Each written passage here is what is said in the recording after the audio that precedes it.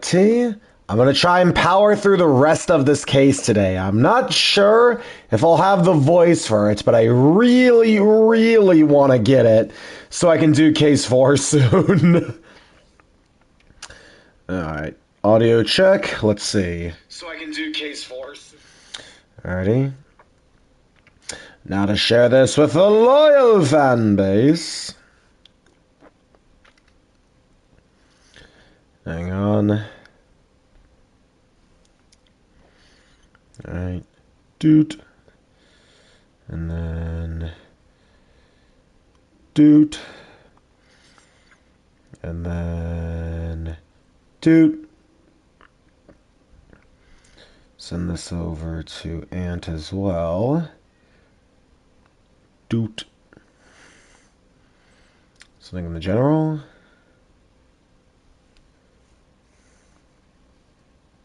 Wait, what? His YouTube channel is gone. What?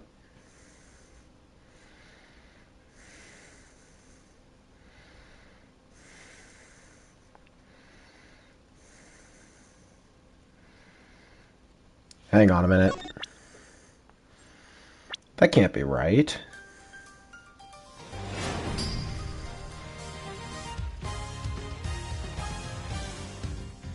It's right here. What does he mean?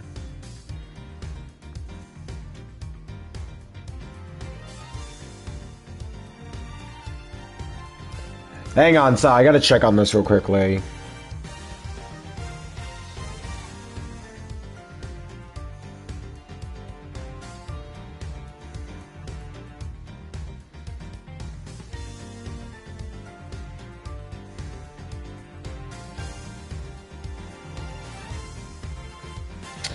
One second.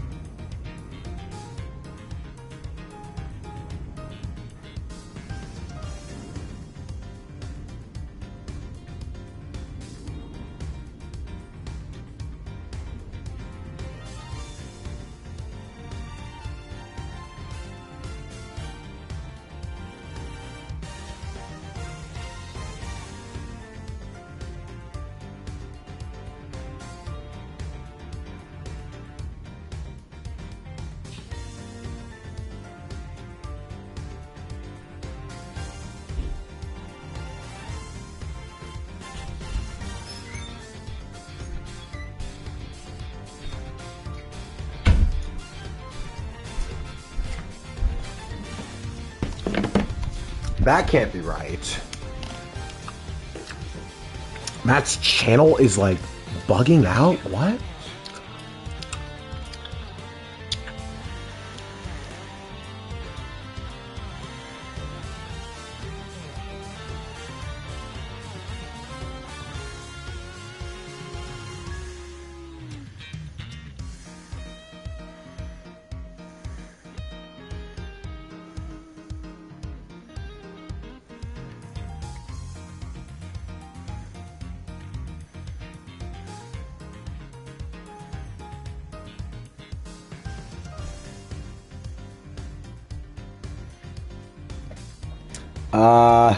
Okay then, well that's kind of scary. Something has happened to Matt's channel, and I'm not gonna lie, I'm a little worried about it. I'll try and stream anyways, but let's see if I can try and power through this case while I'm at it.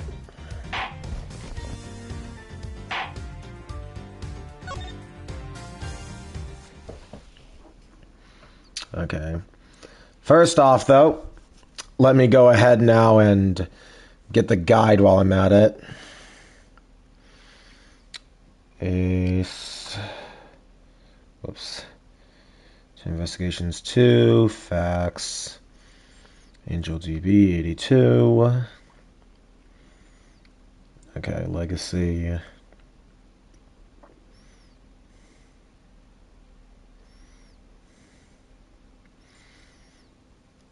Alright, to investigation. Okay. Oh, wait, I gotta warm up. That's right. Peyton had sent me these before. Hang on a minute.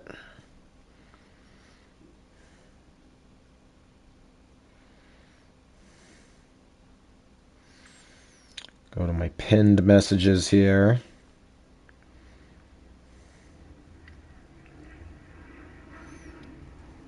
Quickly, to my lair. Pull the lever, Rock. Wrong lever! Rock? Uh-oh. How come we even have that lever? I don't know. Get out of my way! Sorry, Rita. I'm surrounded by idiots. It literally is labeled "Don't Pull." No, you're right. That is from The Emperor's New Groove. You're right. It's been so long since I've seen that film. Okay, anyways. Sorry for the slow start this time around. Let's get back to the game. Alright, shit, hang on. I have to load the previous one.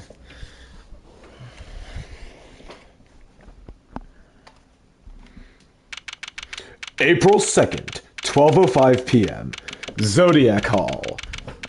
Autumn Wing. They sure are taking their time. I thought this was supposed to be a 10-minute recess.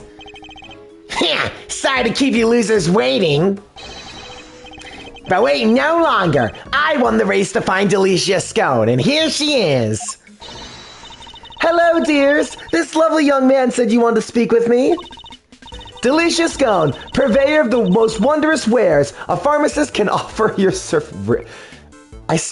Okay, I know I'm probably not the first one to think this, but I do not think of going into a Rite Aid saying, hey, I gotta get my flu shot, and seeing this woman there. Just want to point that out right now.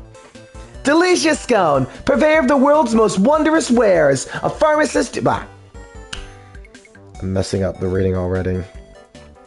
Delicia Scone, purveyor of the most wondrous wares a pharmacist can offer, at your service. Delicia to my pals, and even Miss Delicious to some. You can call me the winner, and I'll call you whatever I want.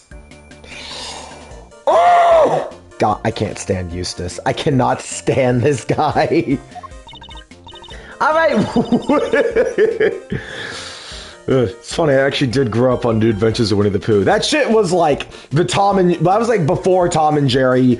Around the same time I was watching Thomas the Tank Engine. That takes me back. There's still VHSs of...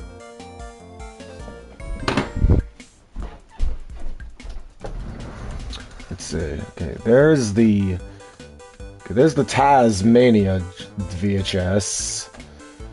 That one's the old Bobo one that I recorded that I was talking about last stream.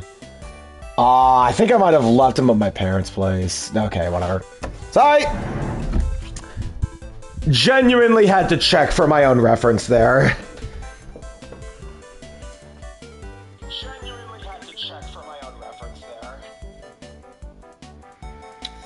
Alrighty. Wait a minute. Is this stream even working? I just realized. Okay, well, it looks like it's working from my end. Alright, Winnie Pooh, whatever you say. It's lovely to meet you, dearie.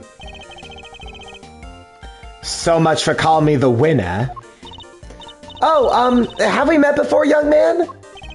Get a load of this, Alicia. That's Miles Edgeworth, Gregory's son. Well, I never. It's a pleasure to meet you, Miles Smiles.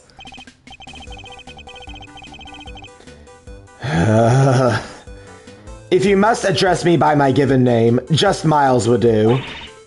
Ooh, Greggy Peglegs boy, and I'll grown up too. Make me feel my age, why don't you? I wonder just how old she is. It doesn't say in the court record, does it? Yep. Should have figured. If the judge's age is a mystery, bro, if the judge's name and age is a mystery to this date, I think that says it all. Eustace, I believe we have some questions for our pharmacist. Your pharmacist? Oh yeah. What brings you to the gallery today, Miss Scone? Why, I came to see dear old Moody Judy, of course. We've been fast friends for 18 long years, and no one's gonna stop me from visiting her now. I understand that you looked after Mr. Gusto in the immediate aftermath of the attack. Oh, I didn't do much, really. Just hooked up a quick antidote for the dear old doctor. Wow, you can make an antidote just like that? Oh yes, dear. As long as I have the right ingredients, I can throw together just about any medicine you'd like. It certainly helped that the medical room was well equipped, though. We were much better off treating him here than losing vital minutes taking him to the hospital. Anyway, we did what we could. The rest, well, that's up to him. And you know the victim, Miss Delicious? Oh, yes, well, sort of. It's been 18 years since I last saw him. Apparently, he's famous these days. One of the best confectioners in the world. Or so they say. Interesting. So he's a well-known public figure. Oh, yes, dear. He was on the news and everything. Confectionery crafting king of the world, they said. Wow. So the old dog really went to Zangfa and upped his game, just like he said he would.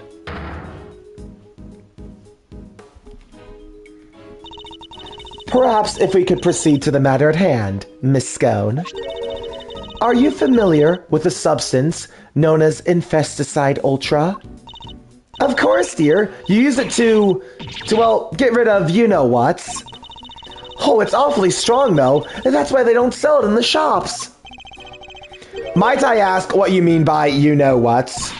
The little blighters that frighten the poor life out of innocent ladies like yours truly. That's what. Ghastly little creatures running around in people's nice, clean kitchens and terrorizing them. Why does this feel like a Ratatouille joke? Was Ratatouille out at the time this was made? The DS era? I would think so. Meh, it's not the first time. Oh, I get it. Those. No way! The raven is not scared of the rats! Thank you, Miss Scone. One more question, if you don't mind. Are you aware of what happens when the chemicals asphyxian and ubiquium are combined? Oh, yes? It's right there in the Infesticide Ultra instructions. Do not mix with products containing ubiquium. Ever! Because if you do, they react with each other and make a horrible, poisonous gas. What was it again? Effects of inhalation include respiratory complications and, well, death. And poor Augusta here nearly didn't make it. To make that much gas, you'd need, probably 500 milliliters of each chemical, I'd say. Well, she certainly talks like a skilled pharmacist. Ubiquium's awfully thick and sticky, and it heats up very quickly indeed. It's also bright red and smells minty fresh. Oh, and cheap as chips. That's why they use it in everything. Cheap as chips. I might actually run that sometime. That's actually a very simple but effective analogy. Asphyxium's more watery, and it's white in color. That will do. Thank you. You are clearly well informed, Miss Scone. Well, I should be, dearie. After all, Infesticide Ultra is made by the company I work for. Uh-oh. Oh, but before you get the wrong idea, they don't go around handing out free samples. As I say, it's awfully, terribly dangerous. You couldn't buy it even if you wanted to. Yes, Miss Scone. Very interesting indeed. I think that tells us all we need to know. Strange. I thought she suspected Miss Scone. But something in that smile makes me wonder if she has some other angle in mind. What is it, Detective Flatfoot? Any developments to report? Yes, sir. Turns out the sculpture's glass display case is open from the top. Huh, that's rather unusual. And the temperature inside can be adjusted too, all the way down to 0 degrees. The Pisces case was kept at 26 degrees. Dang near got my hands stuck to it. We're lucky you escaped alive. Anything more relevant to the case? Yeah. They found something on the underside of the top part of the Pisces case. Traces of ubiquium. Aha! Now we're talking! That's odd. If there was ubiquium stuck to it, it should have stayed stuck. After all, at 26 degrees, it would have been frozen solid. It would, huh? So, how do things wind up as they are now? I think Kay might be able to help us figure out just that. Or at least, Mr. Thief might. Heh! You guys are that desperate to get on my good side, huh? Shut up! Fine. I don't know what the heck you're talking about, but take it away. Can't believe I'm taking orders from this guy. But whatever. Anything for the truth. Before you get too carried away, the goddess of justice has no need of your help. We will find the truth ourselves. Ouch! Why so frosty, Judge G? Your baby prosecutor just gave us the big thumbs up. What's the issue here? Oh, wait. Don't tell me the committee has some dirty little secret it doesn't want us finding out. I am not required to explain myself to you. But if you feel that you absolutely must participate in the investigation, perhaps you can prove to me that it will be worth our while to keep you around. Verity, I swear to God. What exactly does she have in mind here? Who triggered the release of the poison gas? If you can answer this question, I will consent to your participation in the investigation. You heard the lady, Smiles. Somebody opened the Pisces case and let out that gas. Considering what we learned so far, there's only one person it could possibly be, no? Yes. The answer is indisputable. In that case, please, kindly provide it now. Who released the poisonous gas? Well, considering there is one person in here, it's Mr. Carmelo Gasto. Doot! The victim, Carmelo Gasto, is the only person to have entered the Autumn Wing. Thus, only he could have opened the case. Correct. That appears to be the only logical answer. Very well. I will permit your participation in this investigation to continue.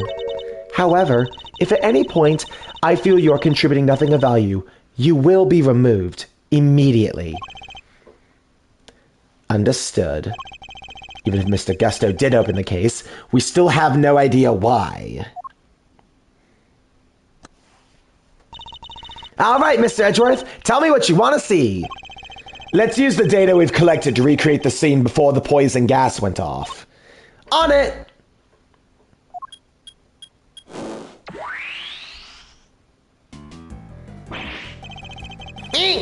Don't scare me like that!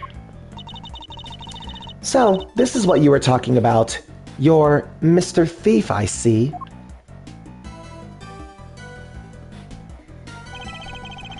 Let's begin by examining the Pisces sculpture.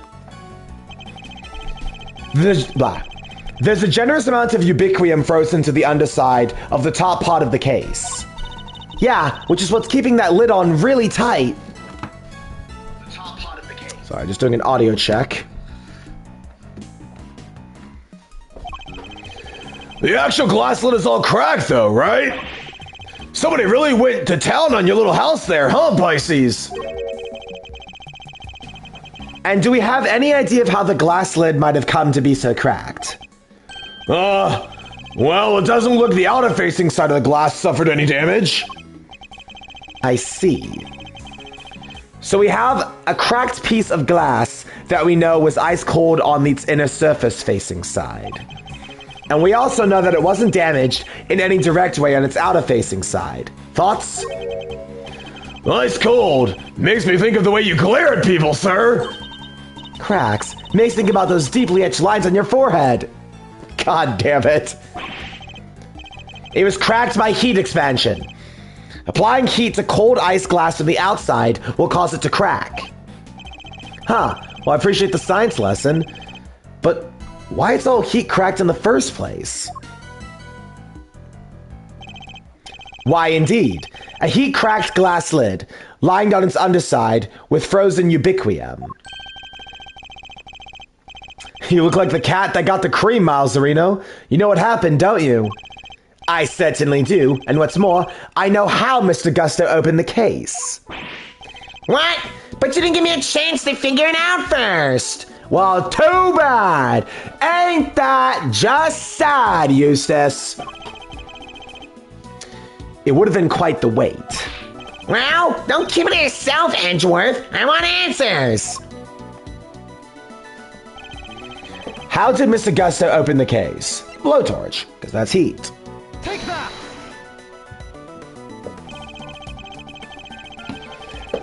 The blowtorch showed signs of having been used recently when it was found here in the Autumn Wing. I think it's likely that it was used on the glass lid, causing it to crack. A blowtorch? Who uses a blowtorch to open a glass case? Oh, I get it! Mr. Gusto was trying to melt the frozen ubiquium so he could open the lid! Excuse me. Indeed. You beat me to answer by a second, but we'll see who wins in the end. Don't try and tell us you nearly had it. You didn't have a clue. Wins in the end. Nah, it was Edgeworth making things hard to understand. Oh, sure. Now he's making excuses. Wow. Oh, okay, Eustace. I see exactly the game you're playing now. Hang on, did I get a message here?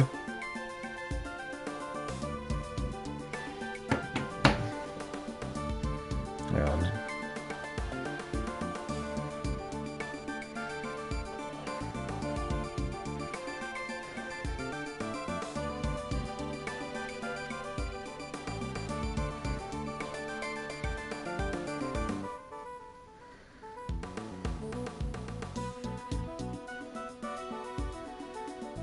The video period.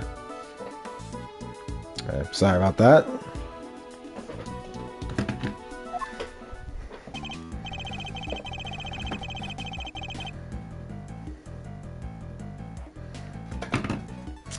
Kay, would you mind updating the recreation so that Mr. Winner can follow along too?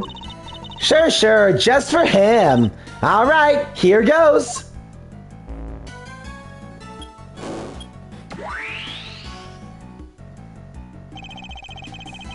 Mr. Gusto was alone in the Autumn Wing, and while he was here, he used this blowtorch to melt the frozen ubiquium on the underside of the lid.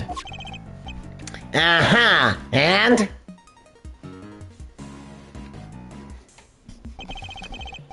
As the ubiquium melted, it mixed with the asphyxiant that was already present inside the glass case,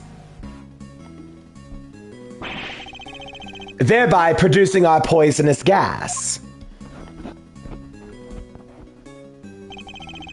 When Mr. Gusto had finally managed to open the lid, he would have released the gas and poisoned himself. He made it as far as the fountain room where he collapsed.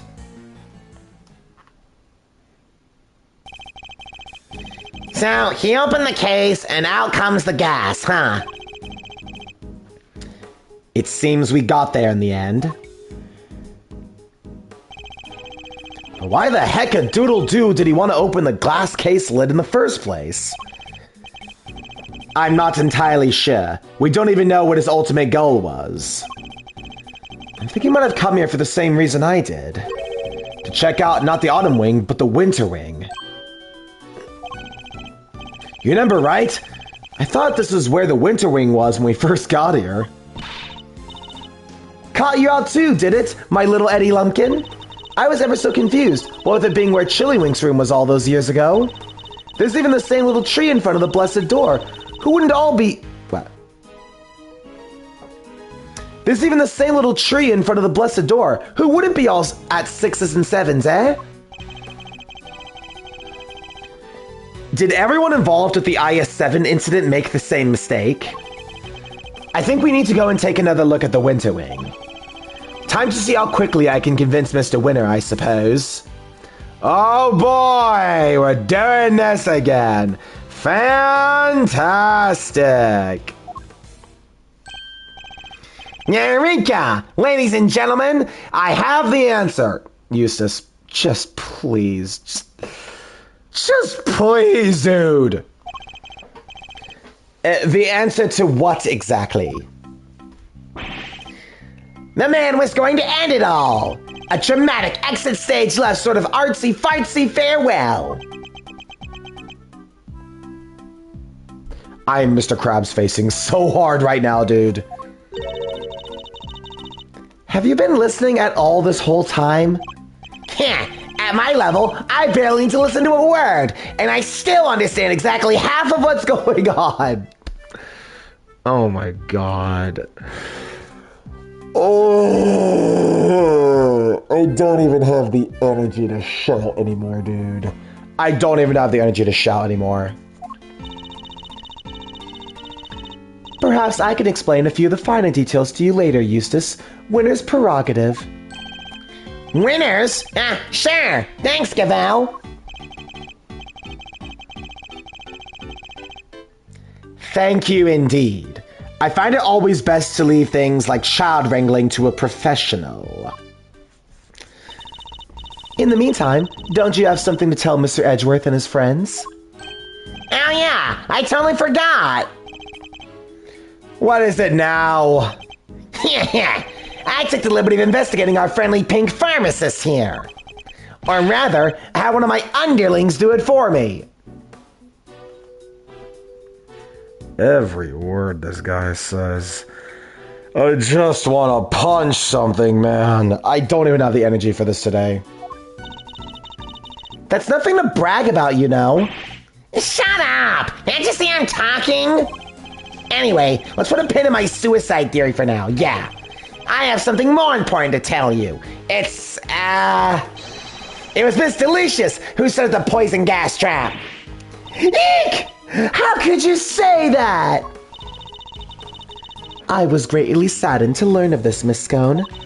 Your profession is one dedicated to saving lives, and yet you use your expertise to try and take one.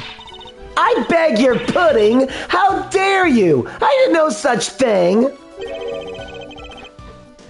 Perhaps you could explain, Mr. Winner. You bet I can. Get a load of this. This is Miss Alicia's pharmacist license. And it says right here that she's authorized to handle Infesticide Ultra. A product that we've established contains asphyxian, one of the ingredients of our poison gas. Exactly. It's almost impossible for ordinary people to get a hold of that stuff. But Miss Delicious is no ordinary person. She's a card-carrying pharmacist. I didn't do it. This is all just a terrible misunderstanding. Objection! And that's not all. There was a bottle of Infesticide Ultra in the victim's pocket. And what do you know? It's covered in your fingerprints. Eek!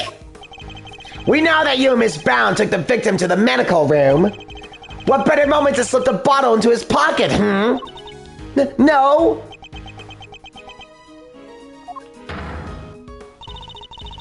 There was only one person on the premise licensed to carry Infesticide Ultra, and that was you, Miss Scone.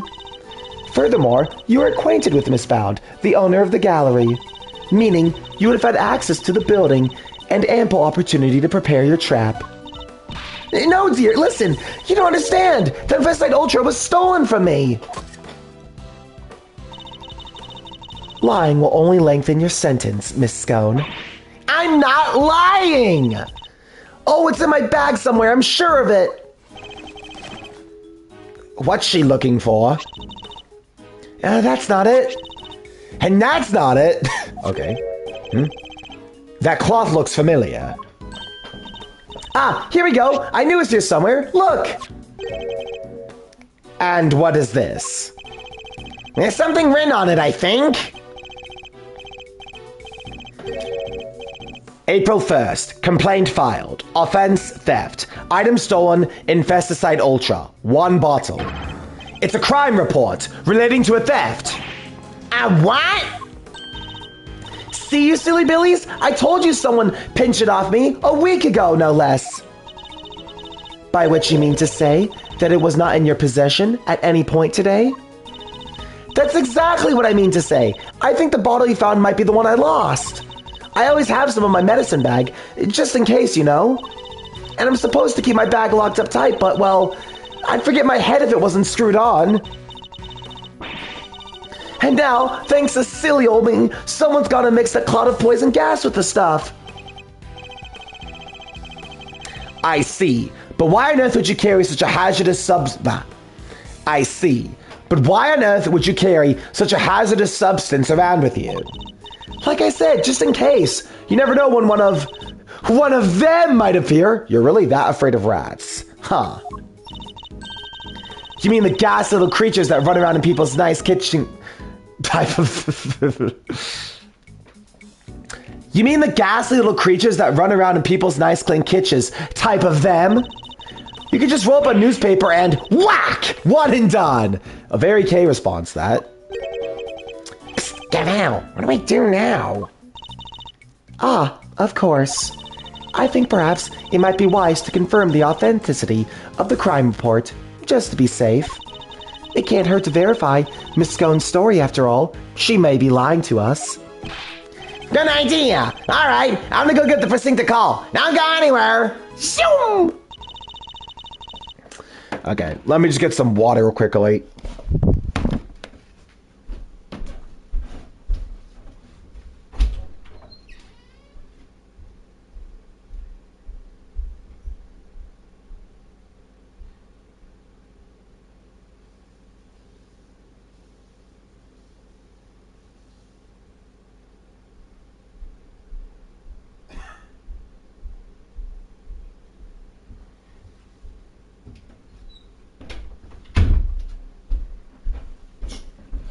Okay.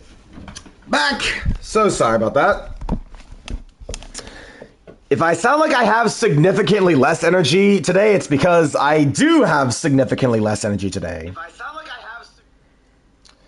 And that's another audio check. Okay. Checking. Make sure I got no messages here. Okay. Gotcha.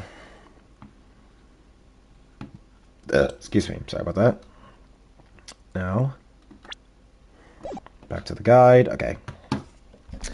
So Miss Scone might not be guilty after all.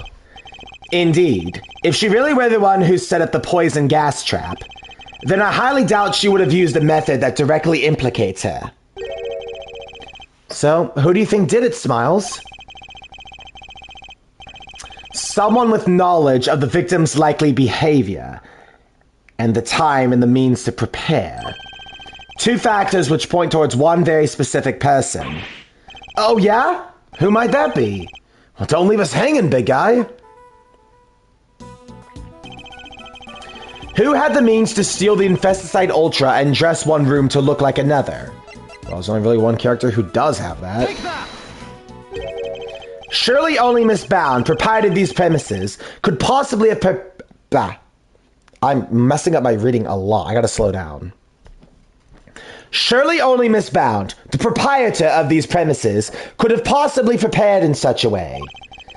We'll need some solid evidence to support a theory. Nonetheless, so it was her, huh? Strange. It's like he already knew. Whew, nice shooting, Mouserino. I might have to make that associate position a permanent deal. That's not what I was hoping for. Ahem, I'm back with results. The police have confirmed that the theft really was reported and logged. Which means we may have been a little hasty with some of our conclusions, team.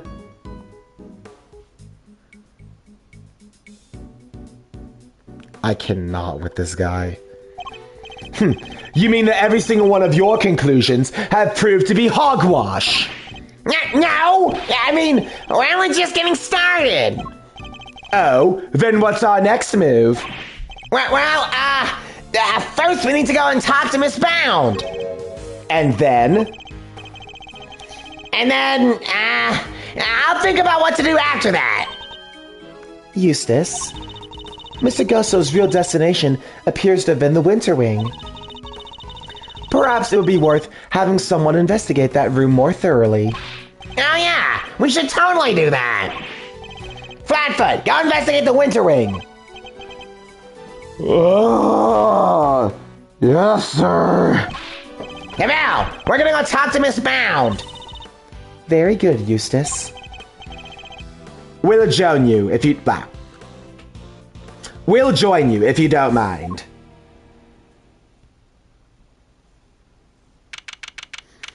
April 2nd, 1:35 p.m. Zodiac Hall, Fountain Room.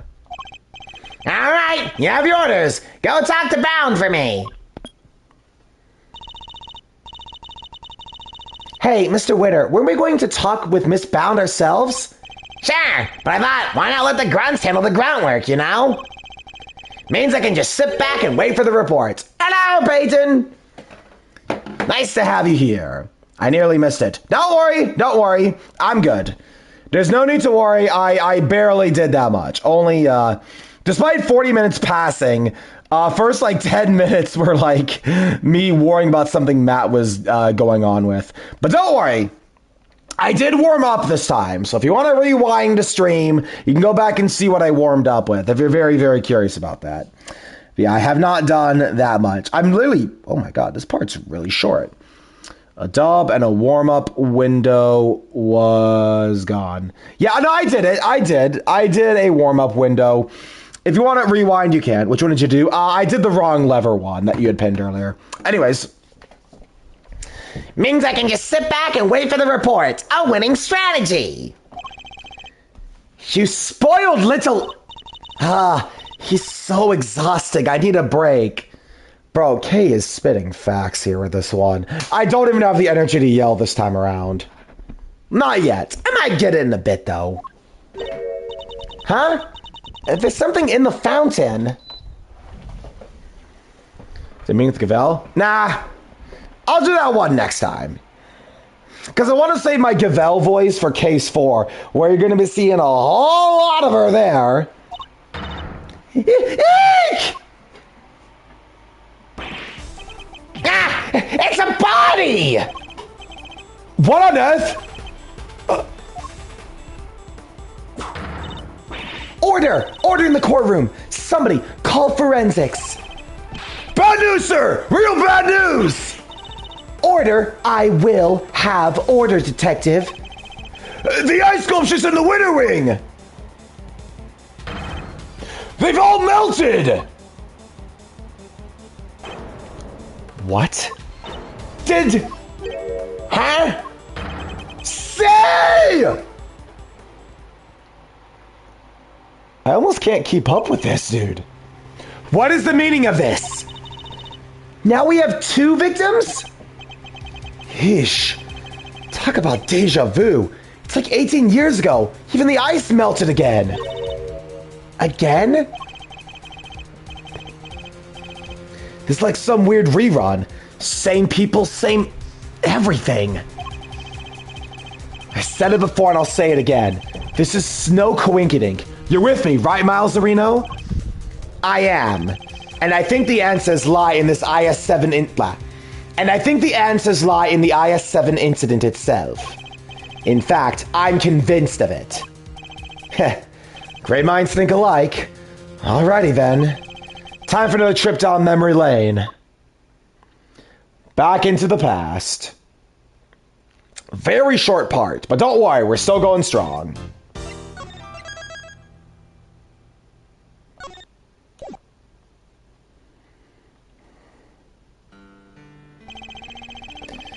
I still can't believe the IS-7 incident was Gregory's last case. Or that it's been 18 long years since. I murdered a confectionery contest. One of the participants, no less, Artie Frost. They pulled his body out of a treasure chest that was a part of Samson Tangora's chocolate tableau. He'd been hit in the head with a large rock salt lamp and subsequently bled to death. We found the lamp hid inside a candy castle Delicia Scone had made for the contest. But then, before anyone had the chance to investigate Mr. Frost's own room, all of his icy creations had melted clean away. 18 years ago, back into the past. December 24th, 9:05 p.m. Contest venue, Fountain Room. Gotta get my Jameson Price voice back. The endless illusion.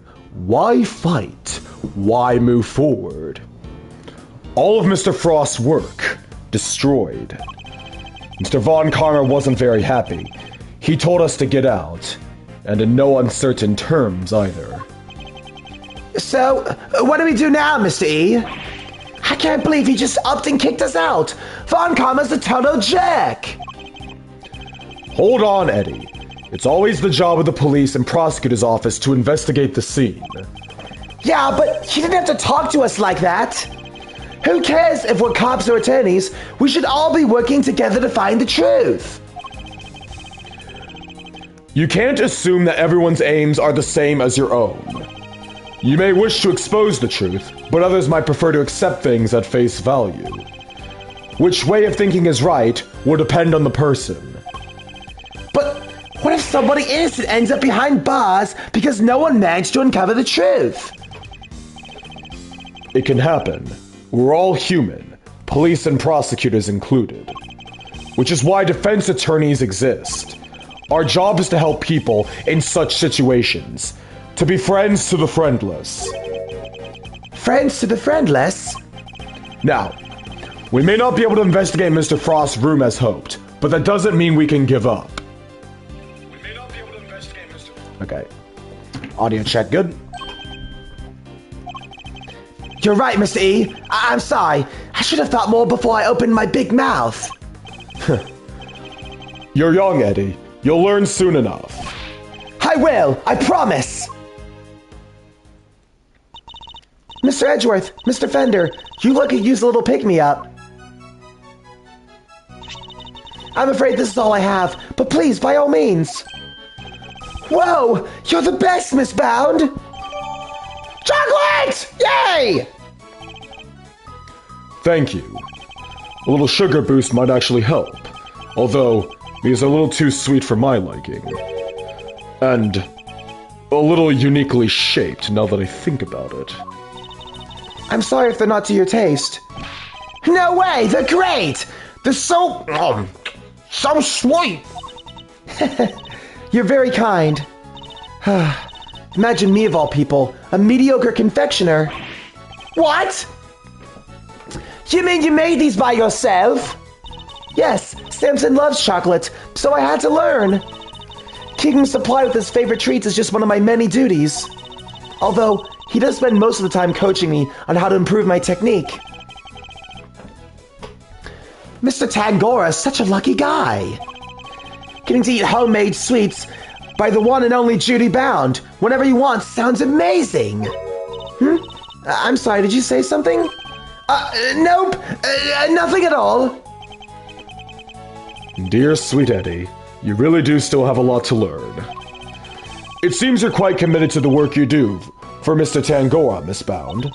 Of course. What right would I have to stay here otherwise? What do you mean by that? I was abandoned as a child, and Mr. Tangora took me in. That's right. One snowy Christmas Eve many years ago, he found me on the steps of this very mansion. He saved my life and became the father I never had. I can never repay him, so my work for him is the least I can do, and I'll be here for him as long as he needs me. Nice attempt to voice Rock, by the way. Oop, see what you have to say. Good job. Yeah, I wanted to give him kind of that like bumbling minion sort of voice. You're like, oh, sorry about that. I didn't know it was the wrong lever. It's like a lot of like that, like the archetypes, they're always like, oh shit, I'm sorry. I'll do better next time, master. Like that's always been like an archetype I've noticed for like these like, these grunt characters, the right hand mischievous, you know what I'm talking about. Anyways. It also helps that I have a deep voice, so I can tend to voice deep voice characters better. Anyways. That's the most beautiful thing I've ever heard. I must be getting old. I'm welling up a little myself. And to think today is Christmas Eve, and I can't even give him his present in person. I'll do anything to save him. Anything! Please, if there's something I can do to help, just say so. We're very grateful, Miss Bound. Perhaps you could tell us by... Perhaps you... I need to read slower! That is the one consistent in all these streams. I keep reading too fast. Perhaps you could help us by answering a question. Did you know the victim? Not very well, I'm afraid. Oh, but if you want to see some of his work, I have a picture of his sculptures that he made for the final.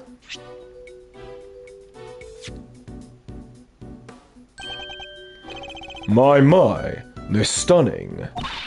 Aren't they? I think they're masterpieces. Who would have thought you could make such intricate statues out of flavored ice? Simpson adored them too. Oh hey, that's Taurus and Gemini, right? I didn't know you were keen on constellations in the zodiac, Eddie. Oh, I love it! The stories of the stars... Oh, I love it! The stories those stars can tell. Take Gemini, for example. See the lyre? That's what the harp is called. And the error and the... Hold up. The lyre doesn't have any strings. Huh. Did Mr. Frost forget to add them, maybe? That doesn't sound like something he'd forget to do. Wait, really? But I thought you just said you didn't know him very well. Oh, well, he didn't seem like the type I meant. It seems like she's got something to hide, too. You took this photograph yourself, Miss Bound. Yes, I used this instant camera here. It develops pictures as soon as you take them. It's really useful. Oh, I'd love to see it in action. Well, then why don't I take your picture? Yes, come on, Mr. E. Let's get a shot of the both of us. Well, all right then. It'd be a shame to waste a good hair day. But you're wearing a hat! Ready? Say cheese! There, all done, and the picture's yours to keep, Mr. Fender. Oh my gosh, thank you so much! It's such a cool camera! Well, it's the only one we've got, so we use it for all of our picture-taking needs. It's very convenient, but the lack of negatives is something of a shame. So there aren't any negatives for us to reference. I assume Mr. Tangora used the same camera during the contest. Yeah, you assumed correctly. He used it for some work-in-progress pictures of his seascape, and later to take some photos of the other contestants' works. But didn't you take a picture of the body when you discovered it? And didn't you discover the body while judging was still underway? Ah, yes. Samson wanted pictures of all the entrance completed rooms. But the film ran out just as I finished photographing Mr. Gusto's work. So he asked me to go put in a new cartridge. He seemed to think there should have been more shots left than there were. In other words, film ran out sooner than expected. Yeah, the number of shots he took didn't line up with the number of shots remaining. But he thought maybe he just lost track somewhere along the way. But had he really, though?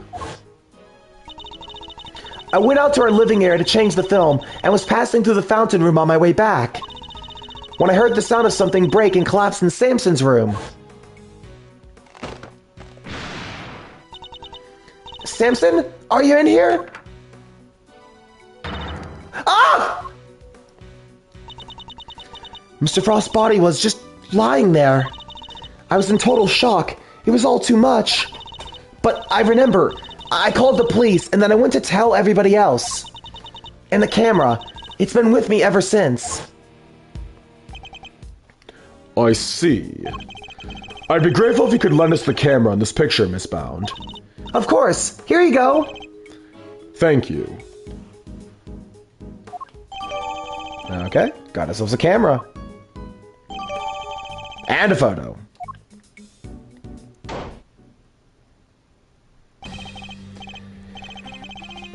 Detective Bad, Miss Scone, are they done investigating? They're done with me, that's for certain. The big meanie told me to clear off. Honestly, that mannequin will be the end of me. The cheek of him. It seems that he got tired of people cluttering up his crime scene. Did he run you off too, Detective Bad? Yeah, Von Kara seems to think I'm a nuisance. Can't do things his way with me around. Why would Mr. Von Karma go so far as to exclude his own lead detective? Still, got a pretty good look at the scene. As for Gusto, he's enjoying a nice little chat right now in Frost's room. What about? But the fact that Miss Bound said she saw him going in there during the contest.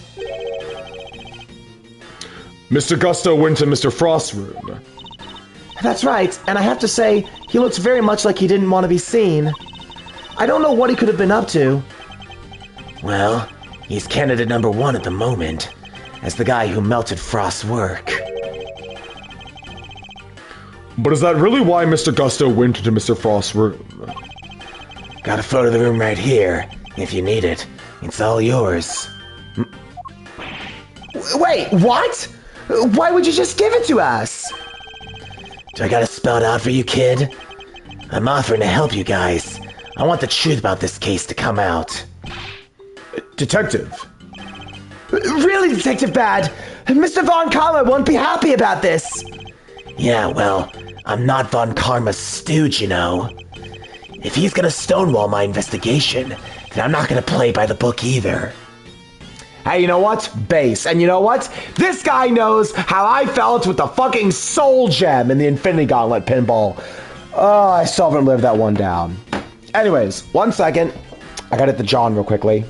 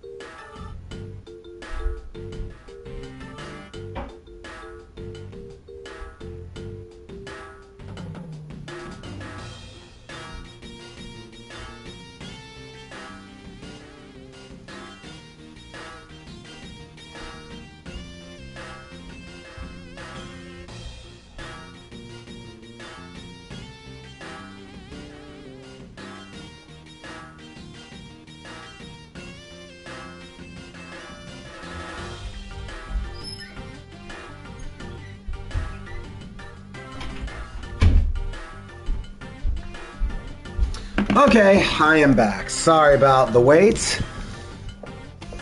If he's gonna stonewall my investigation, then I'm not gonna play by the book either. Can't let some pesky rules keep me from finding the truth.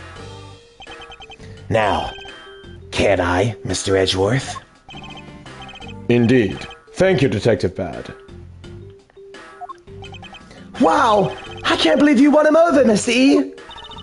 Well, I haven't the foggiest what you're all going on about, but here's to a few new friends, eh? It's definitely nice to have the good detective on our side. That's for sure. Alright, let's take a look at the photograph. Here.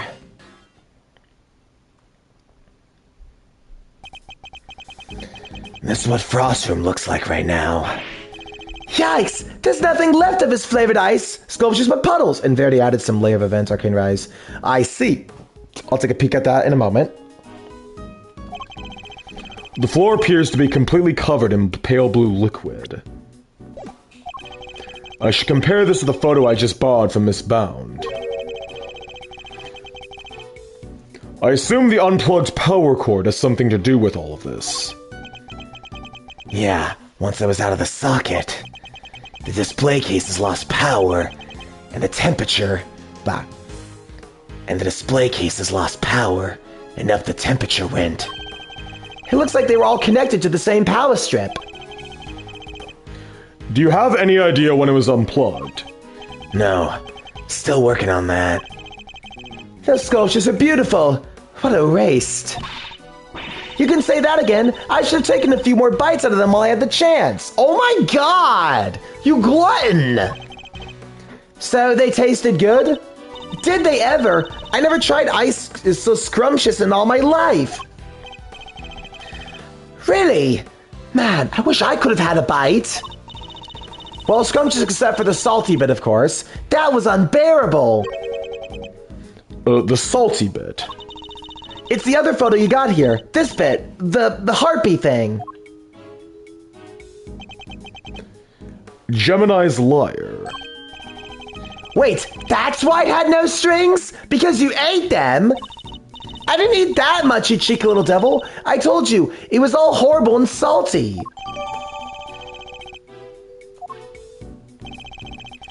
It's interesting that only one particular part of this one particular sculpture tasted different from the rest. And could somebody other than Miss Scone really be responsible for eating the rest of the strings? Did you notice anything else, Miss Scone? Come to think of it, I did. There was a funny little mark on Chillywink's work. It was 2 little letters. Let me see if I can draw it for you. There we go. Yes, it looked just like that. It's almost like a signature or something. Wait! I just knew Mr. Frost would have made that harp without strings. He's not the type to skip an important detail like that.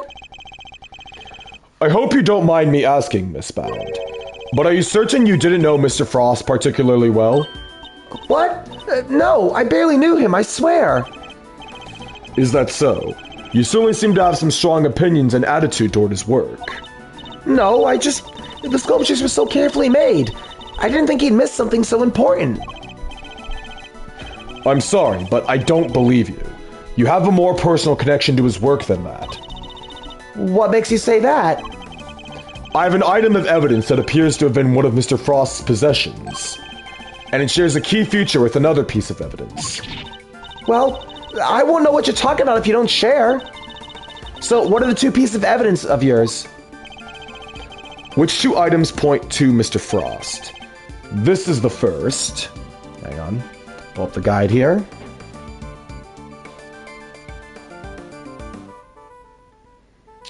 First things first. We have to examine the teapot. Underneath it. Look! There's something stamped on the bottom! It says PH! That hasn't aged very well. I suppose that must be Paul Halik's pottery mark. Those are his initials, after all. Miss Bound said she was a big fan of his work. His initials, huh? So, if I made it, it would say EF? Well, perhaps you should practice by initialing your personal belongings first. Okay.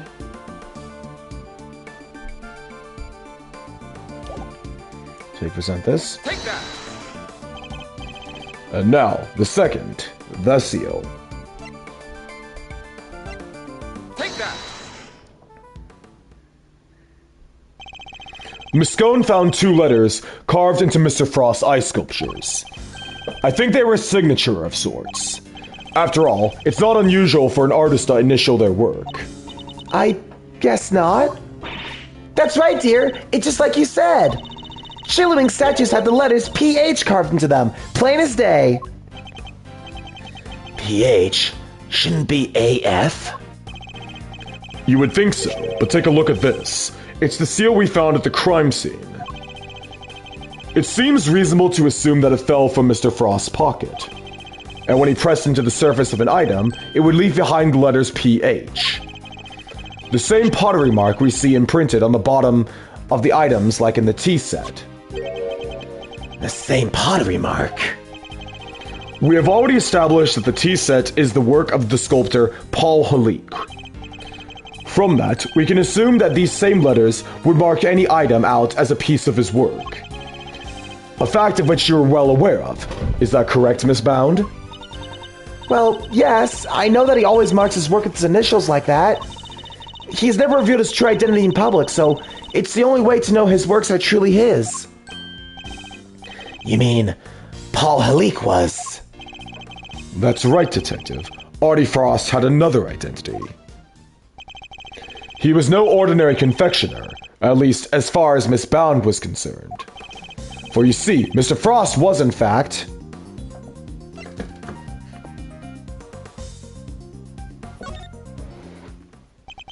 Mr. Frost was in fact none other than the famed sculptor, Paul Halik.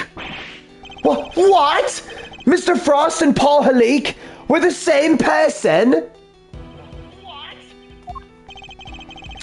But it's not like the mark's hard to copy, though. Anyone who's seen the fake... Blah. But it's not like the mark's hard to copy, though. Anyone who's seen it could fake being him with it. Not exactly conclusive proof that Frost was who you say he was. It was proof enough for Miss Bound. What matters is that she believed it. His true identity will have to be investigated by the good people of the precinct. Alright. I'll have the boys look into it. I should have known I couldn't hide it from you, Mr. Edgeworth. So you admit it. You are aware of who Mr. Frost really was. I was. When I discovered his body, I saw the seal you found. Don't ask me how, but I just knew straight away he was my dear Paul Halik. Imagine his entries in a confectionery contest, his final legacy, a great man like that. And, be honest, did you enter Mr. Frost's room at any point? What? Why are you asking me that? The photograph of Mr. Frost's room. I'd like to know when it was taken. Oh, it must have gotten mixed up with the one Samson took during the judging. Objection! I'm afraid I find that rather hard to believe. You said yourself the camera ran out of film during the judging, and that you had to change the camera, and you've had... Fuck, I need to slow down. And that you've had charge... And that you've had charge. Wow, why am I stumbling over this sentence? And that you've had charge of the camera since before Mr. Tangora had the chance to visit Mr. Frost's room. That's how you were able to take the picture when you discovered Mr. Frost's body. I suppose so. This suggests that you took only 2 pictures with new film. One of Mr. Frost's body and one of his room. But I have a piece of evidence that says otherwise. You do? Which piece of evidence contradicts the assumption that Miss Bound only took 2 photos? Present the instant camera itself. Take that! The camera? You gave the picture of the body to the police, and the picture of Mr. Frost's room to me. Oh, and you gave us that picture you took from me and Mr. Edgeworth too. 3 photographs in total, and yet the film cartridge in this only has 3 exposures remaining. Out of a total of 20. You took more pictures, and I want to know what of. I'll need to see all the photos you took. Perhaps then, we'll finally learn what you were really up to. I'm sorry. I'll confess, I've been lying to you. Huh. These are all shots of Frost's room. I'm sorry! Looks like she took pictures of work from every possible angle. And when they were taken, the ice still hadn't melted yet. Wait, don't tell me, it was you? It was. At least, I'm pretty sure it was. You are? Why? Well, you see, I'm a huge fan of Mr. Halik's work, as you know. I was petrified that they might be ruined, what with the investigation that was going on and everything. So I thought I should at least capture the sculptures on film for posterity. And how did that make them melt?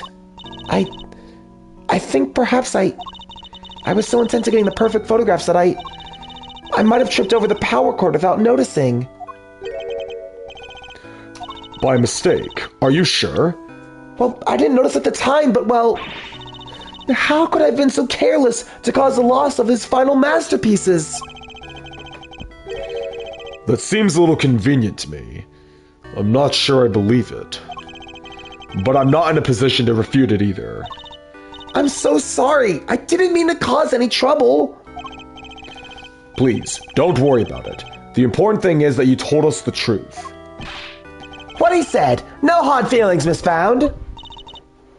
Thank you.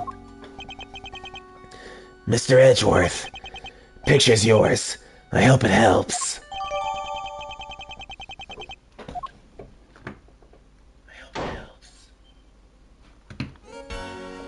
Uh-oh, here we go again.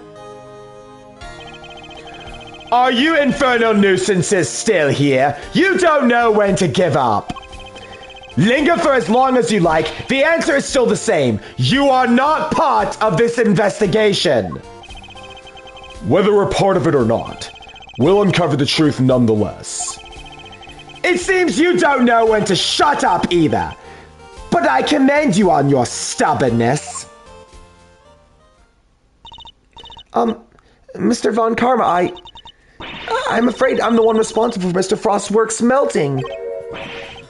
What? What is the meaning of this? I'm sorry. And to you, Mr. Gusto. No concern of mine. I didn't do anything, and Mr. Von Karma agrees. Nothing at all, Mr. Gusto. You went into Mr. Frost's room, didn't you? Perhaps then you could tell us why. Sure, I was. Silence! You are not to give the attorney even the tiniest shred of information. Judy Bound, you're coming with me. I have reason to believe that you are an accomplice of the accused, Samson Tangora. No, I will be interrogating you personally, so you'd better get your story in order. I understand. Wait, please. I'm not good done. Wait, please. I'm not done questioning her myself. And you think I care because? Bad, Gusto, and you, Scone. I have questions for all of you, and I expect answers. Fine by me. Oh, you could at least ask nicely, mannequins.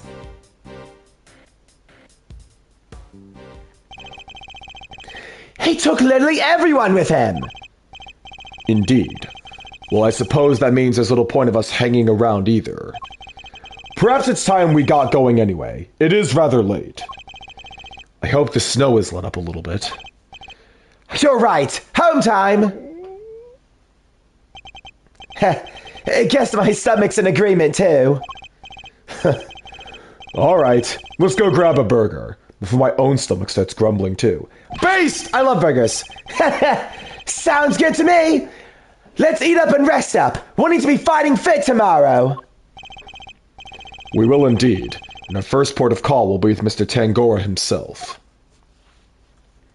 Alrighty. Not too long of a part here. Excuse me. Keep it going.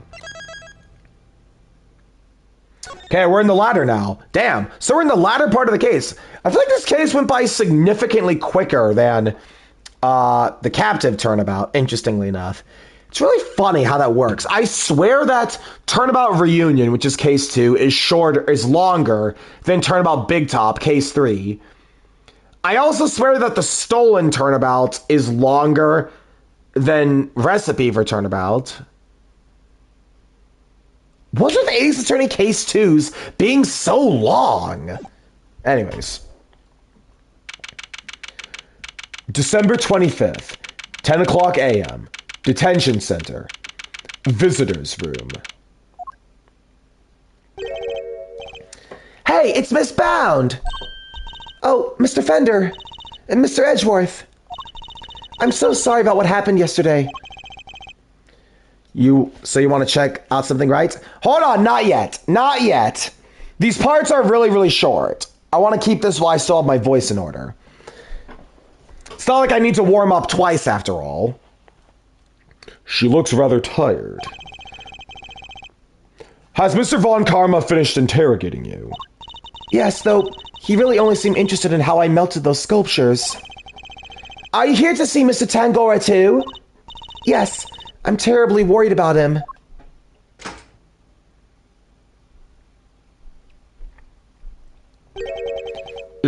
Detective Bad, what are you doing back there? Oh, just happened to be here. I'll be heading back to the scene soon. I'm not sure how anyone just happens to be at the detention center, but okay. Oh gosh. Good morning. Mr. Tangora, what happened to you? Oh no, Samson, what did they do to you? They didn't seem to want to let me sleep. I had no idea interrogations could be so involved. Sorry if I seem distracted. I think I'm a little tired. They're not letting you sleep? That's not police work! That's torture! What's going on here, Detective Bad? I'm not the one doing the interviewing. It's the guy they put on the case before me. I like Von Karma's methods as much as you do, which is why I'm doing what I can to help. It was Detective Bad who got me out of there. I'd still be in that interrogation room right now if it weren't for him.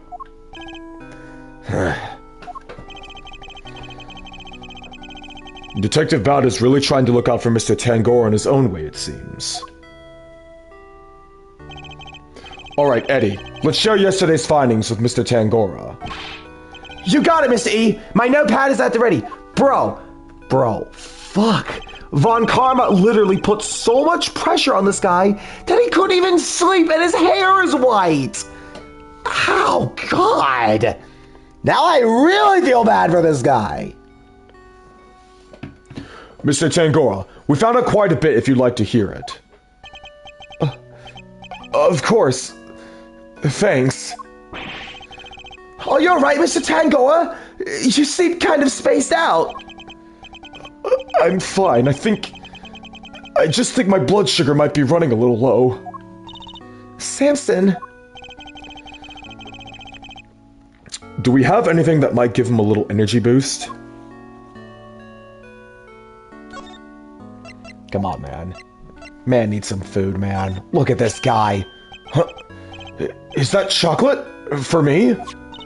Oh, those are the chocolates I wish I could just give them to you, Mr. Tangora. But the rules here don't exactly allow me to do so. Oh, that's a shame, but rules are rules, I suppose. There must be some way we can hand them to him. I hope Detective Bad is noting the meaningful looks in his direction. Let me take a look at them. If they seem legit, I might consider passing them on to the suspect. Thank you, Detective Bad. My hero! I'm touched. Thank you, Detective. Yeah, whatever. Just sit tight, alright?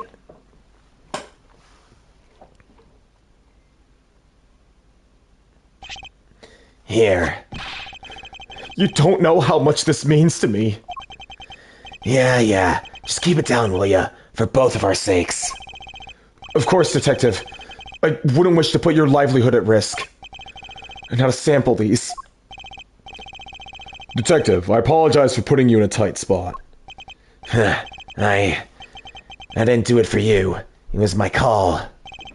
Guess you're not such a bad guy after all. Oh, the sweetness.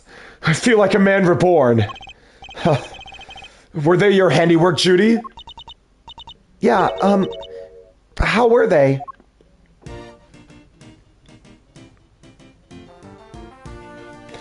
Feel them melt! Soft and smooth! Chocolate! That'll comfort and soothe! Ear to ear! Head to toe!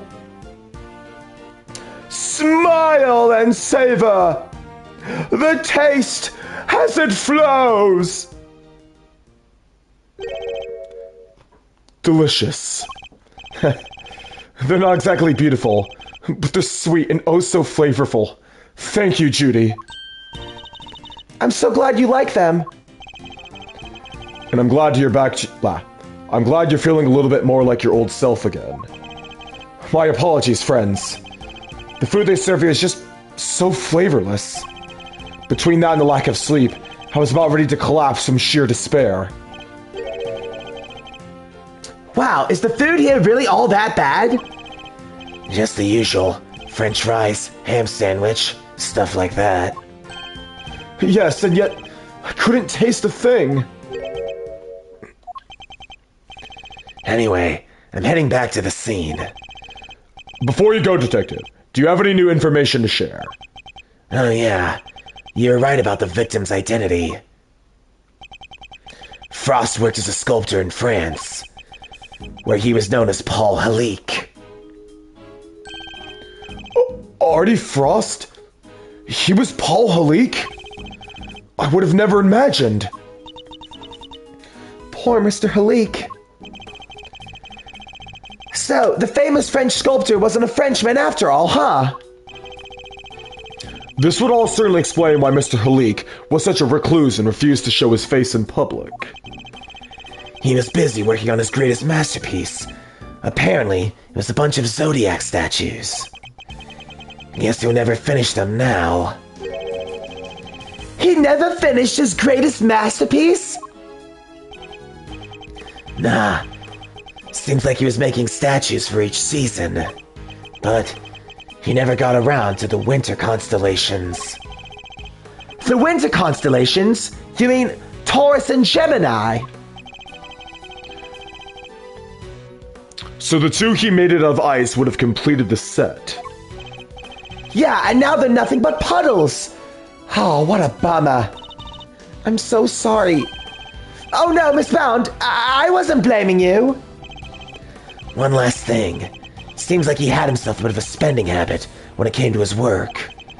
Every statue cost him millions to make. Which means he was always strapped for cash. We're checking to see if there's any chance someone called in a debt. I guess not even famous artists are safe from money problems. Do you have any idea why he entered the confectionery contest? None. Guy didn't even tell his family. I see. Alright, I really gotta get going. I'll go fetch another guard, but I can't be hanging around here any longer. We understand, Detective. We'll see you again shortly.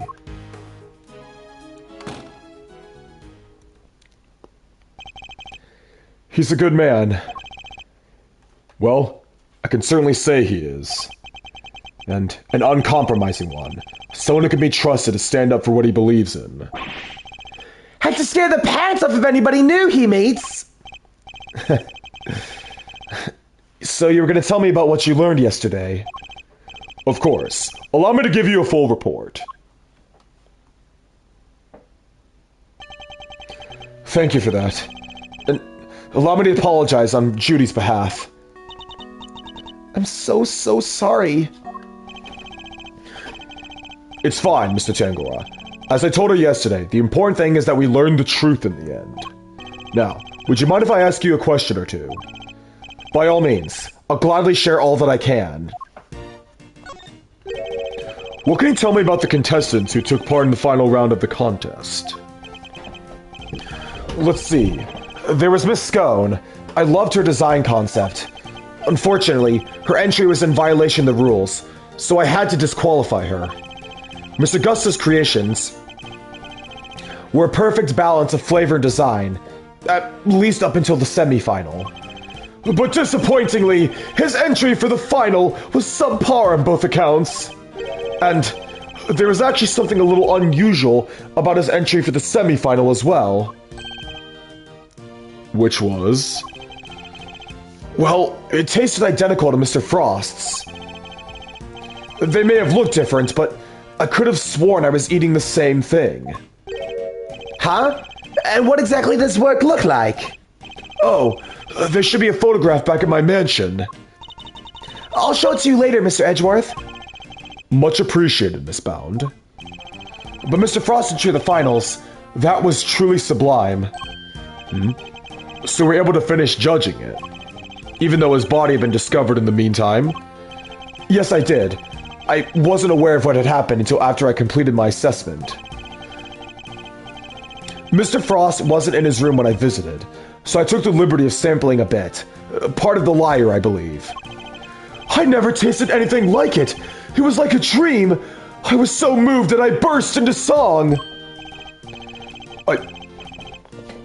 I'm sorry, but are you saying that the lyre tasted good? I'd like to hear more about that if you don't mind. You're quite sure it was the lyre you tasted when you sampled Mr. Frost's work? I'm certain of it. It was part of the Gemini sculpture, which was the only sculpture in display on that case. Mr. Tangora, would you mind taking a look at this photograph for me? So the part you tried was the lyre, the one shown without any strings. Oh, there were strings originally. That was the part I ate.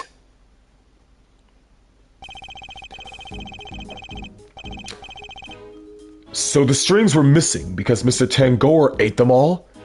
And he enjoyed them?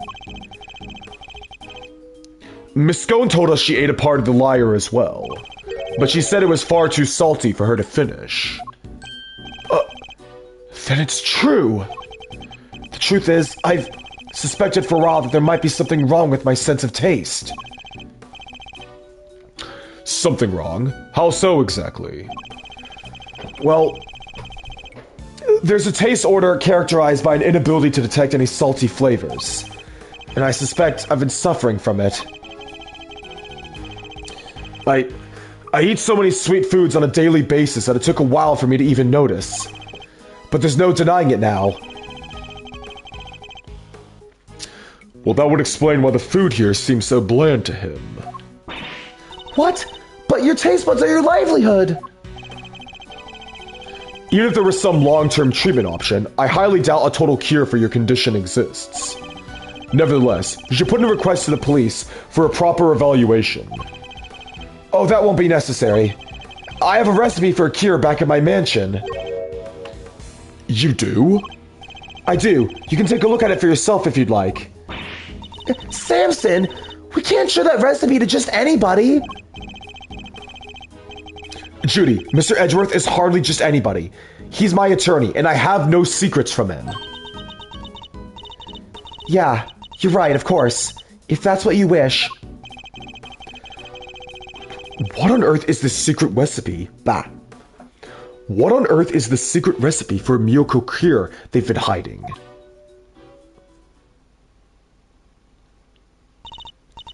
Well, I suppose I should be getting back. Alright, we'll be right behind you. Judy, Yes, Samson? There's more to life than just me. Please, Judy, just think about the life you want to live. Because I won't always be around. Don't say that! Without you, I don't have a life to live. So I'll be waiting, right there at the mansion, until you come home. Now, if you'll excuse me. Wait, Miss Bound! Judy. Whoa, she seemed really upset. I thought I saw tears in her eyes. Why'd you even say all of that to her? Because I worry about her. She can't keep putting my needs ahead of her own. What do you mean? The Hilly collection, the candy making. It's all because she thinks these things will make me happy. She never thinks about what she wants, what she likes. I just want her to be her own person and to choose her own destiny. The last thing I want for her is to miss out on all that life has to offer because of me. I guess that makes sense.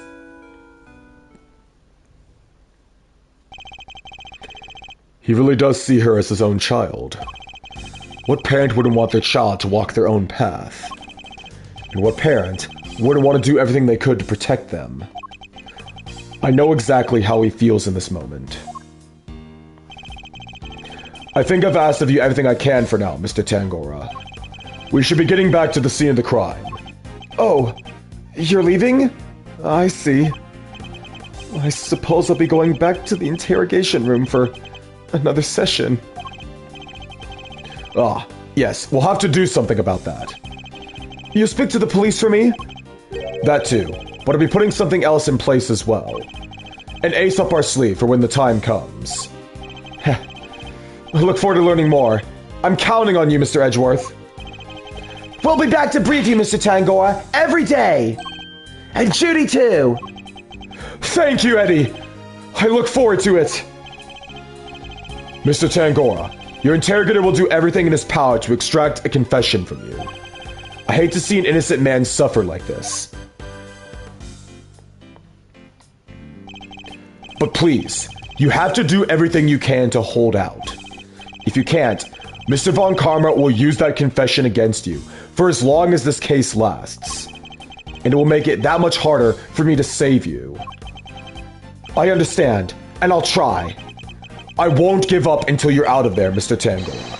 You have my word on that. All right, we gotta save the chef, fellas.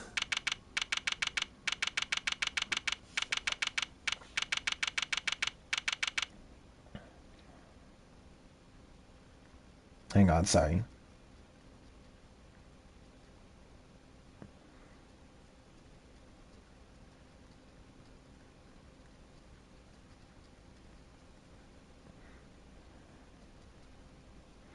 Sorry, just texting one of my buddies.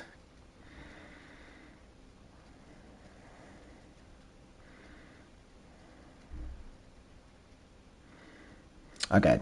Hang on, I gotta get some water and clear up my throat really quickly.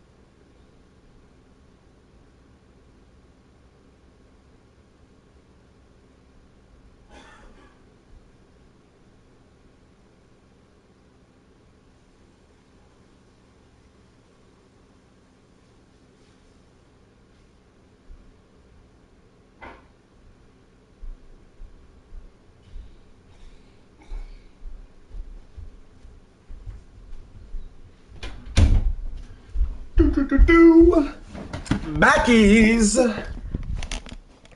All right.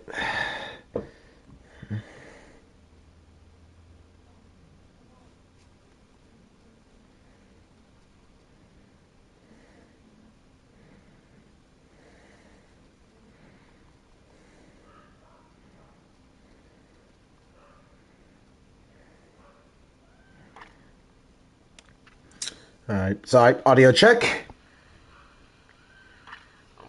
Audio check. All right, sorry, audio check. Okay, hang on. Sorry. So I got a DM for one of my friends. I don't know if anyone else has seen this. Hang on here. Let me go ahead and just pull this up really quickly because it's a bunch of bullshit. One of my old friends from a server, he got hacked, and for some reason there's been this hack going around where like someone will hack into an account and they'll post pictures of like a Mr. Beast thing with like, oh yeah, I'm excited to announce the launch of my very own crypto casino, and then they claim it and shit. Like, bro, who the fuck do you think you're fooling?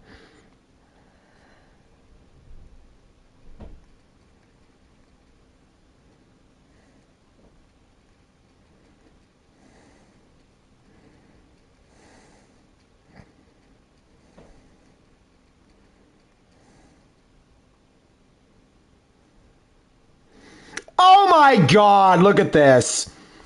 Rose, you can't fool me. Man, stop LARPing, Quint. Oh, what? What's that? Hang on a minute here.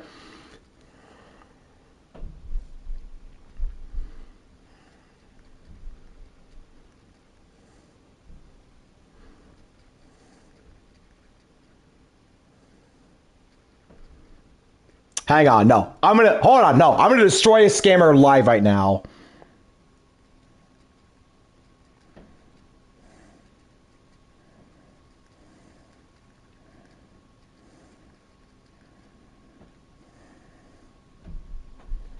Oh man, no. Watch as I destroy this scammer live.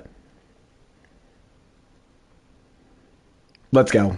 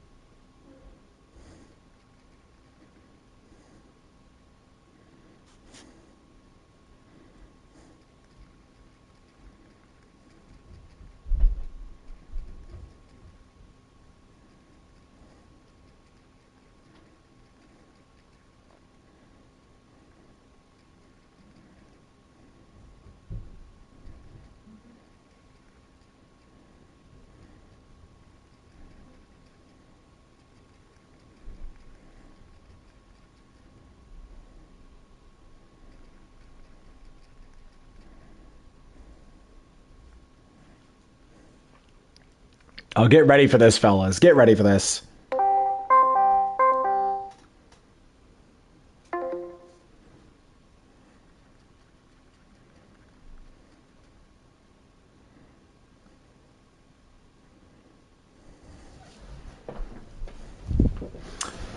Yep, this guy got hacked.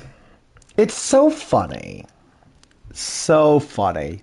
So fucking funny how people literally get hacked and they try and justify this. Man, how unfortunate.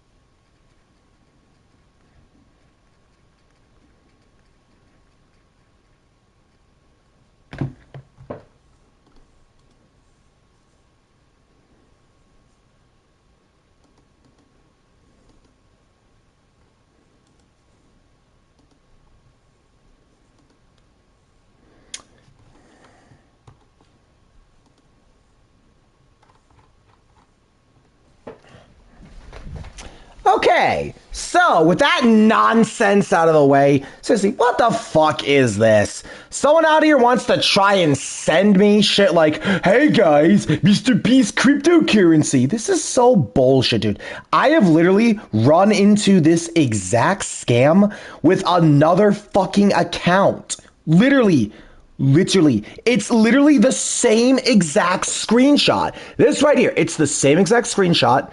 It's also on the Shield Hero server. It's the same thing. It is the same exact thing. Man, the things that happen in this world, man. The things that happen. The things that happen in this world, man. Sorry, audio check.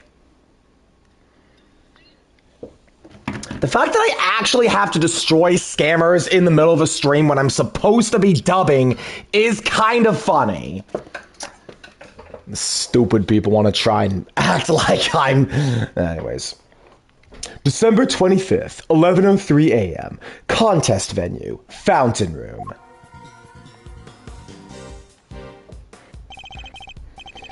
Detective Bad, thank you again for what you did earlier. Excuse me. Yeah, thanks a ton! What are you talking about? There's no need to be shy about it. Never mind that now. I'm guessing you two are back here, looking to investigate some more.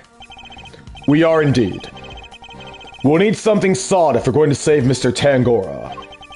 Well, I hate to break it to you, but apart from this room, the whole place is on lockdown. What? But we need to see those other rooms. This is Mr. Von Karma's doing, I presume. Who else? Haven't seen the autopsy report yet either. Guy's probably got a hand in that too.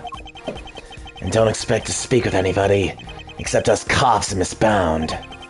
Everybody else is gone, and I doubt Von Karma will be handing out phone numbers. Is this all just a game to him?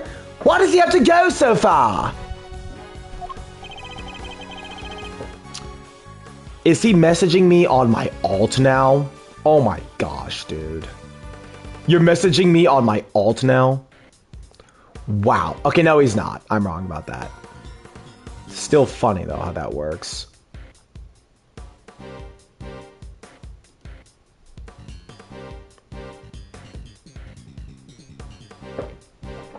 Okay, anyways. So what's your plan of action, Detective? Okay, anyways. So what's your plan of action, Detective? Same as before. Do what I can to help you uncover the truth. Like I promised I would. You have my gratitude. Just you wait, Mr. Von Karma. We're gonna beat you in your bag of dirty tricks. Detective, may we conduct a brief investigation of this area? Sure, but like I said, everywhere else is off bounds. You probably won't be seeing those rooms again. That's fine. As long as there's at least some way of continuing our investigation, we'll make do. Begin investigation. Contest venue. Fountain Room. Okay, now let's look at the guide here. Speak with Fender first. A moment of your time, Eddie. Sure thing, Miss E. What's up? Do you have any thoughts on the case? Oh, you bet I do! Mr. Tangora's amazing display being used to store a body. A stone's beautiful dreamscape being used to store a mirror weapon. We're really seeing some beautiful things being used for ugly purposes on this case, huh? I suppose we are. And to make things worse, Miss Bound seems super down. When I asked if you had any thoughts on the case, I was thinking more about useful insights. Oh, sorry, Mr. E. Did I do something wrong? I worry about you sometimes, Eddie. How are you liking your first crime scene investigation, Eddie? Oh, it's great! I've been taking notes about everything, and I'm learning so much! I'm so happy you let me tag along, Mr. Edgeworth. So, you want to be an attorney, huh? You bet I do. I'd give anything to be a hero of justice. To help the helpless and fight for what's right. The first time I saw Mr. E doing his thing in court, I knew I found my calling. You know, cops look out for people too. Sure, but I want to be an attorney. Well, good luck to ya.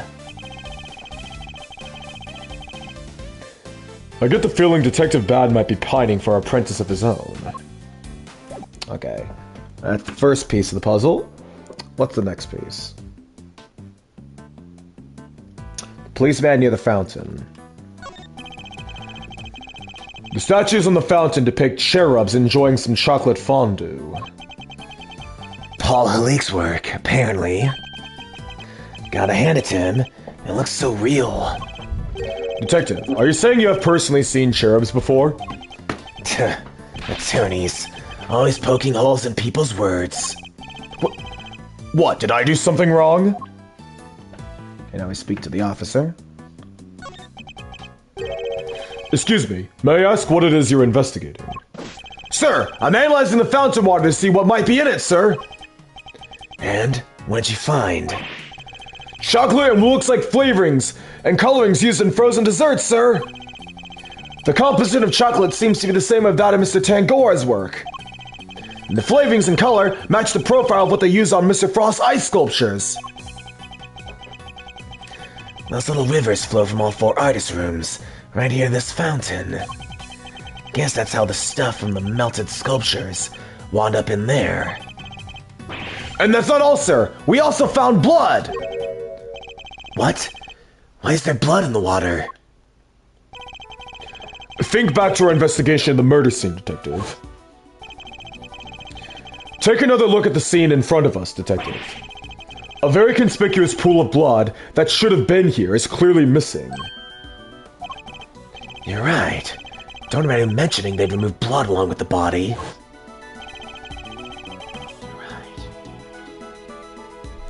The victim's blood was mysteriously absent, as was the part of the chocolate chest it had pulled up on. I believe the blood probably belonged to... Well, it would have to belong to the victim here. Take that! The victim, huh? I'll have the guy compare it with the blood on the murder weapon.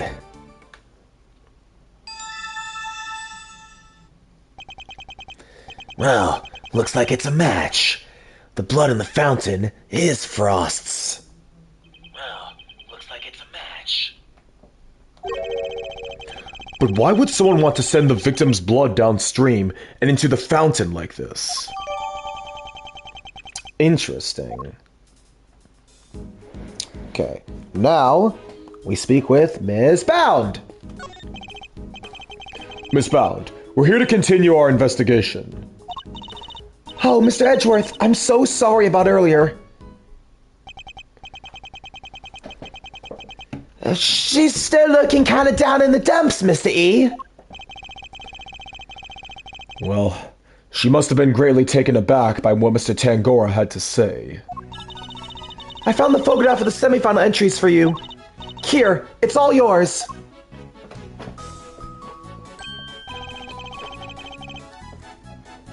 Wow, Miss Skellin sure knows how to make a cute cake. Yes, Samson loved your design for that one. And he loved the designs and flavors of Mr. Gusto and Frost entries too. The only problem was, as Samson mentioned earlier, they tasted exactly the same. However, their respective entries for the final tasted nothing alike, it seemed. Was there anything else of note that changed between the semifinal and the final? Nothing major, but I guess there was one thing. Mr. Gusto's son was always here with him throughout the contest, but he was nowhere to be seen during the final. Why would his son Why would his son come and hang out at a contest venue of all places? You're sure? Are you sure you're happy of us?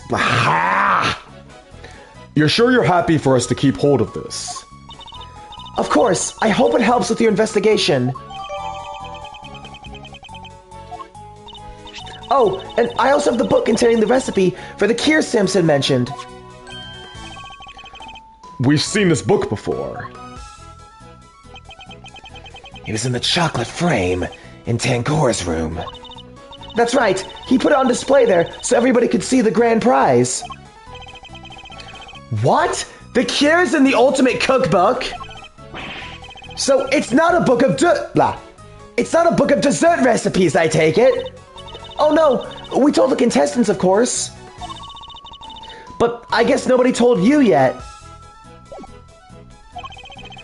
So the contestants all knew what the ultimate cookbook was this whole time.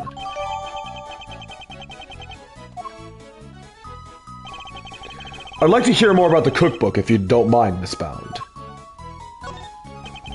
So, if I understand correctly, the ultimate cookbook is actually a collection of recipes for different medicines. Exactly, or rather, a totally new medications that haven't been made it to the market yet, to be precise. To the right buyer, a pharmaceutical company, for example, it would be worth a fortune. But why make that the grand prize in a confectionery contest?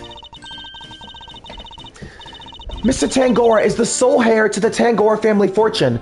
Perhaps you've heard of the Tangora Group? The Tangora Group? Yes, I think I've heard of them somewhere before. It's a major pharmaceutical company. Sells all kinds of pills and poisons. Oh yeah!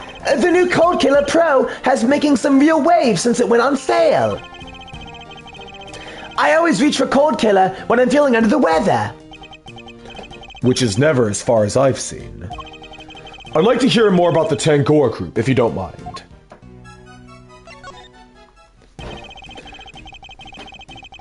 So, did Mr. Tangora not want to take over his...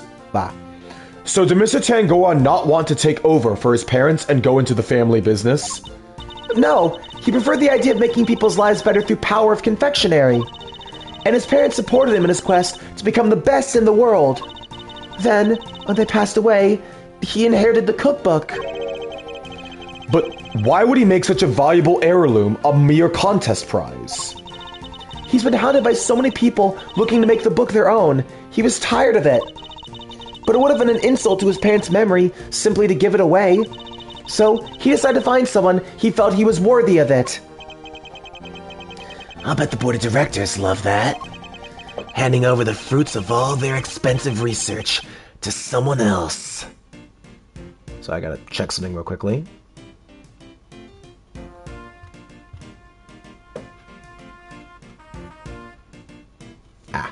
Sorry, why's my phone being weird? Dude. Second time my phone has done this.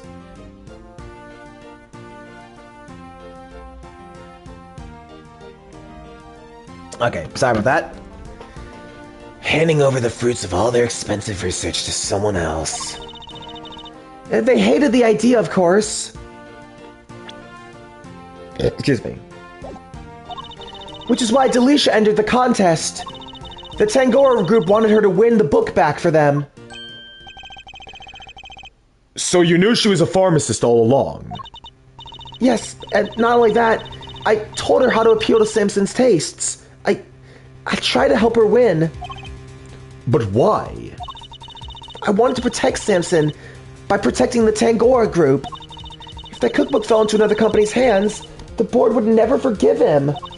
So I wanted to find a way to keep it with the company, but in a way that Samson couldn't object to.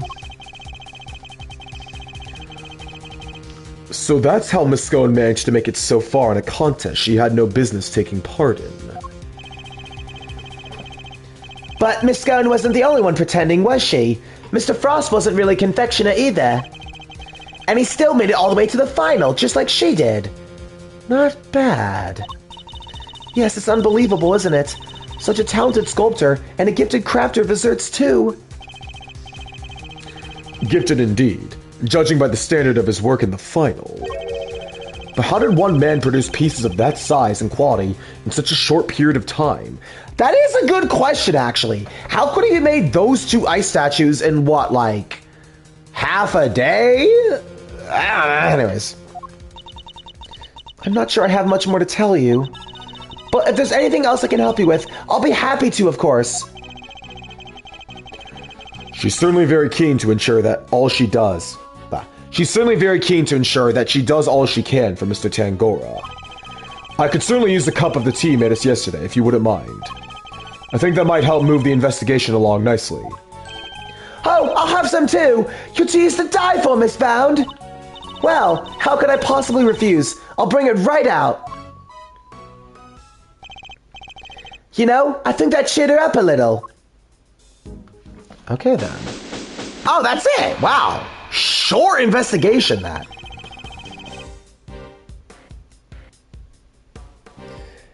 Wow, that is really short.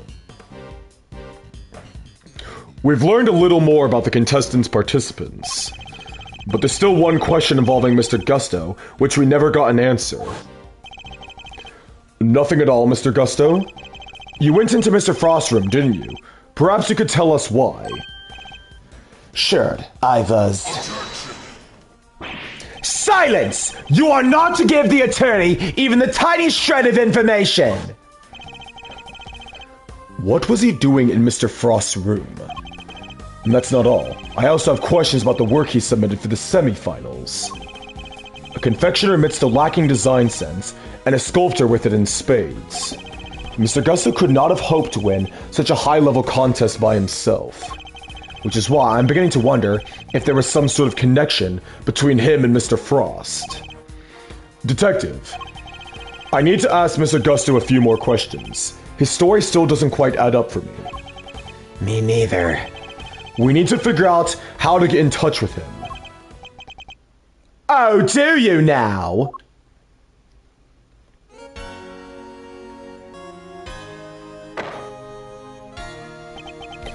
Good luck with that, because I have no intention of allowing it. Mr. Von Karma! I'm already in the midst of my own investigation into Gusto. So there is no need for the likes of you to pester him with the same questions again. Ha ha ha! I will, however, be happy to answer any questions you might have. He seems dead set on preventing me from talking to Mr. Gusto. In which case... Fine. Then allow me to take you up on your offer. Very well then. What is it? I'd like you to tell me about the connection between Mr. Gusto and Mr. Frost. Gusto and Frost connection. The connection between Gusto and Frost? It was simply a matter of coincidence. They both happened to be taking part in the same contest. And that's all? That is all I have to say to you. What? But that doesn't help us at all. We'll have to confront him with evidence if we want to draw the truth out of him. And it's imperative that we do. He's clearly hiding something. Alright, Von Karma. Let's pull one over. On the second statement. Bro, it is a two-statement testimony. Objection! I wonder if you could look at the two confections in the foreground, Mr. Karma. Audio check.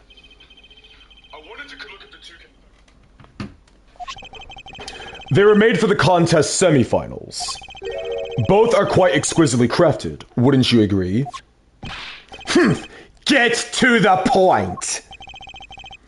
As the nameplate suggests, these were Mr. Gusto and Mr. Frost's entries. Mr. Gusto told us that confectioner design was far from his strong suit. And yet, his work in the picture is just as good as Mr. Frost's. Exactly as good, in fact. We learned from another witness that the two entries also tasted exactly the same. What are you suggesting? I'm suggesting that they were helping one another out. Let's take a closer look, shall we?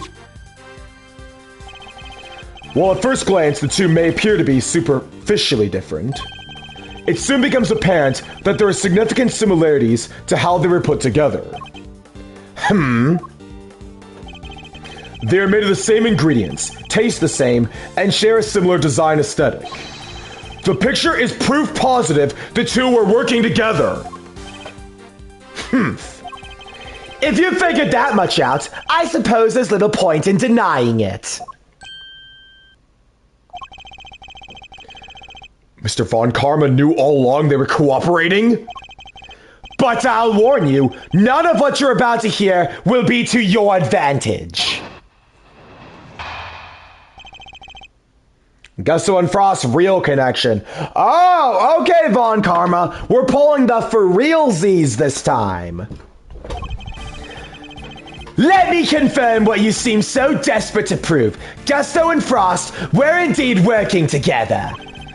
Gusto spelled out the details of his relationship to Frost during the questioning last night. It seems they were helping one another right until the day before the final. So, you know that the two were cooperating. Mr. Von Karma, why are you trying to bury the truth? Please, enough with the petty slander. I merely want to avoid you poking your nose around before I could provide proper context in court. It simply slipped my mind to explain that to you. It doesn't explain why he's being so slippery with the facts, though. I need to figure out what it is he's hiding. I can't let things end like this. Okay, now, hang on. We press the third statement of his second testimony.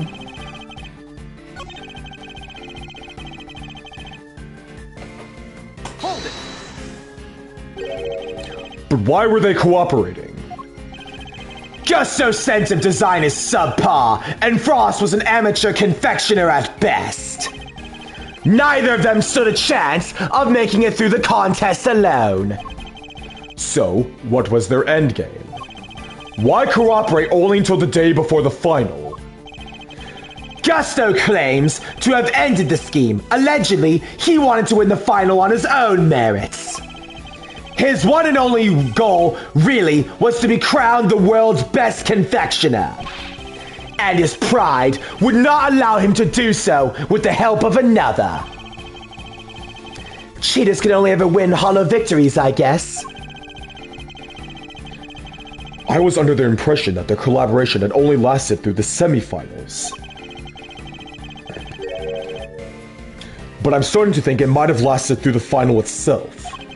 Mr. Von Karma, I'd like to ask you some more about how long they worked together, if you don't mind. If you must.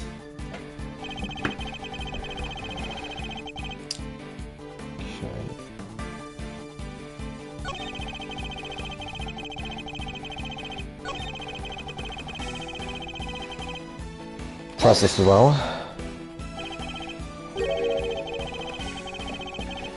Before you ask, I'm not objecting to your characterization of Mr.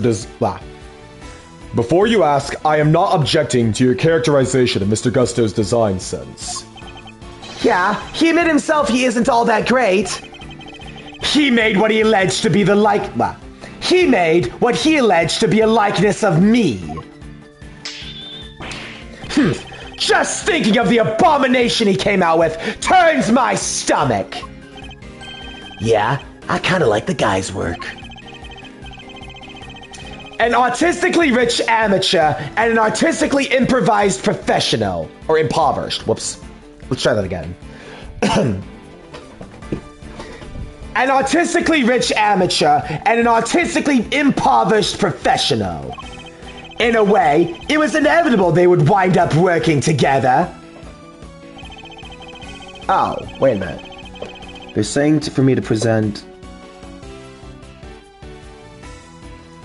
on the fourth, now fifth statement. Oh. Wait, what? Third statement. Miss Scone's statement. This doesn't seem right. Objection! The music stopped. Okay, I'm wrong. So you mean to tell me they weren't working together during the finals? I find that a little hard to believe. Miss Scone is on record as having described Mr. Frost's creations as scrumptious. And while he was certainly skilled, I doubt even he could have become a world-class confectioner overnight. It seems far more likely to me that he and Mr. Gusto were still cooperating during the finals. How many times must I explain this to you? Assertions require proof. And one person's entirely subjective statement is not proof of anything. Besides, even amateurs can occasionally make delicious food. Perhaps Frost was simply lucky. My wife, for example, is an amateur whose cooking puts first-class chefs to shame. How is that not an entirely subjective statement? Furthermore, you are ignoring another crucial part of the pharmacist's testimony. Namely, that she also described some of Frost's work as having been unbearably salty. In other words, your evidence actually shows that Frost failed to produce the perfect confectionery. Ha ha ha! No more objections, I take it? There must be some way I can prove that Gusto and Frost were still collaborating. Mr. E, there's something that's been on my mind. Yes, what is it, Eddie? Mr. Frost's entry for the finals wouldn't have taken a while to make. Well, I would imagine so. Making flavored water, freezing it all, and then carving 2 whole sculptures? Could he really have done all that and helped Mr. Gusto with his work? If it was me, I'd barely gone as far as setting the flavored water up to freeze pot. I just can't see how Mr. Frost could have pulled it off.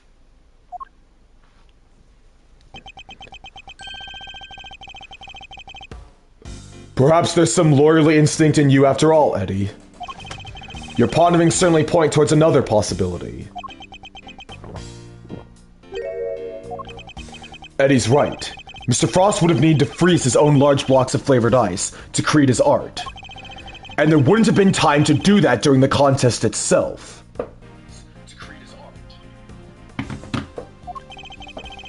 So, what Mr. Frost must have done in order to finish the flavored ice entry was...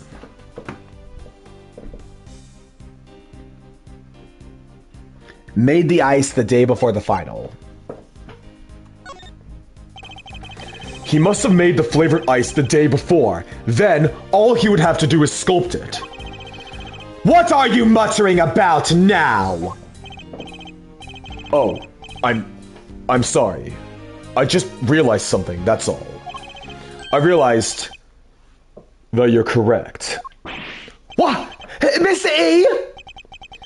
I hope you know what you're doing. Oh, accepting defeat at last, are we? The only thing I'm accepting is that perhaps one of the things you said was in fact true. They were helping one another right up until the day before the final. Just as you said, the day before the final really did mark the end of their collaboration. Mr. Frost's entry was carved entirely from blocks of flavored ice, in which would have needed ice which would have needed at least a day to freeze, and whose flavors would therefore have been prepared by Mr. Gusto. Yes, which lines up perfectly with what Mr. Gusto told me, that he helped Mr. Frost until the day before the final. In that case, why didn't Mr. Frost reciprocate and help Mr. Gusto in return? I can hardly be expected to read the minds of the dead. Objection! Perhaps not, but I imagine Mr. Gusto could tell us, so why don't you let us speak with him? Or do you still insist your interrogation was as thorough as you claim it was? How dare you call my methods into question? That's not my intention. I just don't understand why you would obstruct a perfectly valid line of inquiry. Give me one good reason as to why you're keeping Mr. Gusto from me. One good reason? Certainly. The how and why of Frost and Gusto's collaboration have absolutely no bearing on this case. Objection. How can you possibly say that with any certainty? And their relationship had broken down for some reason. That could very well have been the motive behind this murder. Could it indeed? Then why did Gusto himself tell me all about it? Why did the man you seem so keen on accusing share the details of his collaboration with the prosecution?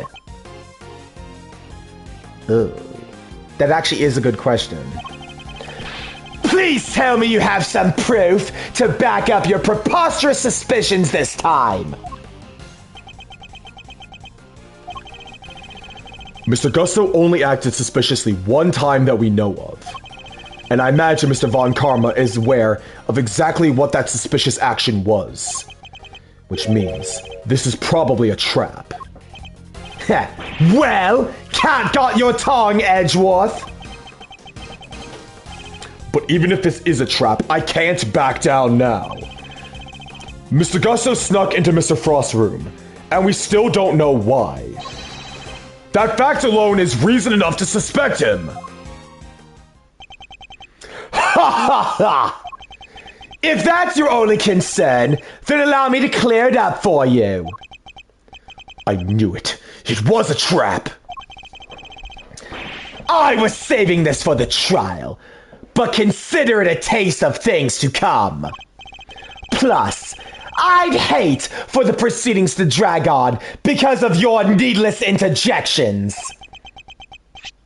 Here, take a look at this. That's Gusto and Frost and their sons. Oh. So hang on. Excuse me. Gusto snuck into Frost's room in order to retrieve this photograph. But why? It seems that their sons attended the same elementary school. Gusto was concerned the fact that Mr. Frost and his acquaintance might place him under undue suspicion. A concern that you have just proved was entirely well-founded. Gusto's actions make perfect sense, and you have given me no reason to believe otherwise.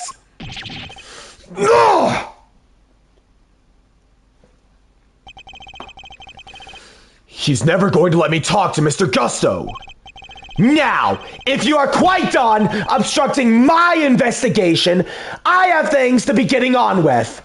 Oh, he is. Oh, he is. Peyton, when you play the first Ace Attorney game, you'll see even more so. But hang on, Gregory has a bro move coming here. It's not as big of a bro move as Lang revoking Alba's diplomatic immunity, but still a bro move all the same.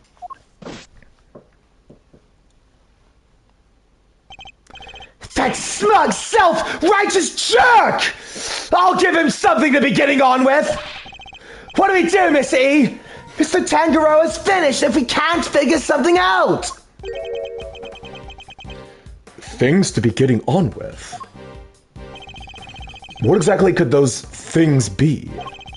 He has a body, a murder weapon, and a suspect in custody. If the prosecution means to pursue Mr. Tangaroa, surely they have all they need. So why is Mr. Von Karma still investigating the scene of the crime? Something on your mind, Mr. E? We're missing something. Something important. Mr. Von Karma has everything he needs to proceed with the prosecution of Mr. Tangaroa. And yet, he still doesn't seem entirely confident of his case. If he was, Why refuse to share information with Detective Bad?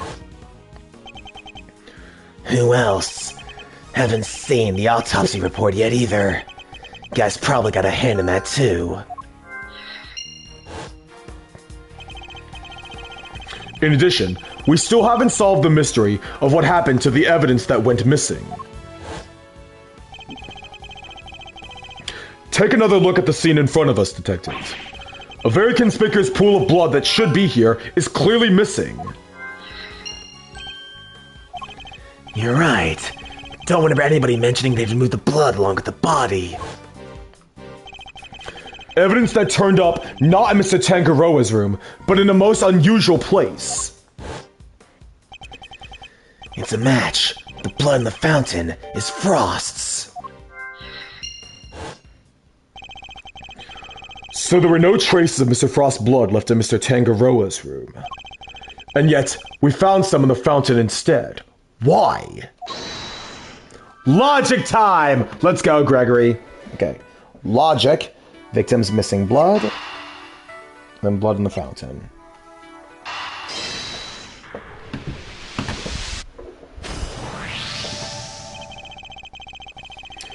Mr. Frost's blood went missing from the crime scene.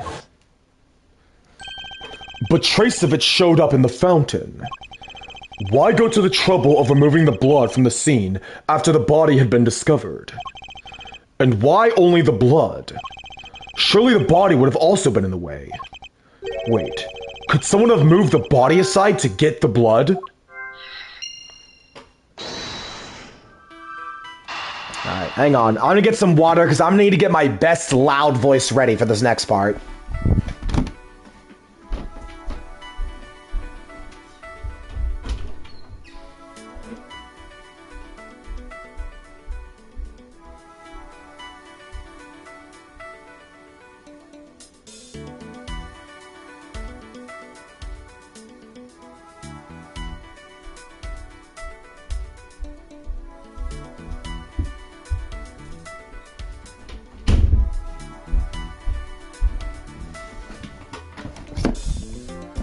Alrighty.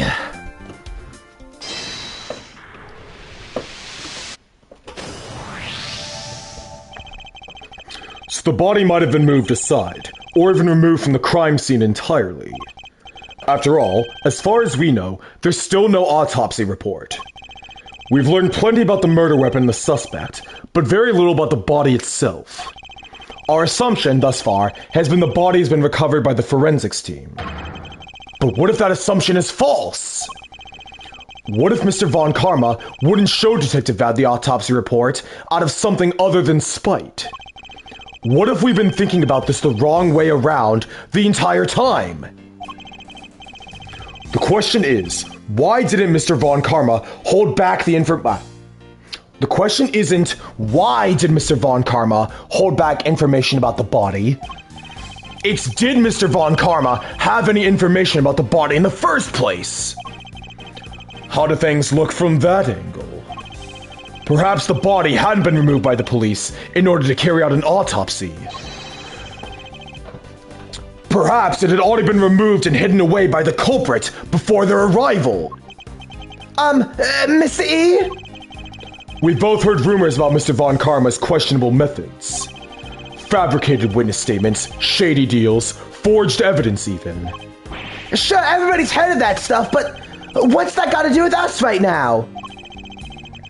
I would never judge a person on the basis of rumors alone. Even Mr. Von Karma.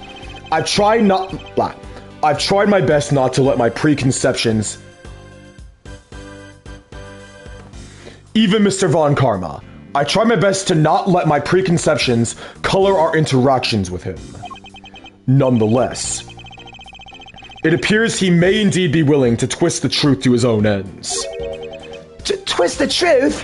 You mean he's been playing dirty? I fear he might have been, and he still is. And I'm not about to let him get away with it!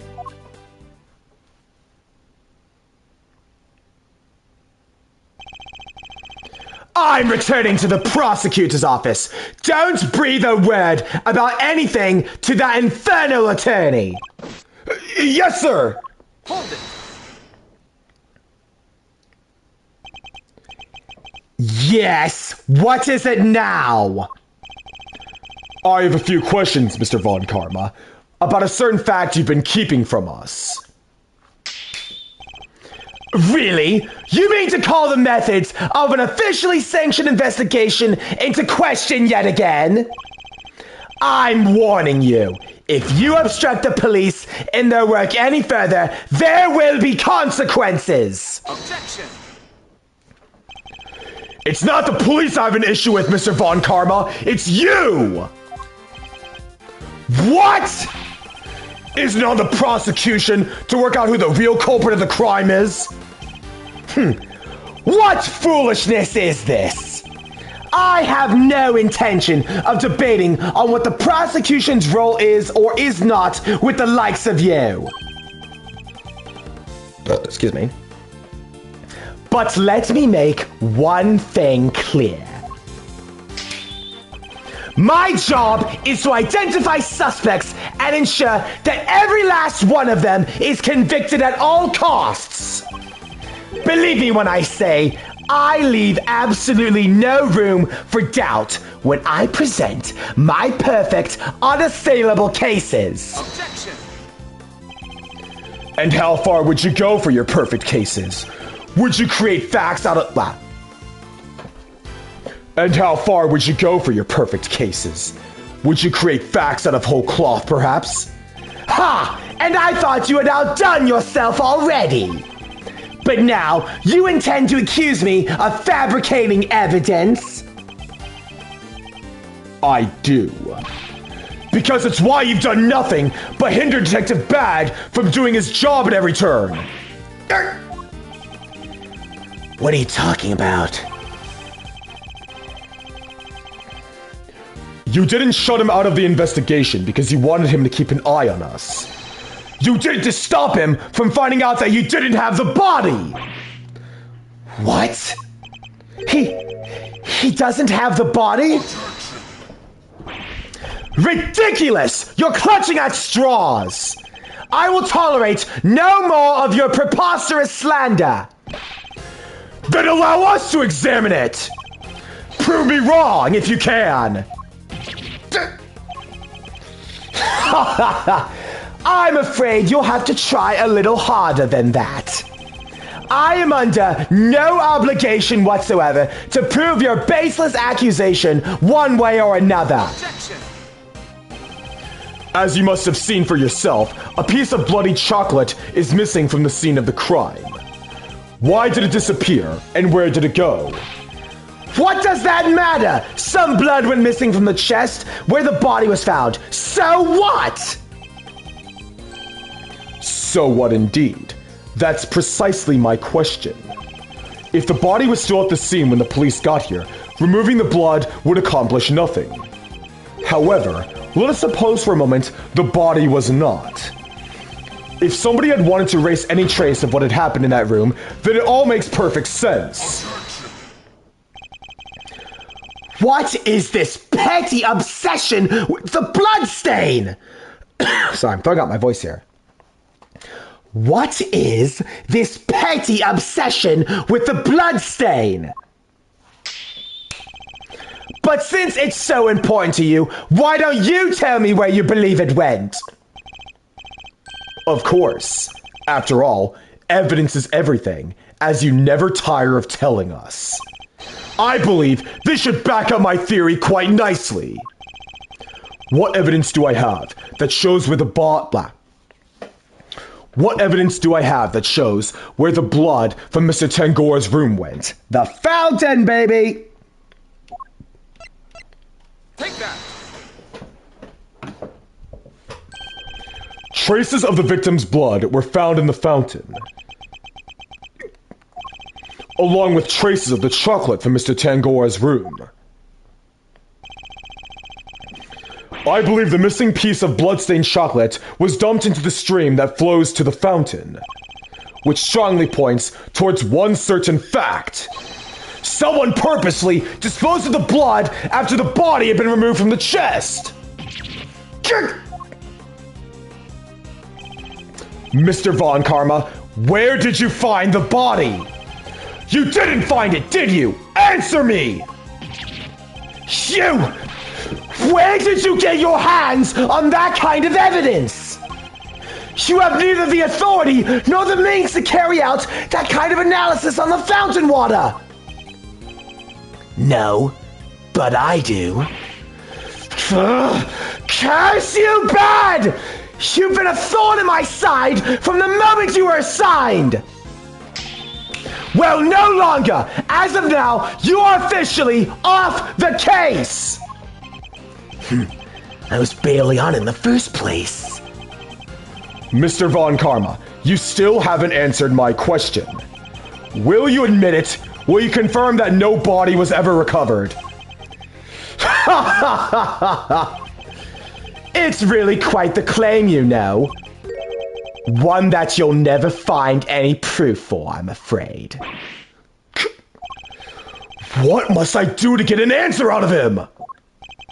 Now, if you don't mind, I have given you quite enough of my precious time already.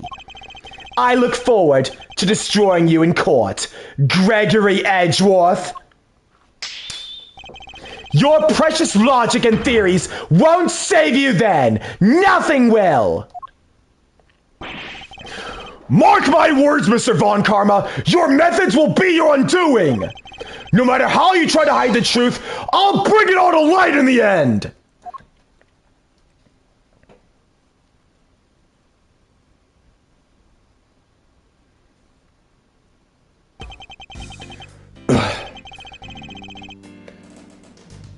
Forgive me, Detective. I didn't mean to put you in a difficult position.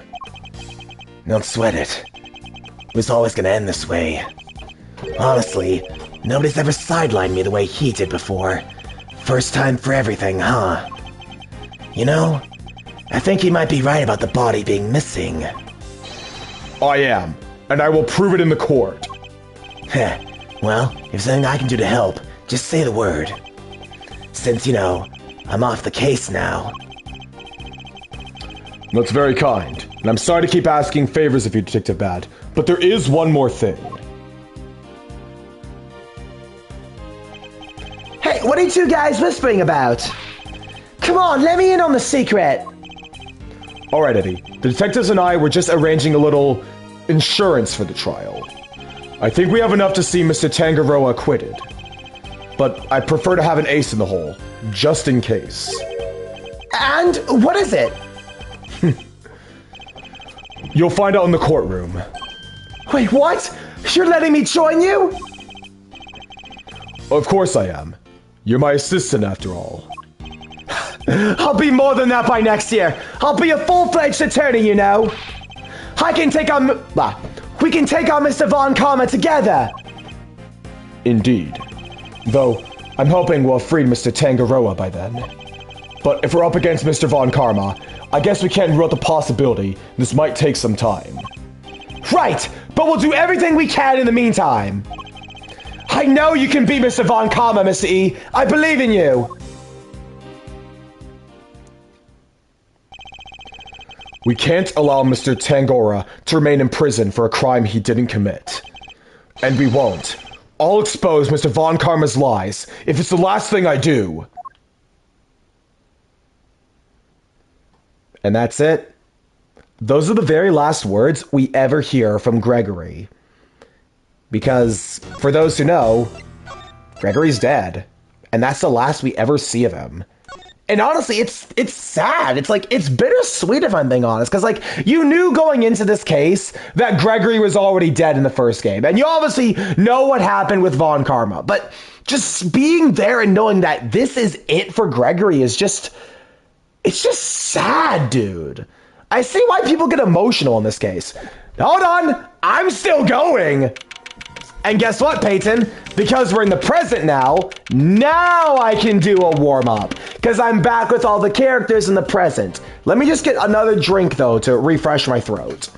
See, I was saving the warm-up for now when I'm back in the present and all the relevant characters there. Because I'm doing a lot of deep voices in the past, but in the present, this is where I'll be using voices like Verity, Eustace's, Edgeworth, etc. So let me just get my obligatory refresher water.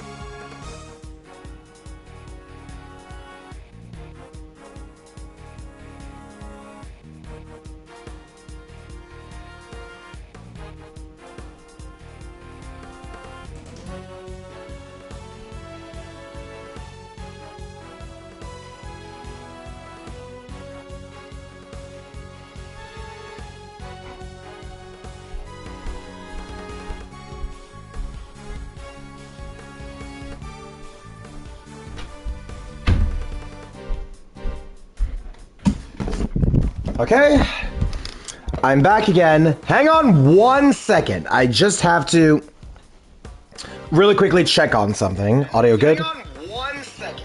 Okay, audio's still good. Good. Hang on. I think I got a message on Discord.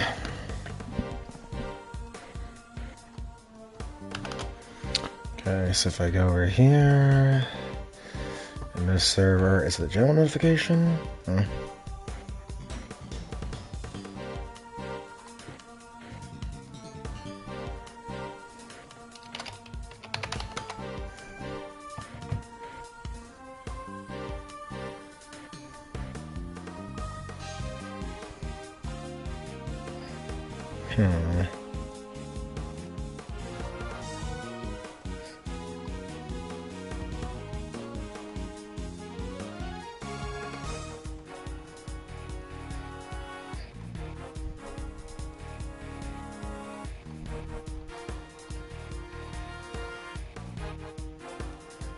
Okay, interesting. So it's okay. Okay, I'm wrong. Sorry about that. For a second, I thought I got a message, but no, it was just a completely irrelevant thing again. These freaking emails, man. Because I have a dentist appointment coming up, and I got something that I thought was like, you know, do you need to confirm your appointment and all that? And it's all like, I go to check it, and it's like, you know, we're offering a promotion for this. I'm like, really? Really? Okay, so anyways.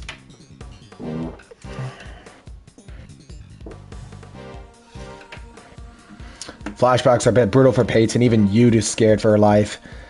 Well, when you work as a secret agent for a smuggling ring, you're basically playing with fire at that point. Okay. Let's go ahead and read. bins. Go over here.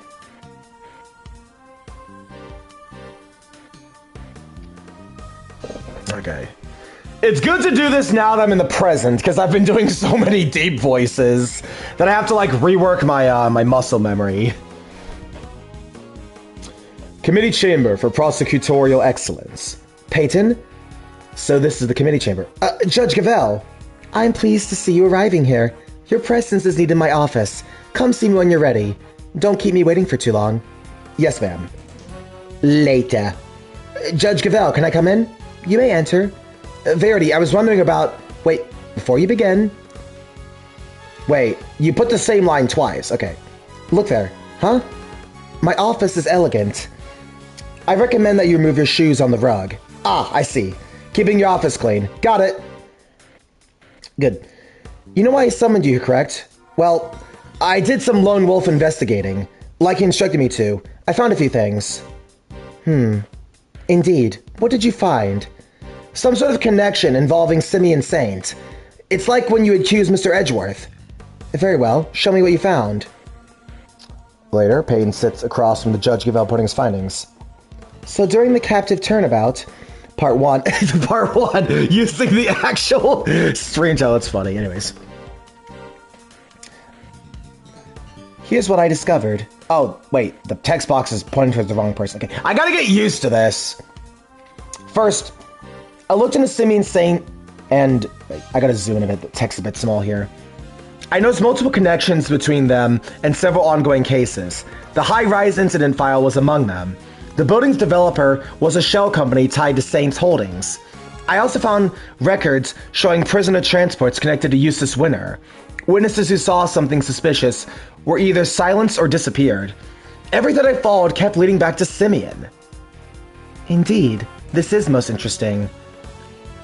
Well, Peyton? Hang on. Going back down here. Judge Gavelle, I want to ask you something. What did you see when you held my hand? I saw you fighting your enemies.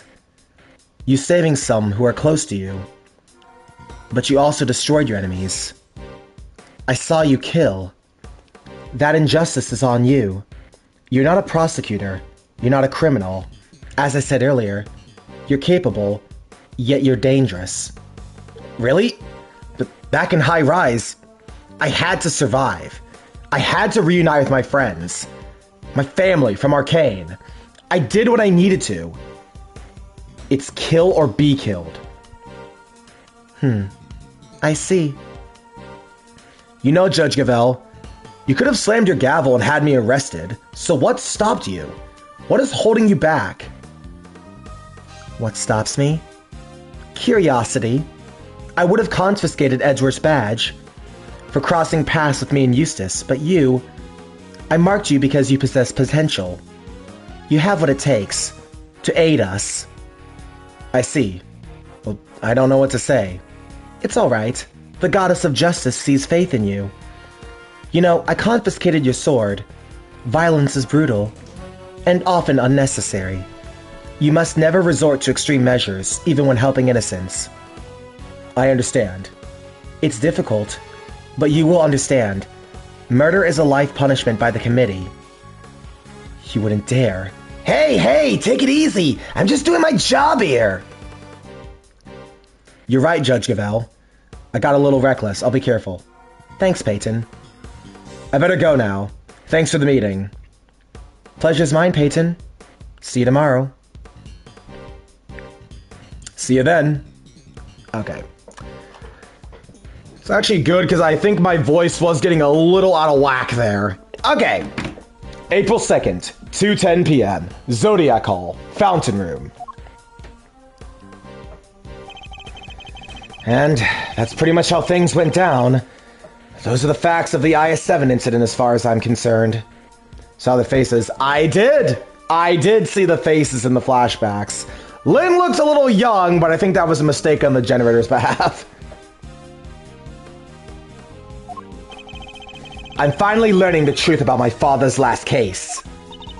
So, what happened at the trial? Well, we lost. Von Karma did a real number on us. Really? You couldn't prove that Mr. Tangora was innocent? Well, we could prove it all right. Had a decent little pile of evidence in our favor. Problem was, we underestimated Von Karma. He fought even dirtier than we'd feared. I can imagine. Secure a conviction at all costs. That was always his guiding principle. Yeah, ain't that the truth? Anywho, the trial dragged on and on. Whole thing took about a year in the end. I'll never forget the day the verdict came down. December 28th that following year. It's April now, so... Ooh, mama. We're talking over 17 years ago. Time sure does fly, huh? December 28th. I was there on that day 17 years ago, sitting in the courtroom gallery. Just before the trial got started, Gregory noticed that Samson was looking worse than usual. Turns out the poor guy had finally reached his limit. It was so bad, even he said he wanted to be found guilty. Wait, you mean they forced a confession out of him? Yeah. Von Karma got what he'd been pushing for from the very beginning. And when Gregory tried to drop the bombshell about there being no body to speak of, he learned that Von Karma had used the power of the police to hit him off at the pass. Even had himself a fake autopsy report. But that wasn't the end of it. Von Karma had gotten Samson to falsely testify against himself to being an accessory to murder in court. Combined with this confession, the poor guy's goose was well and truly cooked. But Gregory still had his ace in the hole, though. The same ace that he asked Detective Bad to help him with. Interesting, Peyton almost actually gutted you. Exactamundo, he knew he needed one last card to play if they squeezed a confession out of Samson. So he had Bad record all of Samson's interrogations. I guess Detective Bad really wanted to know the truth too, huh? We all did. But he was a trooper. Stayed with the case even after Mr. Von Karma took him off of it. He's tied up in some other big case too. Good old Bad. They don't make him like that anymore. Anyway, Gregory presented the recordings as proof that Samson's confession was coerced. And you know what? It almost worked. A cop named Ian Sideman got fired. Samson's interrogator, the initial detective before Bad, he took the fall for pretty much the whole thing. But Von Karma didn't get away scot-free. In fact, he was disciplined by the chief prosecutor for the one and only time in his 40-year career.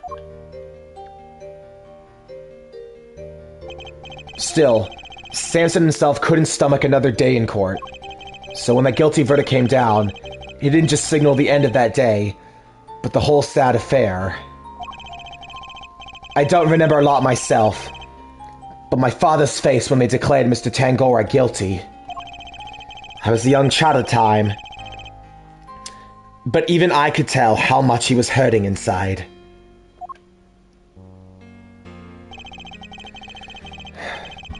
Gregory wanted to appeal the ruling, of course. He would have done anything to clear Samson's name. But then, well, you know what happened next. Poor guy. He never got the chance.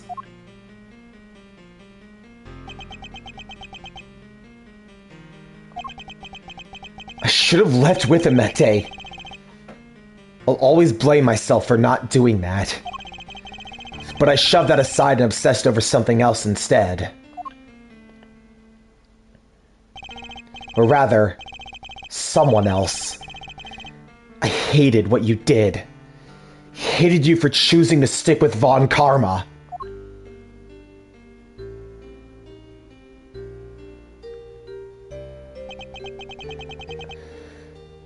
Even so, I hope you can forgive me. No. You had every right to hate me. I went on to become a prosecutor as planned. And that's when Mr. Von Karma showed me this case file. According to these records, Mr. Tangora was convicted as the main culprit in Frost's murder. No? That's not right. Samson was convicted as an accessory to murder. Strange. The file clearly states that he was the perpetrator. Plus, I'm fairly certain all of Mr. Von Karma's cases were successfully solved. Mind if I take a peek at those? This file's been doctored. The part about the verdict, it's been changed. What? Here, feast your peepers on this.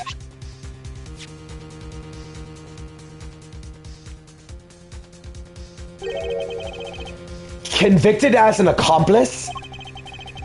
That's a copy of the file they have on record at the courthouse. Then why is my copy so different? Well, you said it came from Von Karma, yeah? My guess is he didn't want Gregory's son thinking there was a murder out there still at large. He didn't want you looking into it again before the statute of limitations was up. So, everything I believed about this case was just a lie? Like they say, we all gotta start somewhere. What's important is you know what's what now. The statute of limitations may have run out, but the truth's still out there, you know? I inherited Samson's case when your old man passed. Prosecution handed off to somebody else, too. The great Von Karma wasn't gonna bother facing off against a rookie like me, was he? Anyway, long story short, the killer was never found, and Samson was found guilty instead. That's terrible! Is there really nothing we can do to help him? Not without the real perp, I'm afraid. Until then, his confession stands. Speaking of which, I didn't find out until after the verdict had been handed down, but... well... Von Karma had threatened Samson and made him a deal. Told him if he didn't confess, he'd make sure Judy was convicted instead. How could he? Samson knew there was no way Judy could have done it, of course. But he wasn't going to take any chances. So he did what he was told, and confessed to keep her safe. Now riddle me this, Milesy boy. Why do you think your Uncle Eddie just happened to be in prison the day Bronco Knight died? That's right! You were there to see Mr. Tangaroa. Bingo! Judy and I both promised we'd visit him every day. I didn't quite keep that promise. But Judy did. She never missed one visit in all these years. Come rain or shine, she always showed up. But none of that changed the fact that Samson is still being unduly punished, day after day. 18 years! This guy has been imprisoned for a crime he didn't do for 18 years! How heartbreaking! We've got to do something, Mr. Fender! Well, kiddo, that's actually why we came here. The ice sculptures are back on display, just like they were all those years ago. And we're gonna see what we can find out. Right, Miles Areno?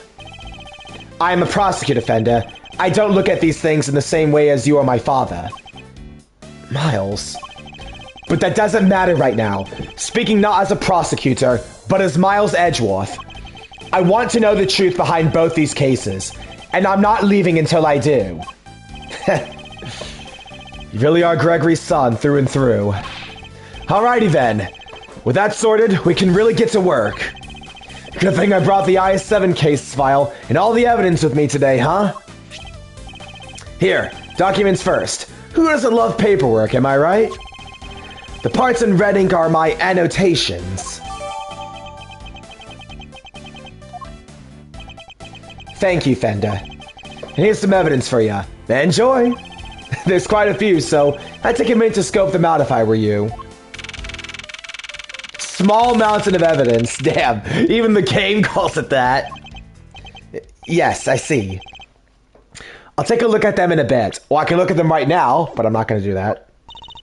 You know, our current case is just full of loose threads too, come to think of it. Indeed. The key players of that incident 18 years ago, who just happened to get caught up in another incident.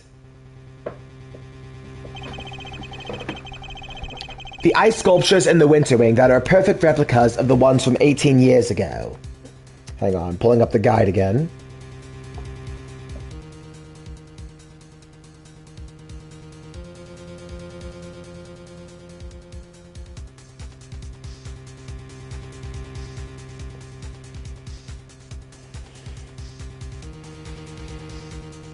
Sorry, just getting the guide all screenshotted here.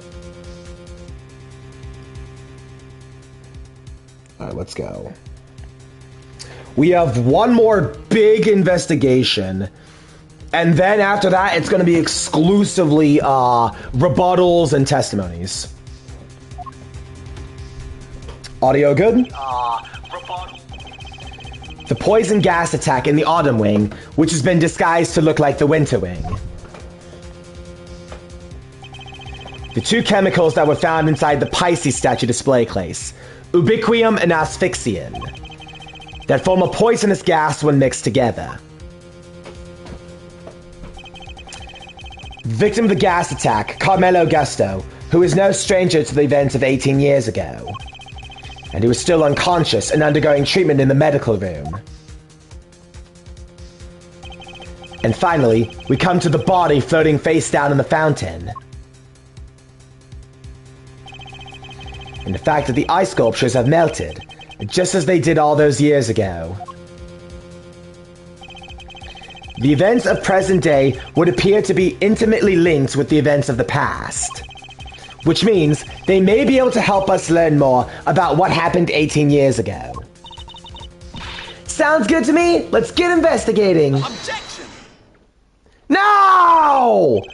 Oh, no, you don't. Aren't you forgetting somebody? I could have sworn this is my investigation. Eustace is quite right. I do hope you aren't intending to obstruct him in his duties, Mr. Edgeworth. I would hate to have to add a guilty to my report to the committee. What am I guilty of now? Of course not. I'm simply offering once again to do what I can to help with this investigation. Your offer is duly noted and duly declined. Oof, she isn't pulling any punches. The identity of the body from the fountain is currently being ascertained. It is only a matter of time until we have all the information we need. Perhaps I can help you speed that process along. I think I have an idea who our mystery victim might be. What? Really? Then you gotta tell me. It's the law. Very well. Maybe it isn't just the ice sculptures that have resurfaced after 18 years. The body in the fountain might also be a visitor from the past. Take that! I believe the body in the fountain is that of the man who was murdered here 18 years ago. Mr. Artie Frost. What? You're saying that was poor Chillywinks? Wait. Who in the heck is Chillywinks or Artie or whoever it is you're talking about? Artie Frost was a famous sculptor, Eustace, although he was better known as Paul Halik. The sculptures on display here are all of his works. No way! Sounds like he did well for himself. Always good to encounter a fellow winner. Oh my, bro, do you have more than like 2 words in your vocabulary? Oh my god. Bro, I have to put up with these two bozos again. Mr. Frost was also the victim in the IS-7 incident. Judge Gavelle knows about the IS-7 incident? Mr. Edgeworth, the IS-7 incident is an 18-year-old case, and according to police records, the victim's body was recovered and an autopsy duly carried out. Sure, that's what the records say, but the records can't always be trusted. Well, What are you insinuating? That while the records say stuff like bodily totally recovered, the defense back then begged to differ. Not that it stopped the prosecution from shutting them down hard, of course.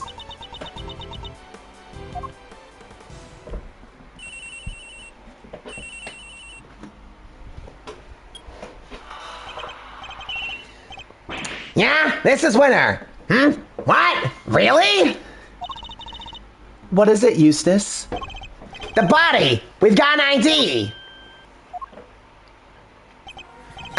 Some sculpture called Frost or something? So I guess Edgeworth called it? Goddess of Justice! So my father's deductions were right all along. Well, Judge Gavelle, I'd say this changes things, wouldn't you? Perhaps now you admit that I might be of use to this case. More than a certain junior prosecutor, anyway. No fair! You're trying to steal the win! I'm doing no such thing. All I want is to uncover the truth. And if we're going to get to the bottom of what happened here, we'll need to work together. We don't need to do anything, and you do not need to know the truth. This case is none of your concern. Objection! Well there, Judge G. I think you might be wrong about that. Another of your interruptions, Mr. Fender? Yup, see, I was on the defense team for IS-7, so this case is very much my concern. I was one of the pesky kids pushing the theory that the body had actually gone missing. The prosecutor at the time may have brushed us off, but you can't deny the testimony of your eyes. Or to put it a little more bluntly, the prosecution's case was rotten from the ground up. When there's been a miscarriage of justice caused by the prosecution, it's the committee's job to fix it, no? Fender! Bro is speaking facts here! Okay, Verity, step it up! Step it up, Verity! Let's see you try and pull some double standards now, huh? And who better to help you unpick the mess than someone who was there at the time? Unless you have an ulterior motive. Fender. Man, what a bro, dude! Judge Gavelle seems to know the facts of the IS-7 incident in some detail. In which case, I suspect she must be here on the committee's behalf. Your connection to the case is noted, Mr. Fender, but I fail to see how it concerns Mr. Edgeworth. He's the son of the original defense attorney, and the protege of the case's lead prosecutor. And if that's not enough for you, he was at the trial too. I think it's just possible he might have a little something to bring to the table, don't you? Very well. You may both assist in the investigation, but only if you refrain from interfering with the work of others. The winter wing is off limits for now. This room, however, it's all yours. Alrighty, glad to hear we're on the same wavelength, G. Why don't we bring it in, to show we're on the same side of justice? Do not test me, Mr. Fender. Your permission to investigate can be revoked at any time. Duly noted, Your Honor. This is a turn up for the books, huh, Milesy? We get to do our thing after all. Thanks to your immeasurable help, as always. No sweat. Besides, I was mostly doing it for me anyways. Okay, I'll be investigating my own thing, so just holler if you find something interesting. I will. Let's do it. Well, okay, shall we?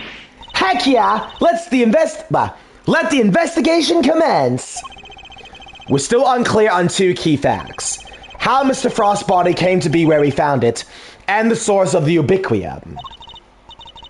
You're right, we need some more intel. Indeed. Let's focus on the ubiquium first and foremost. It's used in stuff like dish soap and paint, right? Correct. It's also bright red in color and has a distinctive minty fragrance.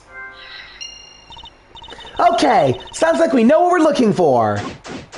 Begin investigation. Zodiac Hall. Fountain Room. All right. Now for this really, really long investigation sequence. But thankfully, after that, it's going to be exclusively cross-examinations go by quicker. So first things first, we examine the tea cart on the lower left. Miss Bound's tea set is laid out neatly on the serving cart. The pamphlet says the gallery is famous for its tea. Understandably so. The cup we were given was delicious. Looks like all this stuff was designed by Mr. Frost. Interesting. In that case, I think we better take a closer look.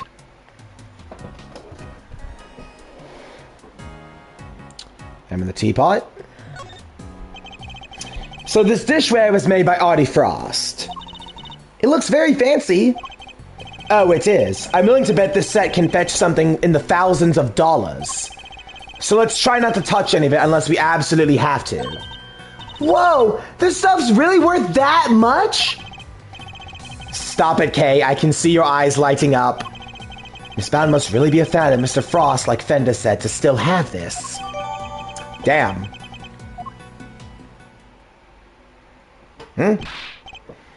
Hey, Angie! What is it? You be careful with that teapot, you hear? Why is Larry concerned all of a sudden? Honored guests, I came to pour you a cup if you'd like. Miss Bound. Yeah, Judy! Hey, I'm good, thanks. No tea for me. You two knock yourselves out. Thank you for the offer. Yes, why not? A quick break won't hurt. 2 cups, coming right up. This smells great. Wow, it tastes even better than it smells. What type of tea is this, Mr. Edgeworth? It's Ceylon, I believe. It's usually identifiable by its citrus aroma, but... Miss Bound, is this the same blend you served this morning?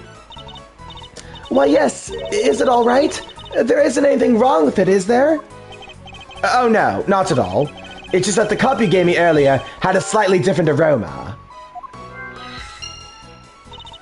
Really? That's odd. I used the exact same blend both times. I can't see what could account for the difference. Hey, that's the big idea! Quit being mean about Judy's tea, will ya? What's gone under your skin, Larry? Nothing! You're just rude, that's all! You don't even try to call me by the right name! It's Larique's dead axiom, dang it! You know what? I'm done! I'm not talking to you anymore! Well, that was childish, even for him. Wow, what happened there? Let's ask him about it later, shall we? Talking to Miss Bound is more of a priority right now. We may not have any evidence to prove she isn't the culprit, but it does seem likely that the poison gas was her doing. Okay, next we examine the canister. A candy containing a caddy, sorry. A caddy containing Ceylon tea leaves. It's a well-crafted tin canister designed to prevent moisture and sunlight from damaging its contents. Not a bad thing to use considering the quality of the blend Miss Bound serves. Then the spoons. The tablecloth draped over the cart is pure white and completely spotless. And it's just waiting for me to grab it by the edge. And whoosh! Kay, I cannot stress enough how bad of an idea that would be. Aw, come on! What's the worst that can happen? Even if it does all go sideways, we'll just wind up with a cool tea-colored tie-dye. Oh, wait, whoops. Aw, come on! What's the worst that can happen? Even if it does all go sideways, we'll just wind up with a cool tea-colored tie-dye. Yes, well, I'd rather it remained white. Plus, I don't think Miss Bound would appreciate us meddling with it. Really? But there's so many other colors that would totally work. Pink, sky blue, tea leaves brown. Not even a response. He's just so done by then. What's this?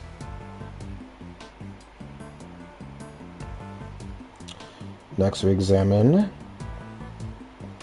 the cups. Okay, we already did that. Okay, we've already got everything here. Next, inspect the teapot and the organizer. Whoops. Sorry, no, that's not it. Inspect the teapot and the organizer.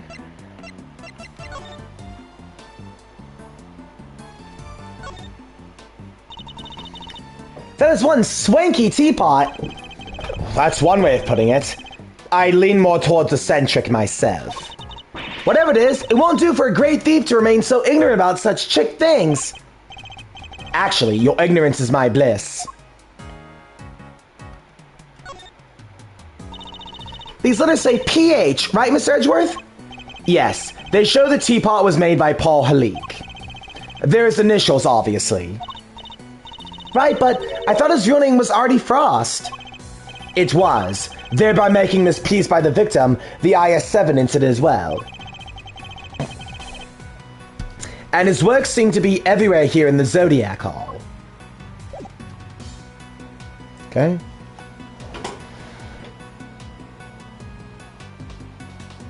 So you could bound if you like. I'm not going to do that yet.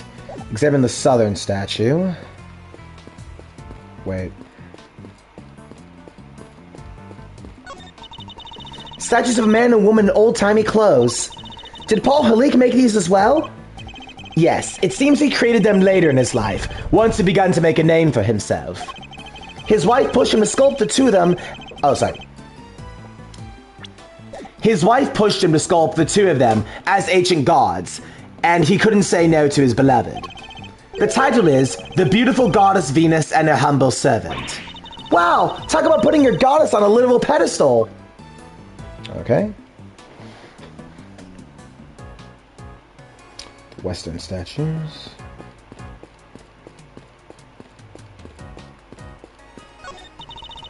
It's a sculpture of a brave warrior battling against a serpent. Did Paul Halik make this one too, Mr. Edgeworth? He did. It seems he was fascinated by fantasy and mythology when he was a young man. This piece embodies the tragic yet gritty determination of the young as they face an impossible situation. It's called the math test. Talk about relatable. Wait, what? What? How does that make sense? Okay, so I'll examine that one. Next, what do we do? Tulips by the spring ring. Wait, have I really got to examine all this? Doesn't seem very necessary. Hey there, Malzarino. What's the situation with the investigation? Things are progressing. I think a fuller picture of what's happening is beginning to emerge. Good to hear. I guess I better step up my game too, then. Okay, hang on. Do I want to speak to Fender yet?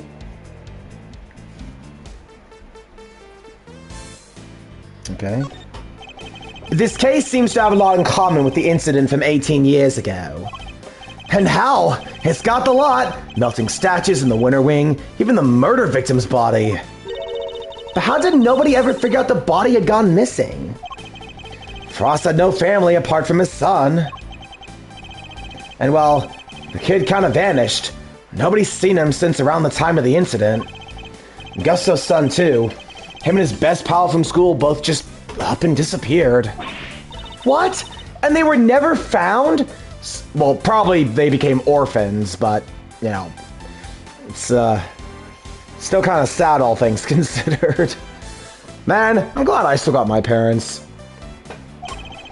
Gusto's boy wasn't. Not as far as I heard, anyhow. Guess Frost Kid turned up in the end, though. He collected his inheritance at some point. But yeah, with no family around, just after the incident, Frost got no funeral. Nothing. So, no need for the police to release the body, and no need for anyone to find out they didn't have it. They filed their fake autopsy report, and nobody was any the wiser. Well, almost nobody. I still can't believe Mr. Von Karma would have stooped so low. Okay, so that's all I get from Fender. Now, so we could bound if I like. Okay, the tulips now.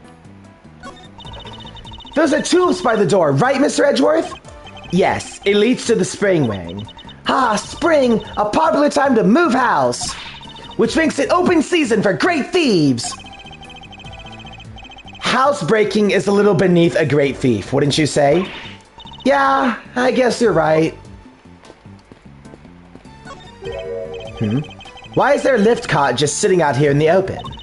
Guess somebody must have been moving something heavy.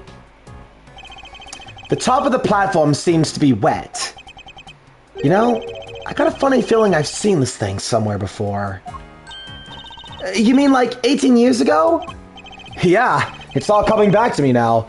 I last saw it in Frost's room. He must have used it to move the ice sculptures around.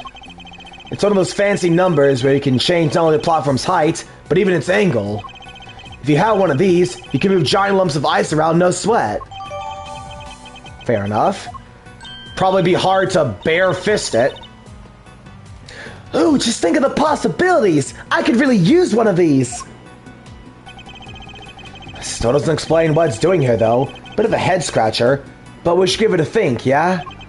Indeed. After all, it just might have something to do with our case. There's a spill here. From the color and aroma, I'd say this is a puddle of spilt tea. And look, there's a small chunk of ceramic in it! Well, there you go.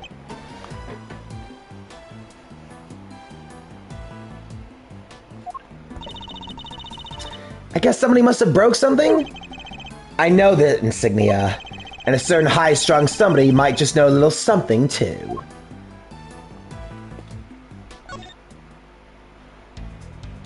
Wait.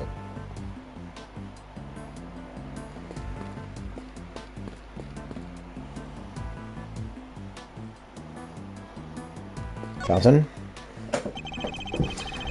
It seems the police have already removed the body. But why did the body of the victim from 18 years ago turn up in this fountain? And why wasn't it all rotten and stuff? Did it slowly shuffle its way here? Need I remind you that zombies aren't real? It seems likely the body was preserved somehow. Really? Is that even possible? Hey, Mr. Forensics guy, anything to report? Yes, ma'am. Traces of a Bikram and Asphyxian have been detected in the fountain. I'm gonna say they're probably carried here by the stream from the autumn wing. In addition to those two chemicals, there's also a large amount of sugar. The composition of the sugar is being analyzed as we speak. The sugar in the fountain. Where would it even have came from? Alright, next we... Whoop, almost dropped my phone there. Next we speak with Larry. I'm going to keep this simple, Larry. You're hiding something, so just tell me what it is. Whoa! Cool with the glare off, you two! It's weird! Nah, come on, Kay. You know me better than that. I wasn't staring. I was struck by a different picture. Now, Edgy, he was glaring. Yes, and I'll keep glaring at you until you tell us what it is you're hiding. Hey! He's here! Eating dinner. How was the nap? Was the nap good? Was the Matt nap TM good? Actually, wait, how long have we been streaming? Depending on how long we go, this might be a really long stream. 3 hours. Nap good. Yes! Nap good! Shower too. Shower also good. You gotta make sure the hair is in order. Shower too. Okay. That was a good excuse to audio check. Now let's go ahead and scroll down a little bit. Quinny, I already told you. I'm not talking to you anymore. You're talking to me right now. I mean from now on. I'm not talking to you ever. Starting now. This is getting me nowhere. I suppose I have to figure out what he's hiding to make it today, but I'm tempted to just play 3 Houses mod right now. Hey bro, it's your weekend. You get to decide how you spend your weekend. Don't Don't be like Judge Gavel, kids, where you get denied doing what it is you want. I suppose I'll have to figure out what he's hiding first before I can get the whole truth out of him. Don't be like Eustace. Don't be like me, kids. Be like me. The old Roblo commercials. I don't know if anyone remembers those. Would you mind taking a look at this for me, Larry? Why would you show me that? Tell me, what is it about Miss Bound's tea set that got you so agitated? If you won't tell me, then perhaps you'd prefer me to explain to Judge Gavel. Wait, okay! Don't make me look bad for the Vanity! She thinks I'm a sensible, cool, clean-cut guy! I don't want to see the real me! The real low-down, dirty me! I'm not so sure anybody here thinks you're particularly clean-cut, Larry. But if you don't want her to think badly of you, the best thing you can do is talk to me. Alright, I'll talk! Alright, Larry, enough is enough. Now confess! Is there any way to treat your best friend, Benji? Is this any way for you to treat yours? By lying to him, hiding things? I have the picture already, so stop glaring at me like that. I'll tell you everything, okay? Earlier, I thought Vanny might like a cup of tea, so I went to pour one for her. But I got distracted and my hand slipped and smash! I moved the teapot! A priceless work of art! It's in pieces because of me! No words exist to describe how far away I saw this coming from. Ouch! You really messed up this time, Larice. See, Angie? Everybody's gonna think less of me now! I see. Judy's never gonna forgive me for this! Crying to me won't do you any good. I think you need to apologize to Miss Bound. My teapot, I see. I'm sorry, Judy! I'm so sorry! I don't have any money, but I'll pay your portraits! I'll pay you 50 of them! Please, Mr. Denaxium, it's really me who should be apologizing. How can I fail to notice there were a broken piece of ceramic on the floor? Somebody could have been hurt. Here, let me make sure that's safely disposed of. The teapot in question was designed by Audie Frost, correct? I understand it was something you've long treasured. You must be upset. Oh, I am. But, of course, all things break eventually. And as luck would have it, I have another identical teapot. It's far from the end of the world. Is she less attached to Mr. Frost's work than she used to be? I can't believe this, Judy! You're the sweetest! The kindest! This other teapot you're talking about. It's the one sitting on top of the cart now, right? What do you mean? Yeah, so when I smashed the first one, I tried to hide its pieces in the bottom of the cart. And that's when I saw the other pot in there. So I took it out and basically switched the two pots. Oh, I see. Yep, and that's everything I have to tell you. I'll be extra careful not to break the other one. I promise. You have no shame whatsoever, do you? Hey, I'm sorry, okay? It's really quite all right. Thank you for being so honest. See, Auntie? Isn't Judy the absolute best? I trust you won't take advantage of her kindness and will make amends somehow. I sure will. Once I make it as an artist, I want to give her one of my paintings. She was one of my models after all. It's only fair. At this rate, I suspect he's likely to make more trouble than amends. Don't you think it would be better for you to keep out... Don't you think it would be better for you to keep out of her way for a while?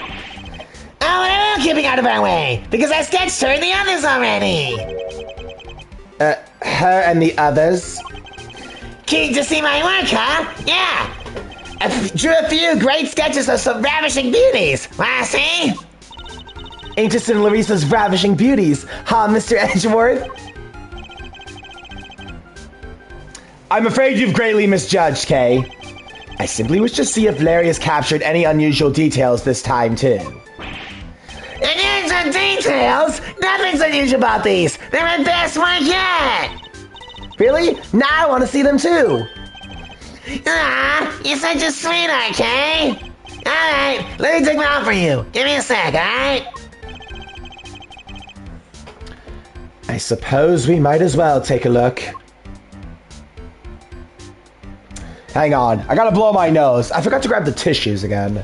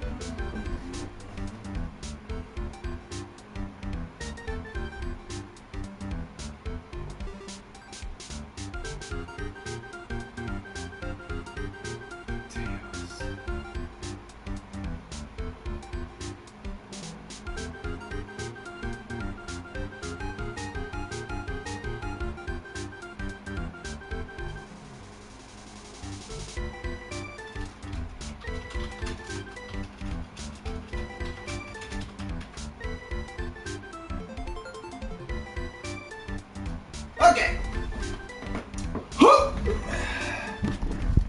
Backies againies. Reload.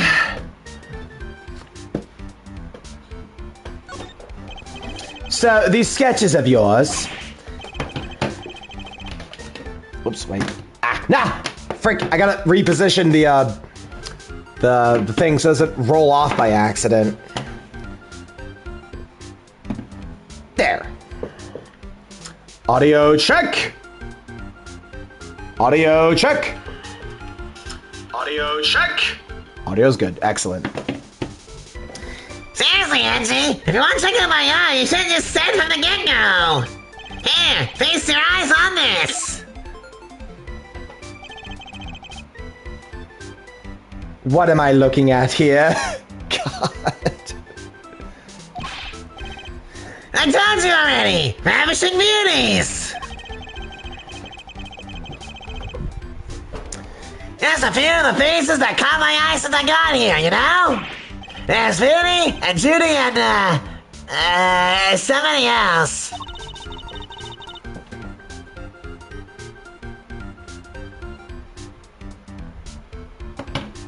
Sorry, hang on.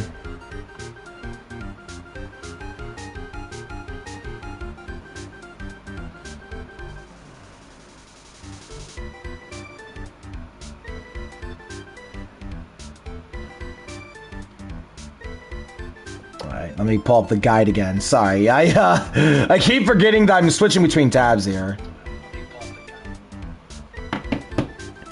Why'd you draw them all on the same page? Well, I meant to draw the room at first, just something to pass the time. And I saw one beauty and another, and well, I just scribbled them all down as I went. So these were all drawn at different times? Huh? Yeah, I guess. I did one of you too, Kay. You're on a different page now. Well, you did? I'm flattered. How true to life are these sketches? Did you only draw what you actually saw? Of course! You think I can draw things I can't see? Like using my imagination? Nope! These are 100%. Oh my god. Frickin' Eustace, man! Frickin' Eustace! Nope, these are 100% true to life, right down to the exact shade of each color. So the colors are accurate. Interesting. Much as it pains me to admit it, Larry may have provided me with a useful piece of evidence yet again. The serving cart in the sketch, for example, if I compare it to the one here in the room, there's a clear contradiction between the two. I think a little deduction is in order. Could I borrow this page for a while, Larry? Sure thing. You want to sign it for you? Just the page, please.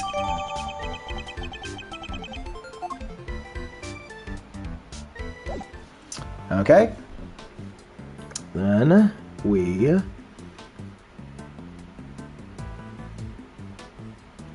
Logic, switch teapot. The tea smells different.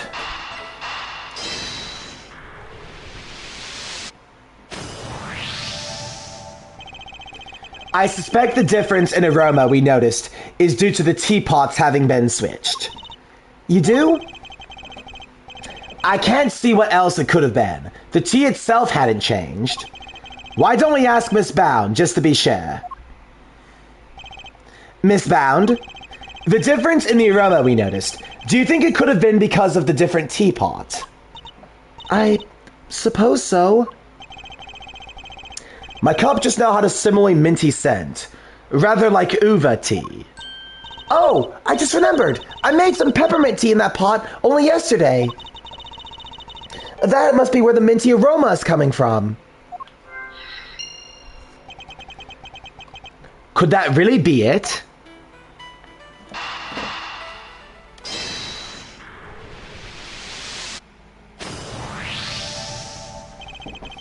The tea from the teapot Larry switched in from under the cot smelled faintly of mint. Right, Miss Bound said she used that pot to make peppermint tea yesterday. Yes, but there's something else that's been troubling me. Miss Bound seemed more taken aback by the switching of the teapots than the breaking of one. You're right, you'd expect it to be the other way around. I suspect she might have been deliberately hiding the teapot underneath the cot. But why? One of Ubiquium's key characteristics is its minty fragrance. So what if she'd been hiding something in that teapot?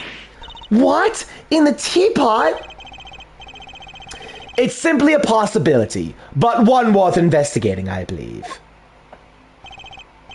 Mr. Winner, any luck finding that Ubiquium? Huh? Oh. My people are searching the entire gallery, but they haven't found anything yet. And what about you? Don't tell me you know where it came from. I may have an idea. Ha! I knew it! If I can't find it, there's no chance that you What? You do know where it came from? Yes.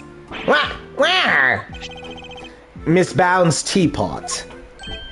Wow, nice piece. I think I like it. Yeah, this looks like a fitting prize for a natural-born winner. It's not a prize. It's a vital piece of evidence. Oh, it's just evidence? Then I'll have one of the forensics people check it out.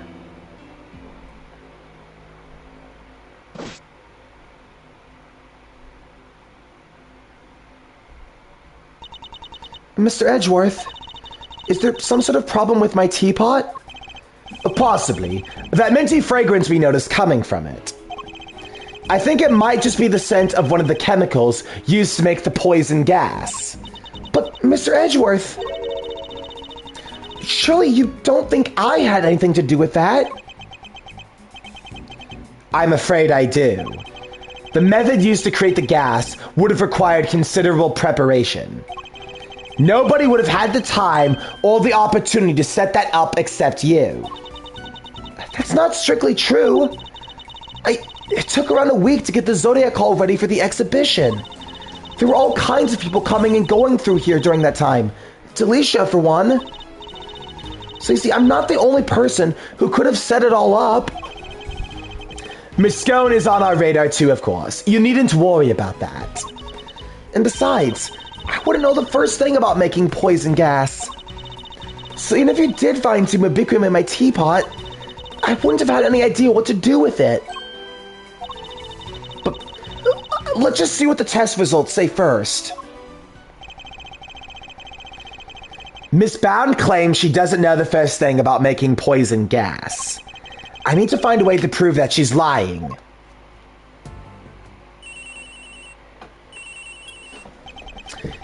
Edgeworth speaking.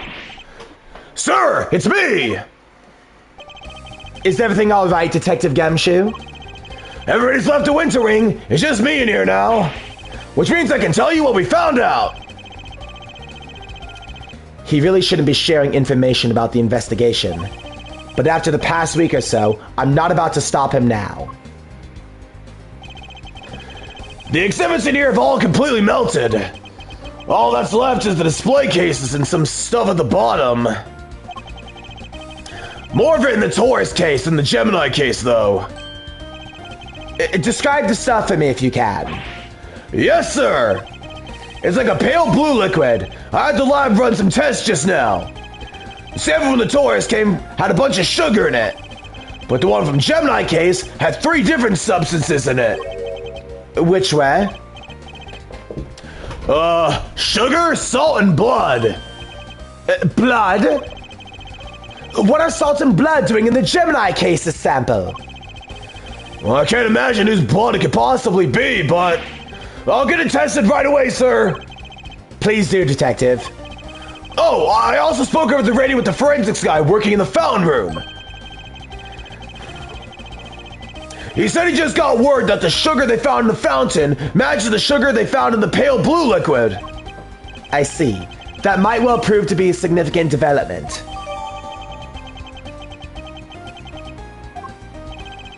Anything else to report, Detective Gumshoe?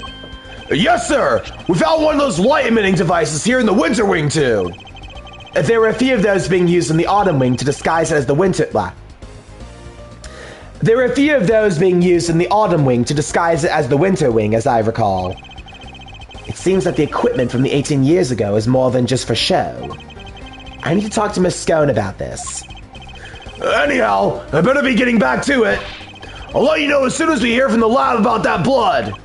Yes, thank you, Detective. Was that Gummy? Seemed like he had a lot to say. He did, and all of it was very useful. Huh? If I'm going to prove that Miss Bound's claims about who could have set the poison gas trap are false, I'll need to talk to a certain somebody else who was here 18 years ago.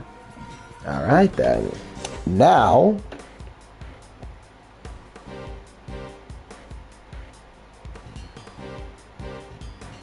we speak with Fender again.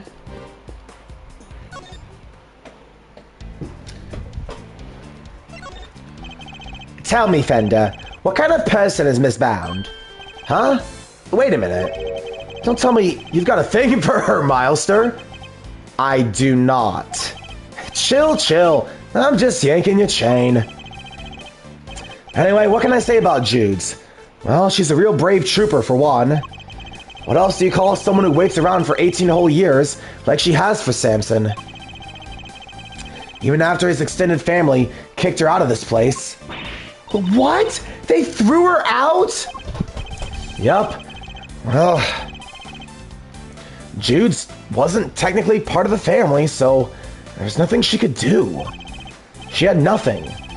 Nobody. And no job after Samson took the fall. So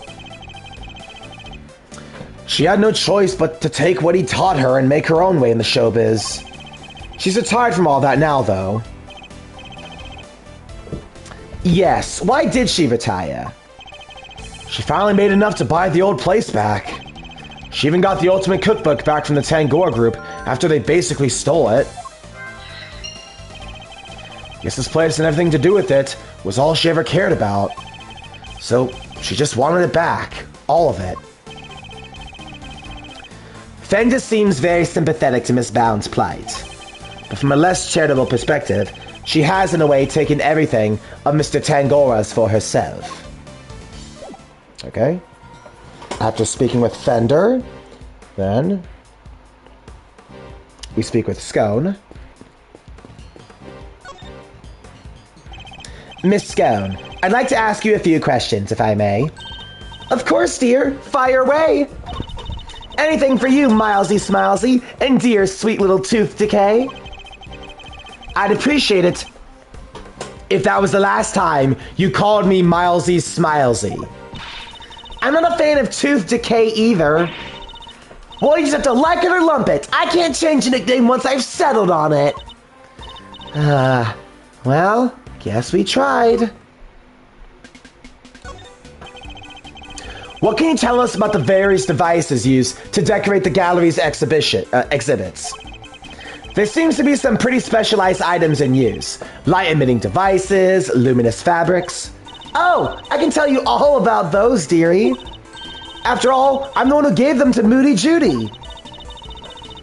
It was my way of saying sorry after I broke the rules all those years ago.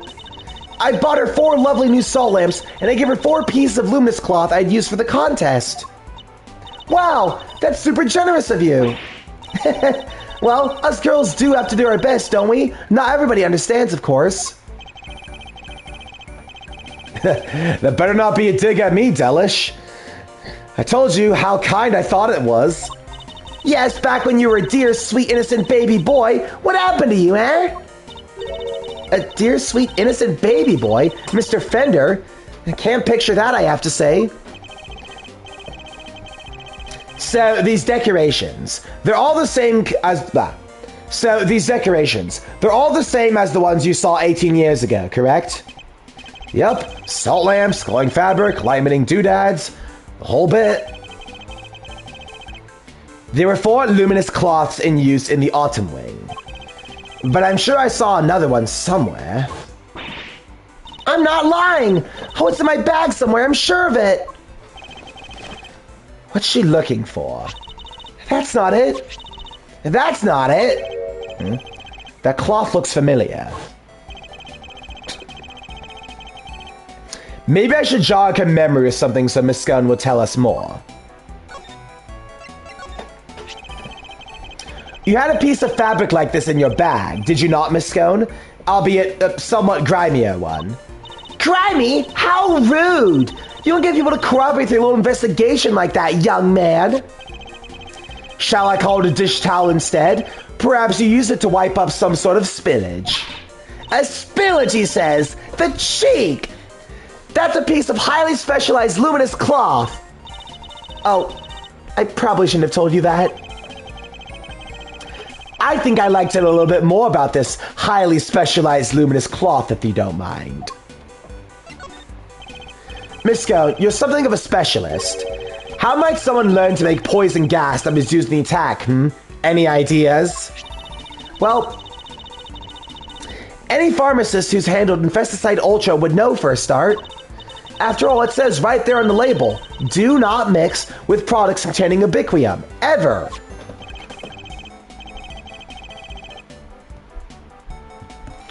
But what about a layperson? It's unlikely they'd know, wouldn't you say? I suppose so, yeah. Well, not unless they had a nose through the Ultimate Cookbook anyways. The prize from the contest 18 years ago. The recipe for making Infesticide Ultra, along with that not mixing with ubiquium, it's in there, you know. So you're familiar with the contents of the book? Oh yes, dear. I know it inside out. Because I work for the Tangora Group, you see. We're the company behind Cold Killer X. I'm sure you've heard of it. Cold Killer X fights back sniffles and sneezes with ease, apparently.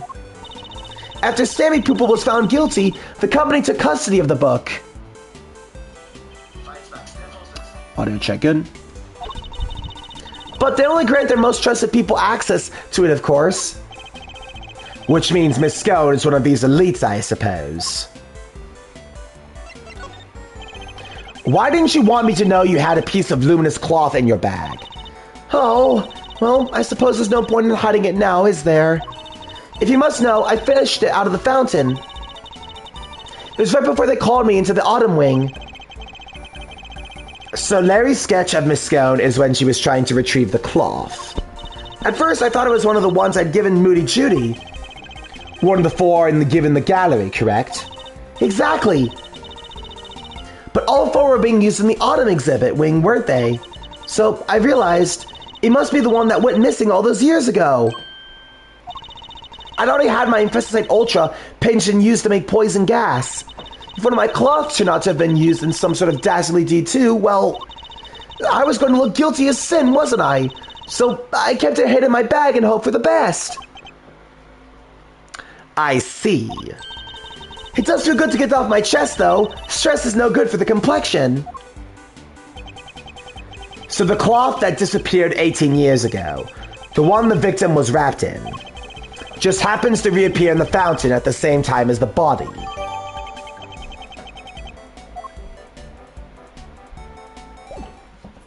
Okay. Then we examine and deduce the tea cart.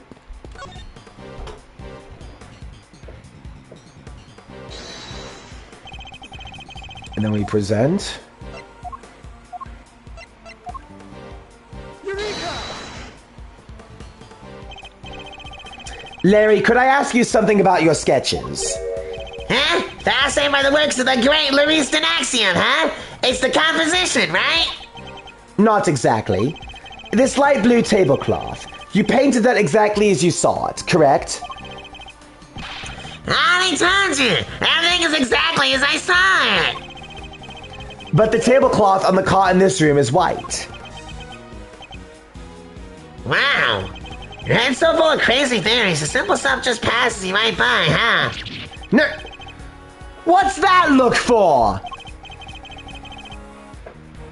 Listen, just before I drew that sketch, I was in the middle of some business with the car and the tea set on it, okay? What kind of business? That's right. I was hiding the pieces of the teapot I smashed kind. That's nothing to boast about. Anyway, I started off cleaning it all up and Judy came out of the winter ring. I didn't want to get busted for breaking the pot, so I quickly dove out of sight.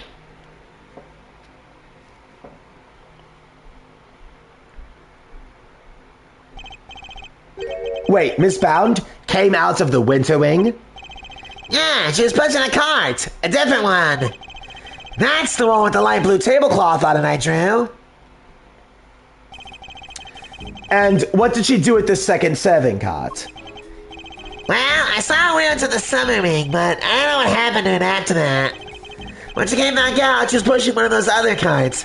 The kind you lift stuff up with. A lift cart? Yeah, so I called out to her, but she just ran off and left it behind. Never had her done as a shy type, but just goes to show you, you never know. Another serving cart and a lift cart. Is there maybe another tea set too? We better check with Miss Bound. Alright.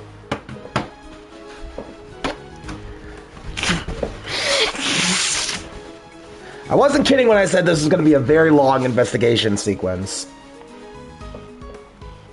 But thankfully, I think we're at the tail end of it now. Where were you before you rejoined us here, Miss Bound? I had to go and tell our other visitors were closed. Oh, and hand out a little something, an apology. Was there something you wanted to talk to me about? Yes, a few things, actually. Not least of all, the fact that I think you might be the one who set the poison gas trap.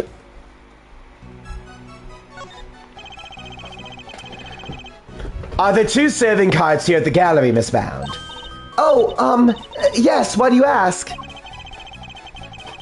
A certain so-called artist showed us this sketch. I couldn't help but notice the color of the tablecloth. It's light blue. Light blue? I'm afraid your friend must be mistaken. I only use white tablecloths, freshly laundered and starched. Like the perfect wrinkle-free one, the card here in the fountain room, right? Exactly. If I saw so much as a blemish, I would replace it right away. Could the color of the tablecloth in the sketch simply be a mistake on Larry's part? Do you have any idea what you might have been doing when the sketch was drawn? Let me see. I appear to be carrying out my usual duties. I'd like to ask you a little more about these duties, if I may. What exactly were you doing when this sketch was drawn? Because, from what I can see, your card doesn't have a tea set on it. I was delivering some chocolates to the investigating officers. Aw, now I'm jealous. I love chocolate. Well, there are a few left over, so here, for you both. I made them myself. I hope you like them. Woohoo! Thanks, Miss Bound. Well, why not? They're a little melted, but I suppose that's because they've been sitting around in her pocket. They're super sweet. I love them. I'm very glad to hear it. They may not be the prettiest, but I'm grateful for the energy boost nonetheless. Though perhaps they could do with a little less sugar. The original ice sculptures melted 18 years ago, correct? How did you manage to recreate them? Oh, you know about what happened back then? In that case, you might also know I took pictures of them during the contest. I commissioned the creation of a set of replicas based on the photographs for this current exhibit. But why go through the trouble of creating replicas? Mr. Frost's Zodiac series was this great unfinished masterwork. I wanted to see it completed at last. Or rather, recompleted. It was my fault the original set melted in the first place, after all. I see. And is there any particular reason why the winter and autumn wings look so similar? Oh my, you really think they look alike? My blinds. Perhaps I used some of the decorations from one and the other by accident? She's clearly lying. But I don't have the evidence to prove it just yet. Wait, I don't? What? Wait.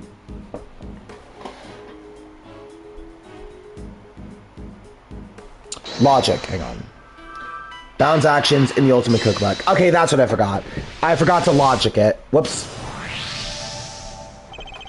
The Ultimate Cookbook contained instructions on how to create poison gas. And the current owner of that book is none other than Miss Judy Bound. No way! You mean... I'm afraid I do. Miss Bound would have been perfectly capable of setting up the gas trap. Finally, we can prove she's been lying to us. Investigation complete. And my blinds have fallen over. And that's that. All that's left now is to await the results of the tests on the teapot. Alright, fellas, we're going to endgame. We are going to endgame. Well, endgame of this case, anyways. Now, it's just exclusively cross-examination at this point. No, we're still going. We're still going. See ya. Alright, Peyton. Bye-bye! April 2nd, 2:33 p.m. Zodiac Hall, Fountain Room. Oh, never mind. Oh, you're sticking by. Okay. The results have just come in, sir. I'm saying, yeah! Let's go! Let's go! Traces of your Bikram were found in the teapot. They were? Just like Mr. Edgeworth said. Curse you! You better not think this means you beat me! You really need to drop this obsession with coming in first, Mr. Winner. We're all on the same side here, remember? We're all trying to get to the truth. What? But first is best! Everyone knows it's better to be a winner than a loser! That's really no way for a prosecutor to think. Not a successful one, anyway. What? But I... Enough. Mr. Edgeworth, please refrain from taunting the boy. Ignore him, Eustace. He isn't worthy of your attention. But you know... Oh, all right. Why don't I take care of things here for now? In the meantime, you can perform the far more important task of going and checking in on the victim. Yeah, good idea. I'll be right back. Excellent. We shall see you shortly then. Mr. Wynn is annoying, but totally harmless. Judge Gavel, on the other hand. Now, Miss Bound, perhaps you could explain why traces of ubiquium were found in your teapot? I had no idea there was anything in there. Perhaps it's one of the ingredients in the dishwashing soap I use? So, you're telling the court that you did not intentionally put ubiquium in the teapot? Yes, exactly. Why would I? Until today, I had no idea it could even be used to make poison gas. Objection! You're a trained actress, aren't you, Miss Bound? I thought you would have been a more convincing liar. What do you mean? You have access to the Ultimate Cookbook, correct? A book that just so happens to contain instructions on how to create poison gas used in the attack. Meaning, it's perfectly possible for you to know exactly how to make it. You're very well informed, Mr. Edgeworth. Miss Bound, is what Mr. Edgeworth said true? The book does contain information on how to make the poison gas, yes. But the fact I've seen it doesn't make me guilty. Can I ask exactly how the gas was triggered? The victim used a blowtorch to heat the lid of one of the display cases, thereby melting the ubiquium. Heh, I see. But he locked himself in the room too, didn't he? Surely that and the fact he triggered it himself. Wouldn't it point to it being a suicide attempt? So, she's not willing to admit to anything. Furthermore, where would I have gotten a hold of the Infesticide Ultra? Oh, I don't know. Perhaps you stole it. You know, I did bump into Moody Judy a week or so ago. And that very evening, I noticed my Infesticide Ultra had gone missing. Judy, surely you didn't... Delicia, you carry your bag of pharmaceuticals with you everywhere, don't you? There would have been a number of opportunities for someone other than myself to steal it from you. That's true, and I don't have any hard evidence that it definitely wasn't Miss Bound who stole it. Judes, there's clearly something you're not telling us. Why don't you just come clean, huh? We all know you never hurt somebody for no reason, so... Not you too. You think I'm guilty as well, Mr. Fender? Can you blame me? We got one wing disguising as another, a gas trap in one of the display cases. And you're the proprietor of the establishment. It's looking a lot like you did it, kiddo. You've got this all wrong. You have to remember, the gallery doesn't have any security cameras nor any security personnel. If some ill-intentioned person or other wants to get in undetected, I don't think they'd have much of a problem. Wow, you're practically asking to be burglarized. You need to be more careful. A great thief could have had a field day in there.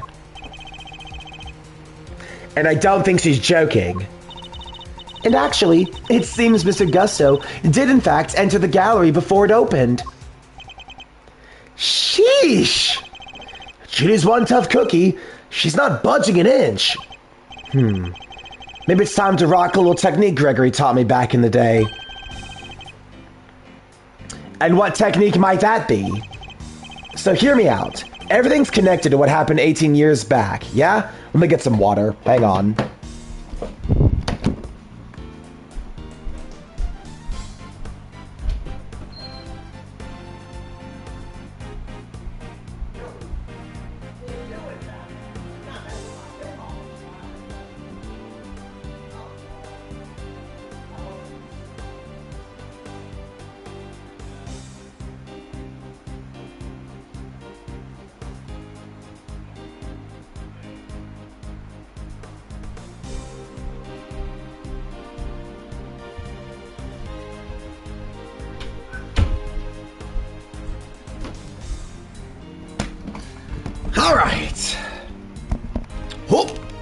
Backies. Audio check. All right. Backies. Audio check. Audio's good. All right. So hear me out. Everything's connected to what happened 18 years back, yeah? And since we're not getting anywhere by focusing only on the here and now, maybe we ought to approach this from a different angle and look at the past for clues instead. A turnabout in thinking. So my father used this method as well. All right, let's run this through the old Thinkatron. How was Jude's involved? What happened back then? According to Miss Bound, it was because of her that Mr. Frost's flavored ice sculptures had melted. And yet his sculptures are here on display at this very gallery today. Is it possible that she... Thank you, Fender. I think I know what I need to ask Miss Bound now. Don't thank me. Thank your pops. Now take it away, Mousy. I'll grab the popcorn. Miss Bound. You say you're the one who caused Mr. Frost's creations to melt 18 years ago, correct? I'm afraid so. I was young, foolish. It was a terrible accident. And yet what you did allowed you to open this exhibit, no? What do you mean? Yes, what do you mean, Mr. Edgeworth? If you're going to ask such questions, perhaps a formal testimony from Miss Bound might be best. Yes, perhaps it might. I'd like to know a little more about the Zodiac Hall, and about why Miss Bound decided to dedicate this space to Mr. Frost's work. Very well. If you believe it to be relevant to this case, I'll allow it. Miss Bound, would you mind? Not at all. I'll do whatever it takes to prove that I'm innocent. Then please, if you could please give us some background on the Zodiac Hall and the pieces on display here. Let's go. Zodiac Hall. It took 18 years, but at long last I was finally able to buy Samson's home back a little while ago. But a place like this is expensive to maintain, so I decided to turn it into an art gallery. To that end, I collected as many Paul Hillig pieces as I could from around the world. Because, if I'm honest, it's always been something of a dream of mine to open a space dedicated to his work. Thank you for your testimony, Miss Bound. How wonderful it is that you were able to fulfill your dream. Well, Miss Edgeworth, everything seems entirely above board to me. Judge Gavelle, that was simply the witness's preliminary statement. As you surely know, the value of that testimony cannot be evaluated without due cross-examination. Ha ha. Spoken like a true attorney. Very well. You may do what you must. Oh, I will, you arrogant bitch. You can bet I will! We press the third statement of Bound's first testimony.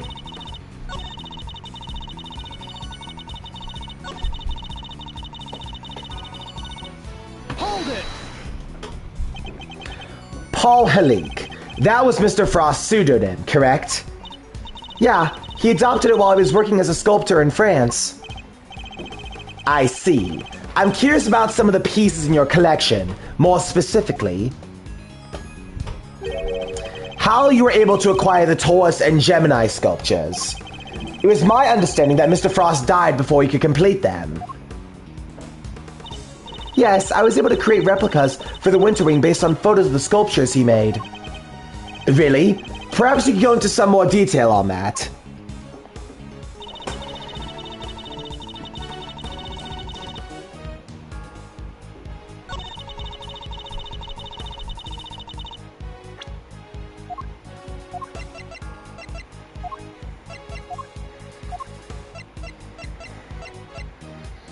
Objection!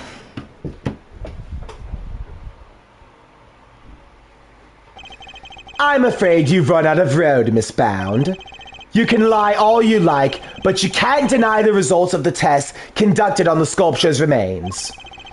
And those tests leave no room for ambiguity. What you had on display weren't replicas, they were the very statues Mr. Frost carved 18 years ago. Oh, I can probably help explain how it works out if you like, dear. It's the sugar, you see. You might think sugar, but the composition is actually really unique. You could probably recreate statues, but the sweet scent of their chemical makeup, no chance. Thank you, Miss Scone. I don't recall asking for help, but still. To put it simply, the statues didn't disappear back then because they melted. They disappeared because you spared it away and kept them hidden these 18 long years. Ah, what? She kept a pair of flavored ice sculptures around somewhere for all that time? Heh, it's not the most out there idea in the world, assuming you had a big enough ice box. Quiet, all of you. Miss Bound, have you say anything in your defense? So you've already learned that much. Should I take that to mean you admit to having hidden the flavored ice sculptures in question? No, I admit to no such thing. You haven't proven that I was the one who took those statues away. And you won't, because it would have been impossible for me to do so in the first place. The police were already here when they disappeared. How could I have done it without them noticing? Heh, how indeed. I don't yet know exactly how you did it, but I'm far from ready to say it was impossible for you to have stolen them away. You're a very persistent man, aren't you, Mr. Edgeworth? I am indeed, and I won't stop until I get to the truth. I see. Then I better tell you exactly what I did that day, 18 years ago. What I did that day. The whole time before judging began, I was waiting upstairs on the living area on standby.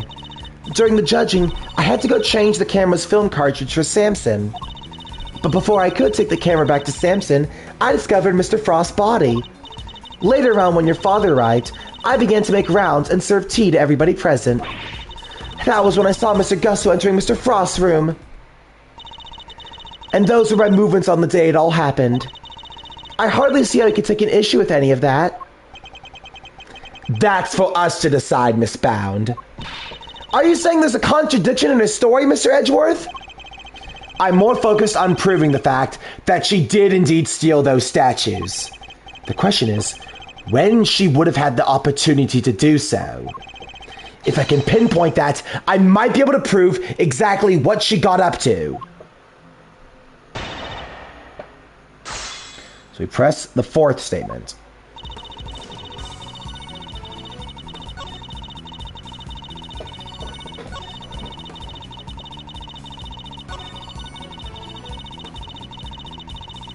Hold it! Just as you did today. Yes, I went around and offered everybody working on the investigation a cup of tea. Present company included, I remember it well. You were here, there, upstairs, downstairs, everywhere at that little cart of yours. Interesting. And did anything strike you as strange around that time? Oh yeah, Gregory was singing the praise of Judy's tea and... I think he mentioned his saucer was cold. His saucer was cold? Was this the moment when Miss Bound stole the sculptures? Yes, it was. Miss Bound, I believe this is when you stole the sculptures. I hate to contradict you, but the fountain room was full of witnesses at that point, Mr. Fender included. Are you suggesting that I somehow got the sculptures out of Mr. Frost's room right under everyone's noses? That is precisely what I'm suggesting. Miss Bound stole those ice sculptures, and she did it by hiding them here. Take that!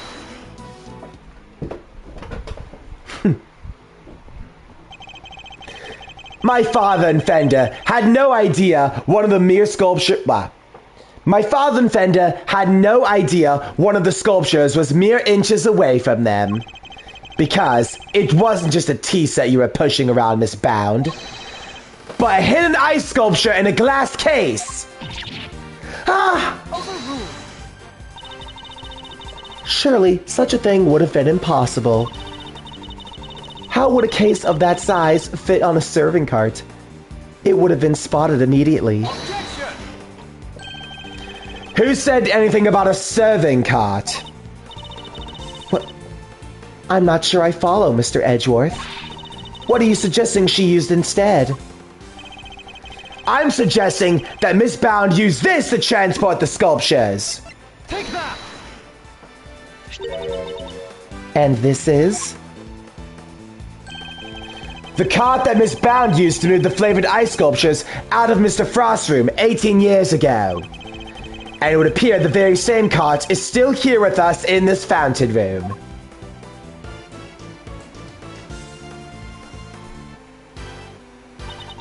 Well, we originally bought it for use in the contest. And you're saying Miss Bound loaded Mr. Frost's sculptures onto this cart and then carried them off? I am. As you can imagine, all one would need to do is lay the case on its side, add a tablecloth, and it'll look exactly like a normal serving cart, thus allowing her to move the sculptures around freely. Can it be? Holy moly! Of course! That's why those saucers were so chilly. They were sitting on top of a big block of ice. Oh, such a small detail, but I appreciate that actually it was a clue at the end of the day. I'll be honest, when I first played this case, I did not think this was going to be a clue. Shoots, how could you? Impressive. Then again, you are Mr. Gregory Edgeworth's son. I should have expected no less. There isn't a scrap of evidence that I stole the sculptures all those years ago now. And yet, I knew that no matter what I said I did, I'd always be under a cloud of suspicion. So you admit it? You admit that you stole them from Mr. Frost's room? Yes, I do. I took those sculptures and their glass cases out of that room 18 years ago. And Mr. Edgeworth correctly deduced, I dressed them up. As Mr. Edgeworth correctly deduced, I dressed the lift cart as a serving cart to do it. And I slipped in and out of Mr. Frost's room while I was going around serving tea to everybody.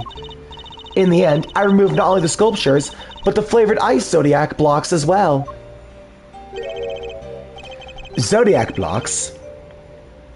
I feel like I've seen them myself before. There's a huge block of ice on display here. It must be incredibly heavy. Though, maybe not, what with it being hollow on the inside. If the Winter Wing really is an exact replica of Mr. Frost from 18 years ago, then even though my father never saw them because they already melted, the Zodiac blocks must have been in the victim's room back then as well. When I had finished moving the 2 ice sculptures and the 2 Zodiac blocks, I took 2 fresh empty cases to Mr. Frost's room and put them where the original 2 had been. Only the sculptures have been kept in glass cases, you see, to prevent them from being damaged. The blocks were a little more robust, so they had been displayed as is. As stated in the contest rules, we were responsible for providing in all the display materials, including the cases. Meaning, it would have been easy for her to prepare those empty spares she swapped in. Sorry. Mr. Frost's room contained quite a few other flavored ice works in progress. I figured if I melted them down somehow, the resulting puddle would look like it came from the sculptures. And that is how the sculptures from 18 years ago came to be in the Winter Wing today. I have to say, Mr. Edgeworth, that's quite the confession. Indeed, and I think she offered it so willingly because she knows there's nothing we can do about it. That's all I have to tell you. However, despite everything I've shared, you can't charge me with anything now, can you? What? How do you figure that?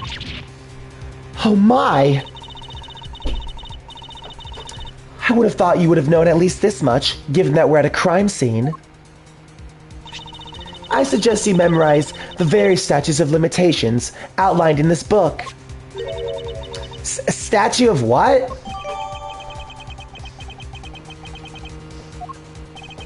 Simply put, Kay, prosecutors only have a certain amount of time within which they can put a suspect on trial for a given crime. Let's take a closer look, shall we?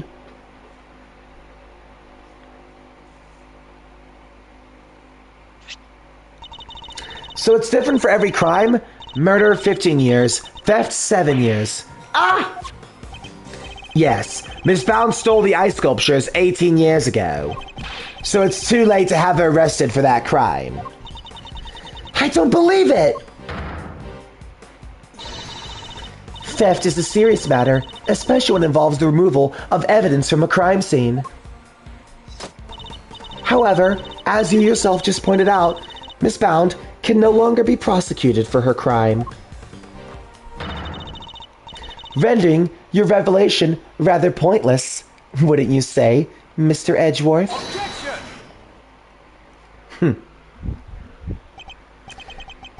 I wouldn't be so sure about that. For you see, the theft of the ice sculptures isn't my principal interest here. I find the body that reappeared 18 years ago after the theft to be considerably more interesting. Are you suggesting that I also hid Mr. Frost's body? I am indeed. But how do you keep a body hidden for 18 years without anybody finding it? By hiding it in a very unusual way. Ooh, now this is interesting. Are you telling me that you know where the body has been all this time, Mr. Edgeworth? It's not such a big leap if you think about it, especially considering what Miss Bound has said already. Let's just say it wasn't flavored ice she removed from Mr. Frost's room back then. Very well. If you're confident in this claim, let's put it to the test. Tell me, Mr. Edgeworth, where exactly was Mr. Frost's body hidden? Now, we present the Winter Wing photo. Take that!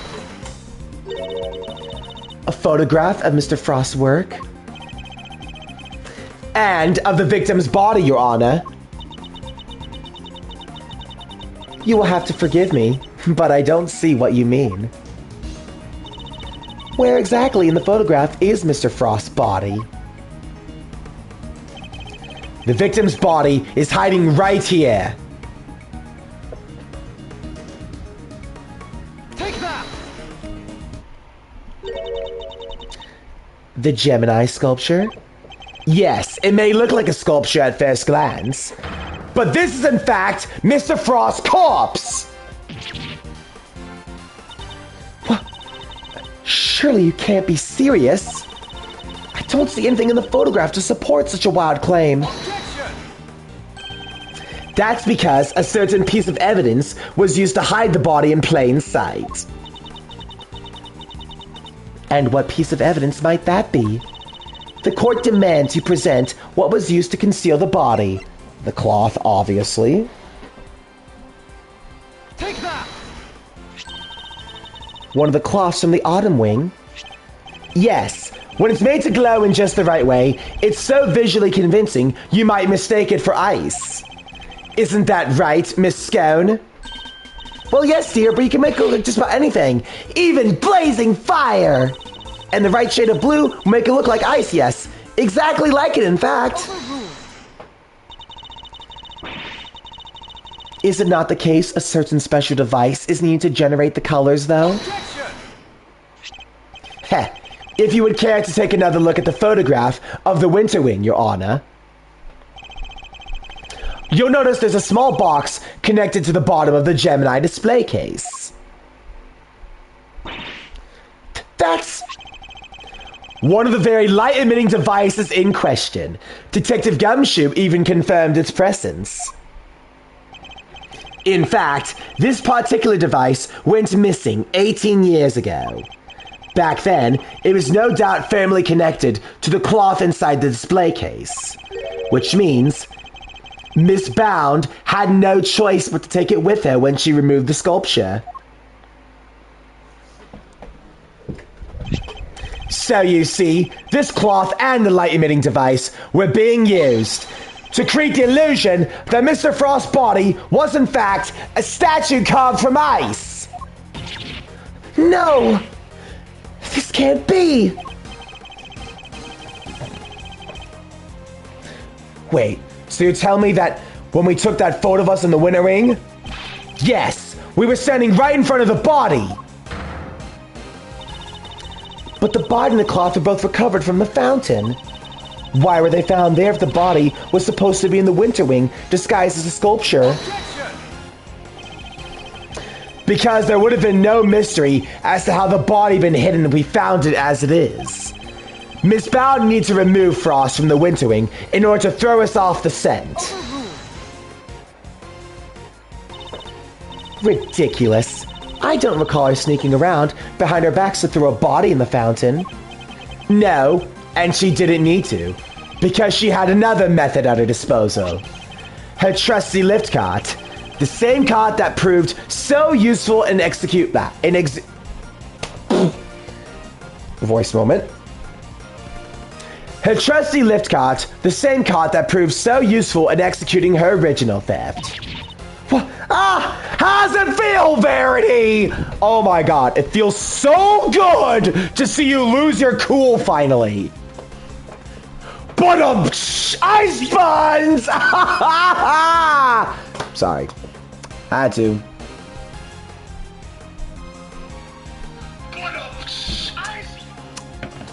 Audio check good. I believe she wheeled the body into one of the other wings and floated it down the stream to the fountain. The frozen body, being quite solid, probably got stuck somewhere along the way. Which is why only the cloth appeared at first. The cloth Miss Scone discovered.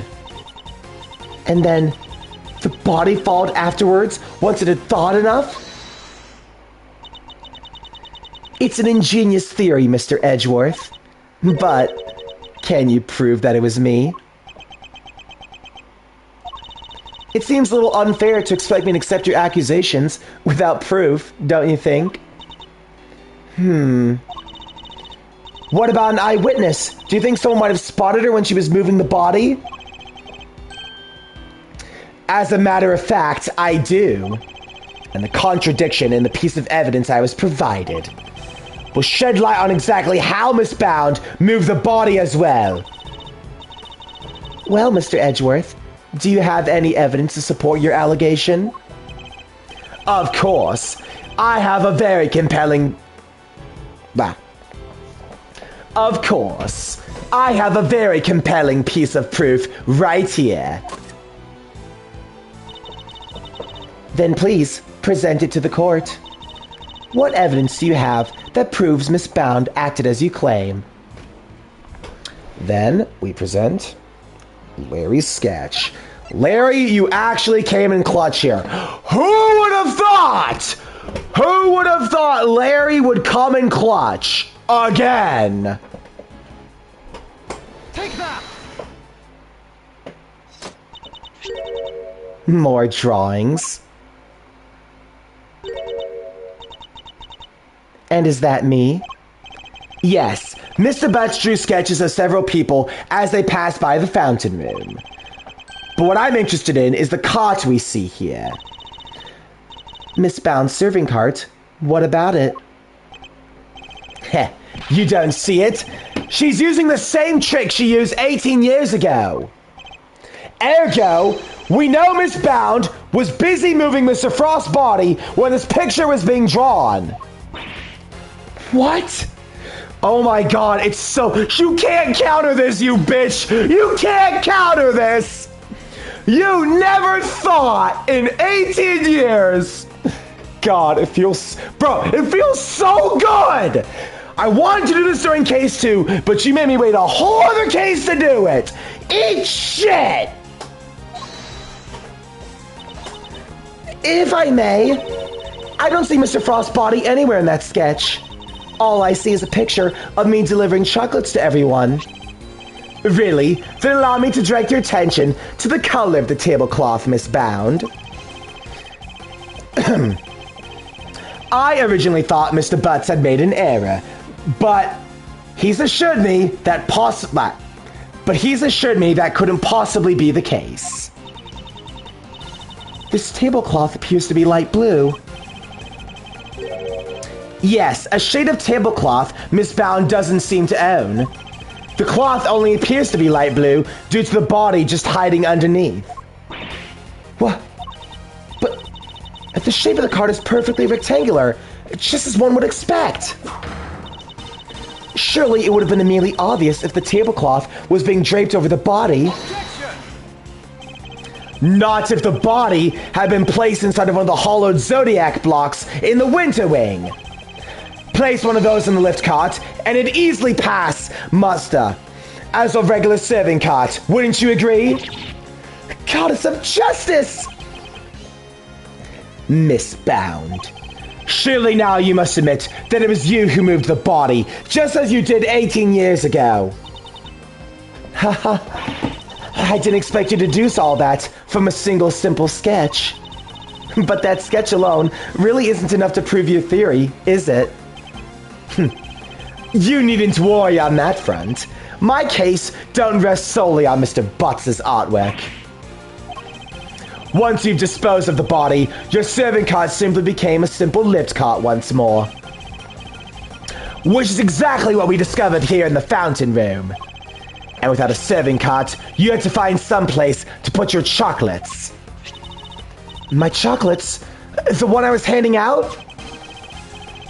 As we saw in the sketch, you had originally placed them on top of the cart. But the chocolates you gave us came from your pocket. Oh yeah, mine was half melted. It was still super sweet and tasty though. Why'd you suddenly feel the need to put the chocolates in your pocket, Miss Bound? It was because you no longer had a serving cart to put them on. That's why. One moment, please. You have explained what Miss Bound did with the chocolates and the lift cart. But what about the tablecloth? Where did it go? Indeed. If stashing the chocolates in her pocket was the only solution she could think of, I doubt Miss Bound had the time to dispose of an entire tablecloth. Well, Mr. Edgeworth, do you have an answer for me? Miss Bound didn't hide or dispose of the tablecloth, Your Honor. In fact, it's right here in front of us. Perhaps you would care to enlighten us. Where exactly is the tablecloth Miss Bound used to hide the body?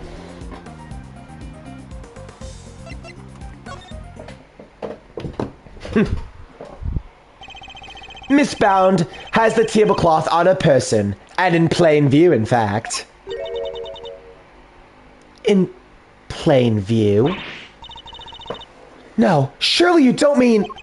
Miss Bound, it's a cloth around your waist, isn't it? And given the zodiac blocks weren't kept in glass cases, that cloth would have been in direct contact with the ice. All we need to do to confirm my theory is to test the cloth for traces of the sugar used in Mr. Frost's work.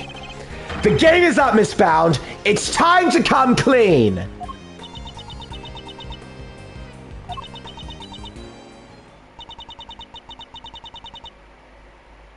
You won't need to test the tablecloth. Everything you said is true.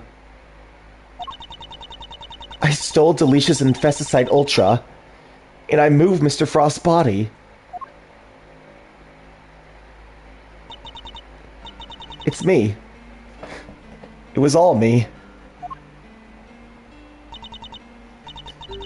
Delicia, I'm so sorry. Last week I went into your bag and I took it. And then I put it in his pocket, hoping to make it look like he tried to do himself in. I also made sure to leave no fingerprints but yours, just in case the police suspected foul play. Judy, you... Oh my gosh. But, Judes, why? Weren't we supposed to be on the same side? All fighting together to free Samson? We were. But I couldn't afford to get arrested. Not yet. Not until I finally proven that Samson is innocent. I always planned to give myself up in the end, I swear. I know it's easy to say that now, but why do it this way, though? It's not like you. I'm sorry, Mr. Fender.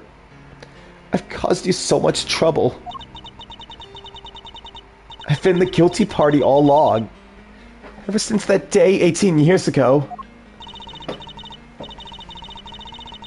Are you trying to tell us that the true culprit in the IS-7 incident was you? I committed a terrible crime. I took those sculptures, and I stole them for a purely selfish reason. The one Mr. Frost died, they became more than entries in a confectionery contest. They became the final works of Samson's favorite artist. I couldn't allow them to just melt away. Not before he came home. And that meant I couldn't let anybody near them. Not even the police. So I hid them. I knew I was wrong, but I had to. I put them in cold storage for safekeeping. What I'd actually done was far worse than anything I could have possibly imagined. Because who would have thought that Mr. Frost's body itself was posing as one of the sculptures? So she didn't know about the body when she stole the sculptures? Samson is a kind man. A saint. He could never kill anybody. Never! Yet because of what I did, the police never found Mr. Frost's body. And Samson was found guilty.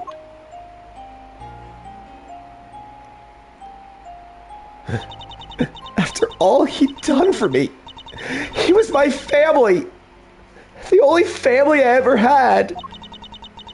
He was the most important person in the entire world to me. And Judes.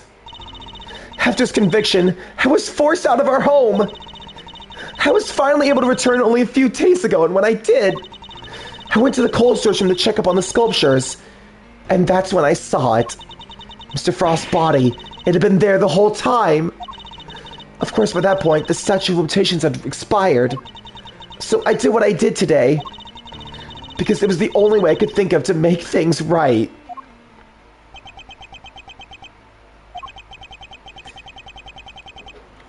It seems I've misunderstood her intentions. Everything she's done really has been all for his sake. Hey, what are you thinking about, Mr. Edgeworth? Something that's been puzzling me. Why did Miss Bound use poison gas? Why not a more reliable method? And why disguise the autumn wing as the winter wing? The only reason I can think of is to confuse someone who was here 18 years ago. Yeah, I wonder what she had in mind. If she was trying to prove that Mr. Tangor is innocent, Miss Bound's ultimate goal must be to find the true killer, right? That's right. Could she have been trying to discover the identity of the true culprit? Miss Bound, your ultimate aim was to see Mr. Tangor cleared of all charges, correct? And to that end, you had to expose the real killer and have the police find the body from 18 years ago. Is my understanding of your intentions correct? Exhibiting the sculptures was to make sure, to force the killer to return to the crime scene. After all, they were the only person apart from you who knew the body was hidden in the icework. So they would have freaked out thinking the body was about to be discovered and come running, yeah? Exactly, but Miss Bound ran the risk the killer might successfully cover the tracks in time. In the worst case scenario, they might even have been able to remove Mr. Frost's body from the scene. So how could she lure the true killer into revealing themselves without putting vital evidence at risk? I see what you're getting at. You're saying that's why the Autumn Wing was all winter wingy. I am. You were betting on one thing, Miss Bound, weren't you? That whoever opened the Pisces case you had so carefully disguised as the Gemini case will be the real perpetrator of the IS-7 incident. No. But that would mean the real killer was... Enough. Not another word. Do you realize the implications of what you're saying, Mr. Edgeworth? Are you prepared to stand behind the accusation you're clearly about to make? Miss Bound set a trap for Mr. Frost's killer, meaning that whoever found themselves caught in the trap is highly likely to be the guilty party. But I lack the evidence to support such an assertion. To accuse someone without any evidence is not to be done lightly, so... Should I really go ahead and make my accusation and name Mr. Frost killer nonetheless? We're making it, baby! We're making it! My ultimate goal is to see the truth exposed. And to do that, I need to seize the moment. Yes, Judge Gabelle, I am prepared to stand behind my accusation. I know exactly who is to blame for the IS-7 incident. Take that! Mr. Gusto, the victim of the poison gas attack, is the perpetrator behind the IS-7 incident? Gussie!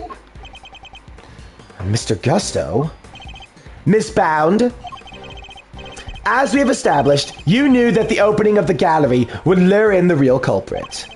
And you set up the poison gas trap in order to catch them. Do you dispute the facts thus far? You're a very impressive man, Mr. Edgeworth. Just like your father. And of course, you're absolutely right. Then perhaps you can tell us exactly what happened in your own words. Of course, I have nothing to hide anymore. So I might as well tell you everything. As you said, I set a trap here in the gallery to try and catch Mr. Frost's killer. Before we opened, I made sure the door to the Autumn Wing was the only one that was unlocked. When the opening time came, I went around to unlock the doors of the various rooms, and found that the Autumn Wing had been locked from the inside. The killer is on the other side of the door. The thought, well, it frightened me. And then, she simply walked away, leaving him to fall victim to her gas trap. When I heard that Mr. Gusto was being treated for gas inhalation, that's when I knew he was the murderer. All that was left for the police to find Mr. Frost's body, and then... Samson would finally be proven innocent. At least, that was my plan. Judes, why didn't you tell me? You know I'm always here for you, right? We could have found another way. It didn't have to be like this. Thank you, Mr. Fender. You've been so kind to me all these years. But I'm the one who created this mess. So it's up to me to try and clean it up.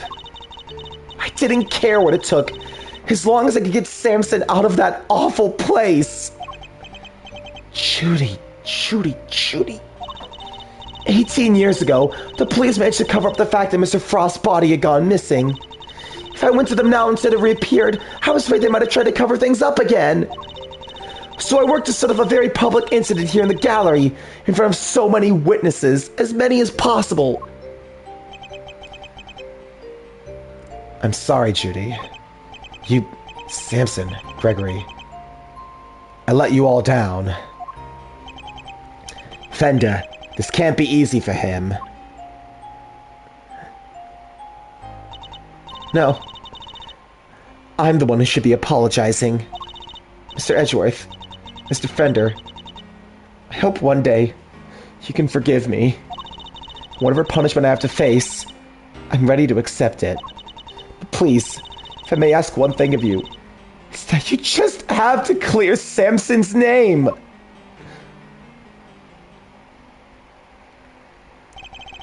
The way the truth of these past 18 years had come to light was unexpected, to say the least. And yet, it had set us down the path towards an even more shocking end. The final part! Let's go! I'm not stopping till we finally get to endgame. This is it. Let's go! Let's go, fellas! Let's see how long the stream has been going. We haven't trumped our 7-hour marathon yet. She just wanted to save Samson. She couldn't even trust the police because back then they just covered it up. Honestly, it really goes to show how much she really wanted to save. Like, really, where's the justice? Where is the justice here? Samson has been imprisoned for 18 years. 18 years for a crime he didn't do. And it's all Von Karma's fault. It is all his fault. And obviously Mr. Gusto's fault. And here's the thing. You're not gonna be ready for why. Like, a crime that's like this big, you think there's probably gonna be some major motive. I mean, honestly, this was a pretty major revelation. Bro, honestly, when I first played this case, I thought this was it. I honestly thought Judy did it. I thought that was the twist. The most innocent one is actually the culprit. And those last cross-examinations, they really made it look that way. But here, no. There's a whole other segment of case we gotta do. If there's one thing we know, we're not stopping until the truth is revealed. April 2nd, 3:11 p.m., Zodiac Hall, Fountain Room. Miss Bound, are you feeling a little calmer now? Yes. Good. Then allow me to get to the point. Regardless of your intention, you broke the law. I understand. Nevertheless, I understood you did what you had to in order to prove Mr. Tangol was innocent. Nevertheless, I understand that you did what you did in order to prove Mr. Tangol was innocent. Therefore, if the real culprit really is someone else, then we have a duty to reinvestigate the case. Verity. Verity! Oh my god! Stop. Verity, you are not going to pull the plug now! Oh my god!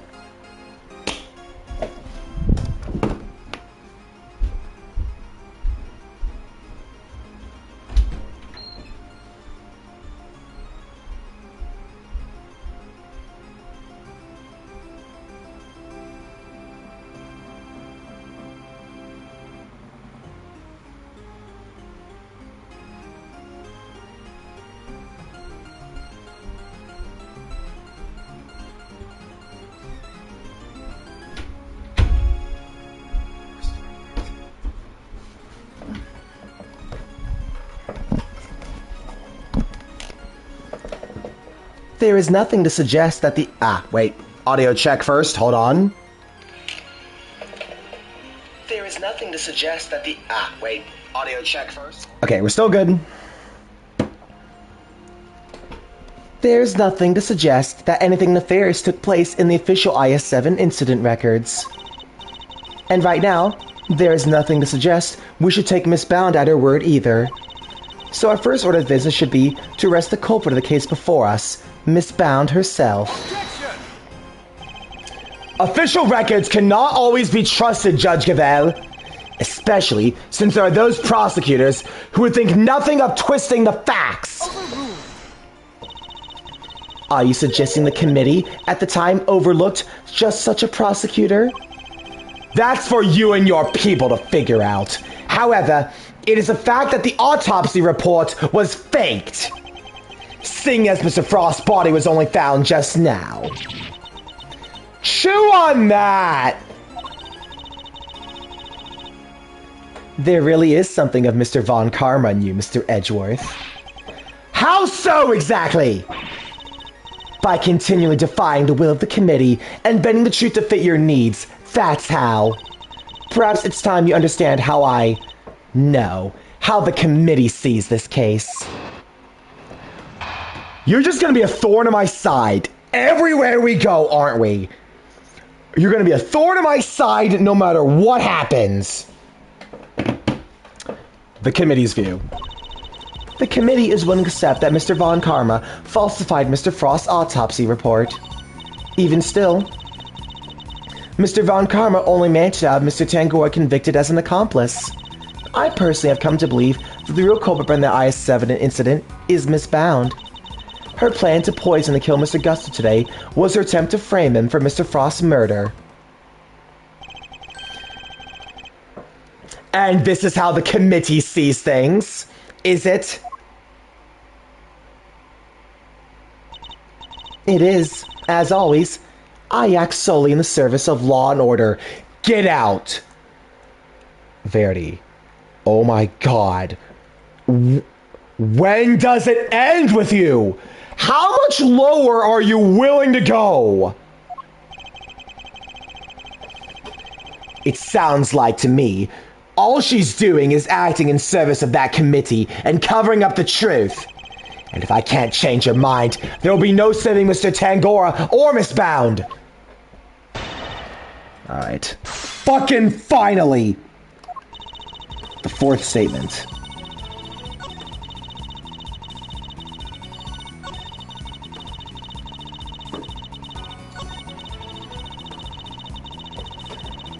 Hold it! Why would Miss Bound have chosen to frame Mr. Gusto for the murder? No doubt because he suspected her of being the real culprit. He may have entered what he thought was the Winter Wing simply to see if the Gemini statue was genuine. Little did he know they'd be greeted by a trap designed to silence him. A trap that nearly worked. Do you have any evidence to support that line of reasoning? Unfortunately, Mr. Gusto remains in critical condition. It will be difficult to prove anything until he regains consciousness. In other words, there is little we can do for now.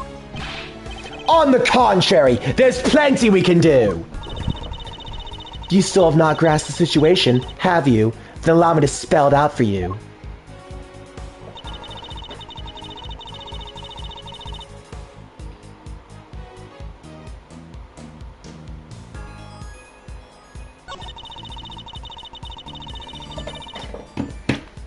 Well, guess what, Verity?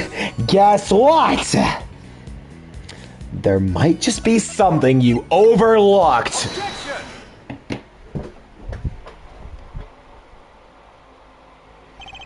I'm afraid there's still one question concerning the I-7 incident that remains unanswered, Your Honor.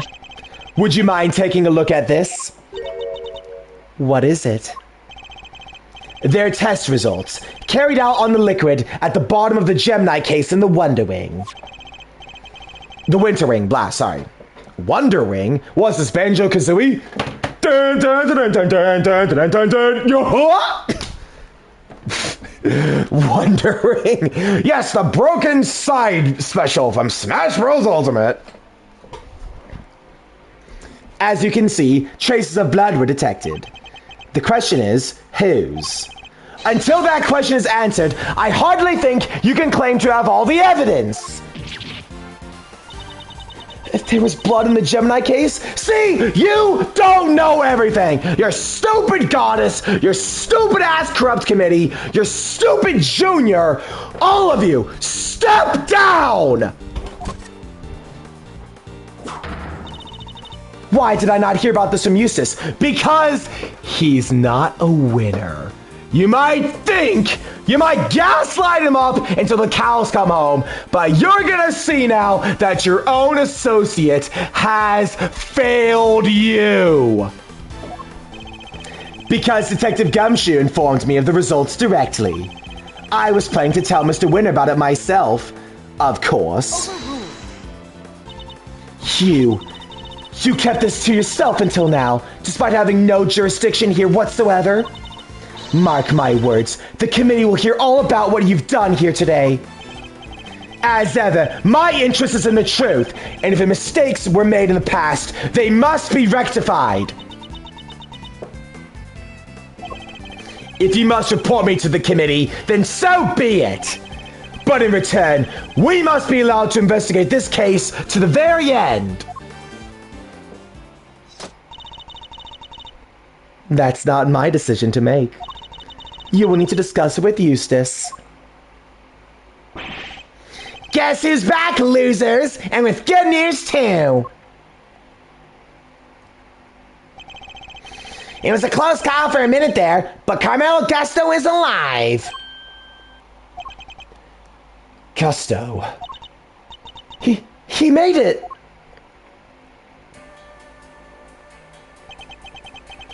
And now I have to get my Gusto voice. So he's older now, so I'm probably gonna make him more grisly sounding. No, it's just the same voice. You're the ones who found me. Yup, long time no see, Gusto. You, the attorney's assistant? You've grown. And you have an assistant of your own now. Assistant? No, I'm... He hasn't got the gig just yet. This is Gregory Edgeworth's son.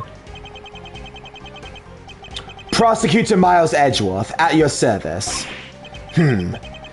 Fate moves in mysterious ways. I'm in your debt. If you hadn't found me in that time, I wouldn't be here to thank you. Oh, you're very welcome. After all, if you hadn't lived, we wouldn't be able to ask you what really happened 18 years ago. What are you talking about? We've get out quite a bit while you're out cold. Including the fact that you're probably the guy who offed poor Artie Frost. What? Is that true? Miss Bound set up a very elaborate trap to catch Mr. Frost's murderer. A trap that involved rigging the Pisces case with poison gas. Perhaps in light of that fact, you could tell us in your own words what happened back then? Or perhaps you'd rather exercise your right to remain silent. Oh, it's not that. Gusto here's a fan of the old meditation. You know, Om, and all that jazz. Wow, sleeping while standing seems pretty cool. That's one heck of a talent. Except there's no sleeping involved in meditation, Kay. Hey, Gusto, pal, how about you snap out of it and tell us what you know back then?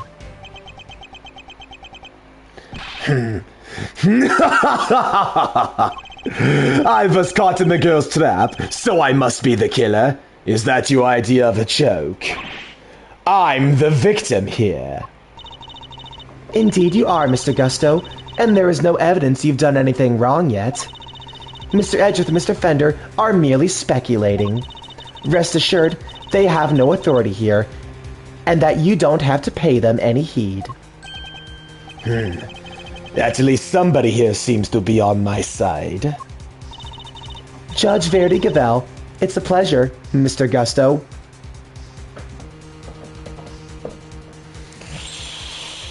Okay, I'm not going to do the lampshake again because we saw what happened when I did that during the last stream. I tried to do a lampshake.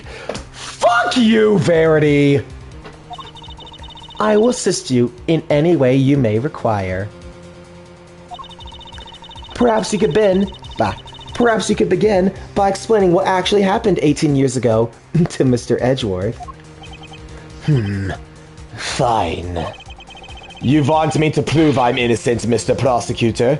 I'll be happy to. Objection! So this is how you mean to play it, Judge Gavel? You're hoping Mr. Gusto will help you to hide what happened instead of trying to correct the record? I believe only in the infallible judgment of the Goddess of Justice. Except it's us humans who make the actual judgment calls, Except it's actually us humans who make the actual judgment calls in a court of law. And so long as there are those who use the laws to their advantage, our rulings are fallible as well. If you would use your position to further obscure the truth, then neither she nor I will forgive you. Ha ha ha. We'll see about that. What do you advise, Judge Gavel? It would seem that you were under suspicion because it was you who triggered the poison gas. Specifically, by opening the Pisces case's lid. Would you be so kind as to share with us why? I understand. I came here to see Frost sculptures. Simple as that. I made a mistake with the opening times and arrived half an hour early. Miss Bound, was there no one at the reception desk around that time? I had left the main entrance unguarded, unlocked, just in case the killer made an appearance. I was also busy making preparations elsewhere, all the way up until the gallery's opening. So, no, there was no one here on the first floor then. But I did make sure all the wings were locked up tight, except for the autumn wing, that is. I see. She did all that just to steer the culprit into the autumn wing, which is precisely where Mr. Gusto went. Sneaking into a building's pretty suspicious, however you slice it. Silence in the courtroom. I will permit no objections or interventions unless there's some evidence that the witness is lying. The courtroom? You know this is an art gallery, right? Mr. Gusto, if you could please continue by explaining why you opened the Pisces case. I wanted to see Frost work up close. So I went up to Gemini. Sorry. I guess it was supposed to be the Pisces statue. And I saw the lid was frozen on tight. So I grabbed a blowtorch nearby and tried to open it. And then I finally got it open. Gas came pouring out. Fascinating. His is the sort of flawless testimony attorneys can only dream of. Yeah, the everything sounds like a lie kind. I am none too satisfied with Mr. Gusto's explanation myself. Alas, there is no evidence to refute it. Come on! There must be something! It's Bound's story you should be questioning, not mine. I'm not the one who set up the gas trap. She could have killed anybody with that thing. Objection! She turned on the sprinklers as soon as the gas was released. She knew exactly what she was doing. She was gunning for the killer, and nobody else. That killer being you, old pal. So you believe that self-confessed criminal? Miss Bound is far from blameless in this affair, and she will have to pay for her crimes. But so will Mr. Frost Killer. You seem determined to pin Frost's murder on me. But I had no reason to kill him. And you have no evidence to prove otherwise. Can we really not prove he's the killer, Mr. Edgeworth? Mr. Gusto fell victim to the poison gas. That much is indisputable.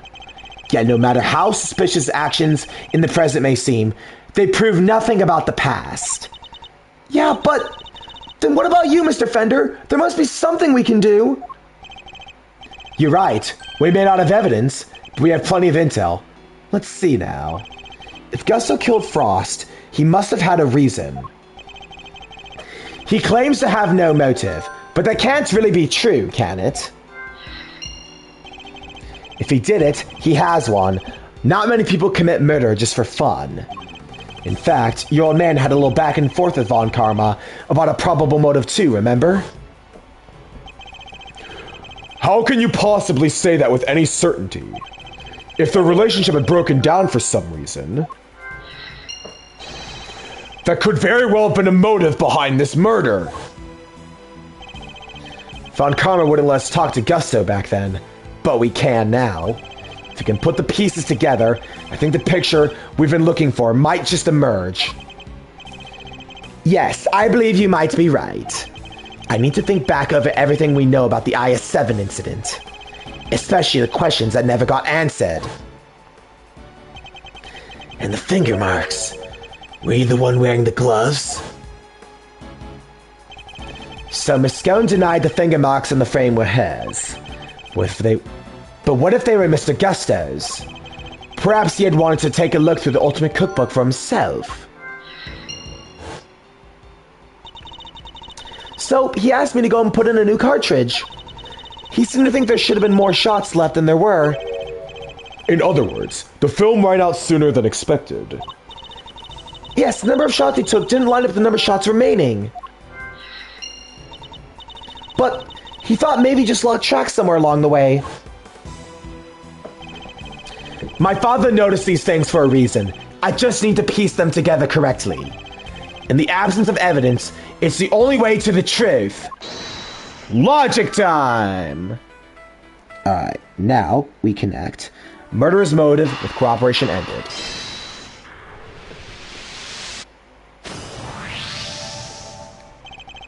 Mr. Gusto, you and Mr. Frost conspired to create works for the contest together, did you not? So, you know my little secret. Mr. Fender was kind enough to inform me. Mr. Frost was in charge of the designs, while you were in charge of the flavor. Is that correct? What can I say? I still had a long way to travel on the road to becoming a master confectioner. But you only collaborated up through the semifinal. Something changed after that. We both wanted to show what we could do. Show that we were better than Tangora. Objection! Then why did you help Mr. Frost with his entry for the final? What grounds do you have to say that? Your own statement made to Mr. Von Kalmer 18 years ago.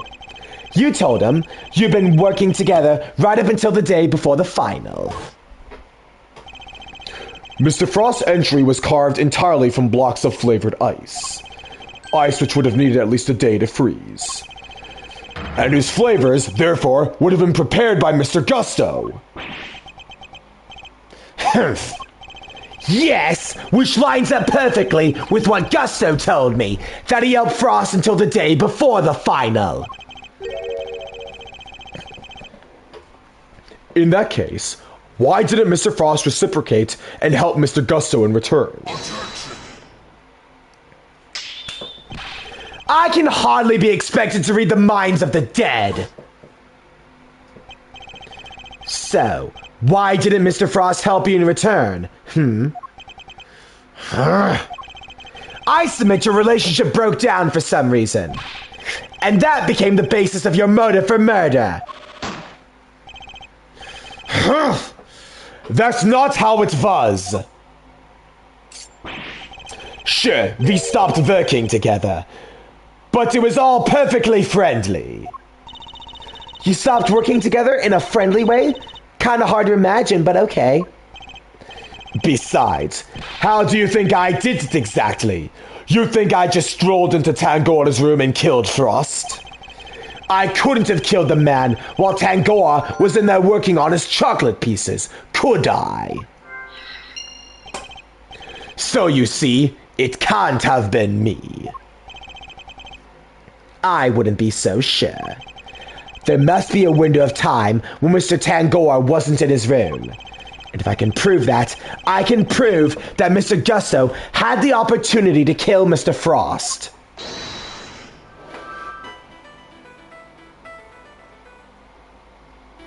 Remaining exposures, 1 the cookbook.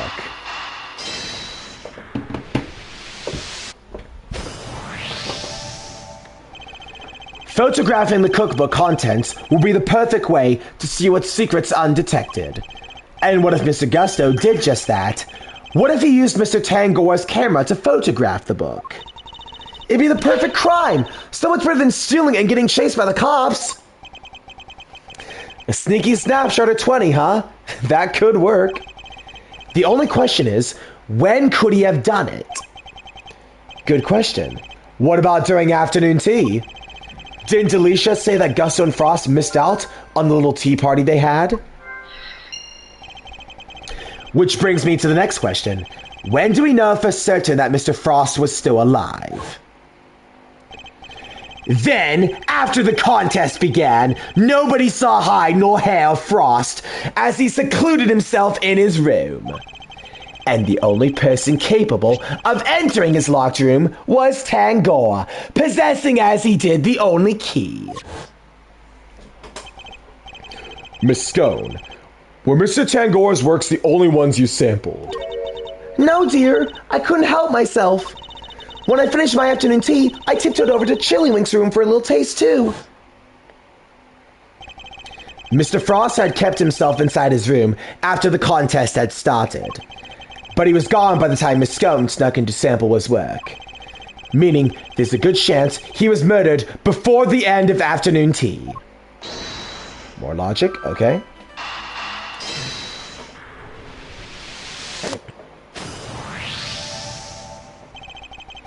We can be sure Mr. Frost was alive until the beginning of afternoon tea, making tea time the only window during which Mr. Gusto could have killed him. Are you satisfied with Mr. Gusto's story now, Mr. Edgeworth? Heh, sadly, I'm afraid I'm still rather unsatisfied. But things are finally starting to become clear, and the truth will soon come to light at last. Do you mean to say you've uncovered new evidence? Evidence? No. I was hoping I might convince Mr. Gusto to open up about it instead. Oh, is that mind games time again? It is. Mr. Gusto, I have a question for you. I said I have a question for you. No. What is it? You chose to make your entry for the final on your own. I told you, I wanted to test myself. I wanted to prove I was the best in the world. Objection! If that were the case, then surely you wouldn't have been If that were the case, then surely you wouldn't have chosen to cheat in the first place. So tell me, Mr. Gusto, why did you feel the need to team up with Mr. Frost? Let's go. Mind chess, baby.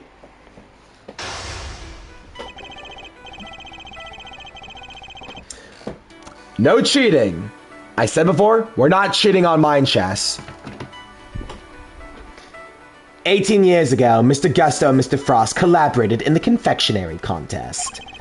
But why did they work together, and why did they enter the contest in the first place? That's the information I need to get out of my opponent somehow. Mr. Gusto seems to have a habit of pretending to be asleep when things aren't going his way. Let's start by focusing on why he chose to work with Mr. Frost. By my hand, now is the time to dig up the truth that was buried all those years ago. I'm gonna do a quick audio check here. Hang on. I just want to make sure that this does not glitch out on me, damn it. Hang on.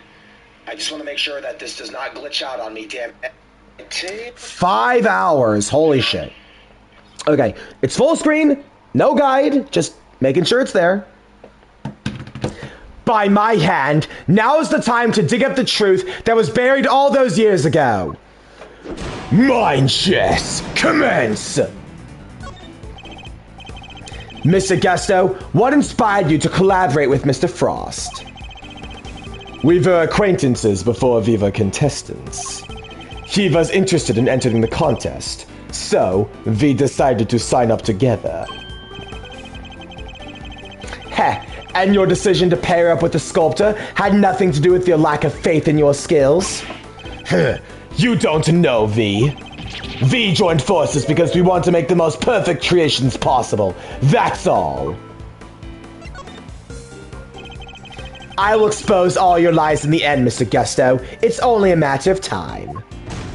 Oh. Oops. Sorry, want to see if I could do an impression of you. Turns out it's easy. He's happy to bide his time as well, it seems. I have to pick my words more wisely. Okay, we're not gonna reread what we've already done.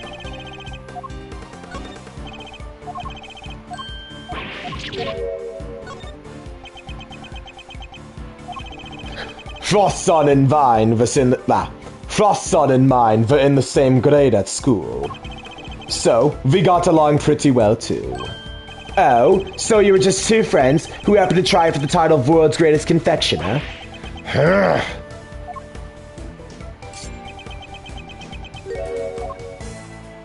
Wake up!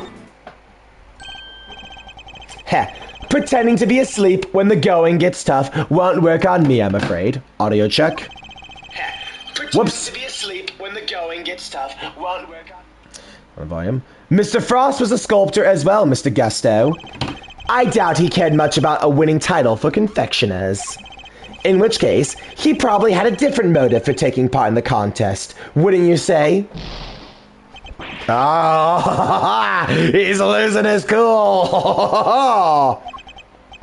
Fine, it was me. I wanted that title. Frost was only in it for the prize, the ultimate cookbook. I see. And since your objectives dovetailed, I see. And since your objectives dovetailed so neatly, you decided to work. This voice is throwing me off, man. I'm sorry. Let me get some water. I think I feel my voice sputtering a bit.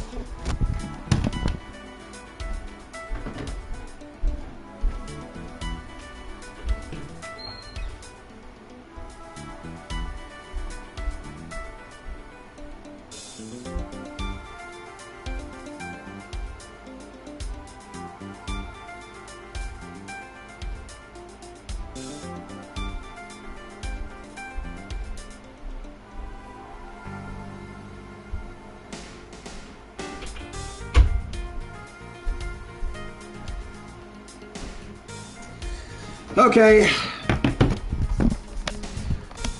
I am back. Let's see now. Audio check. Audio check. I am back. Let's see now. Audio check. Audio's good. Excellent, excellent. Let's resume. I see. And since your objectives dovetailed so neatly, you decided to work together. But then something happened. A breakdown in your relationship, perhaps? If so, I want to know why.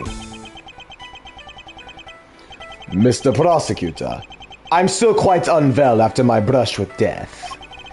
Push me too hard, and I'll be on my way back to the medical room. No, wait! Then you better wrap this up quickly. I'm dangerously low on patience. Mr. Gusto is trying desperately to make his escape, but he's not going anywhere yet. Not as long as he's keeping things from me, so let's figure out what he was really after next. There's no time to lose. I need to pick up the right line of questioning, and fast! You two had your eyes on something other than the title, didn't you?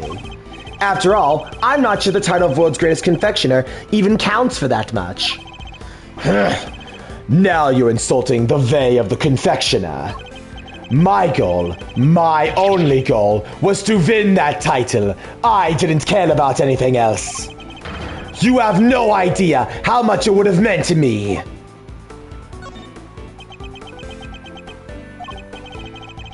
Look, my sense of design may not have been up to snuff back then, but you should see me now. Oh, so you've improved? You bet I have. I didn't do all that training in Zhang Fa for nothing.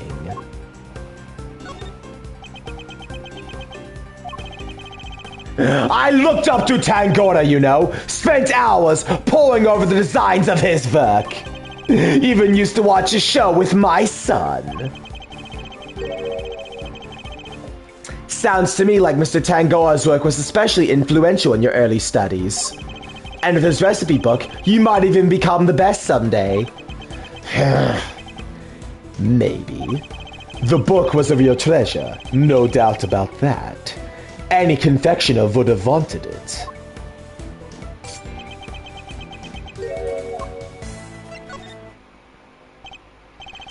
You claim your only goal was to win the title.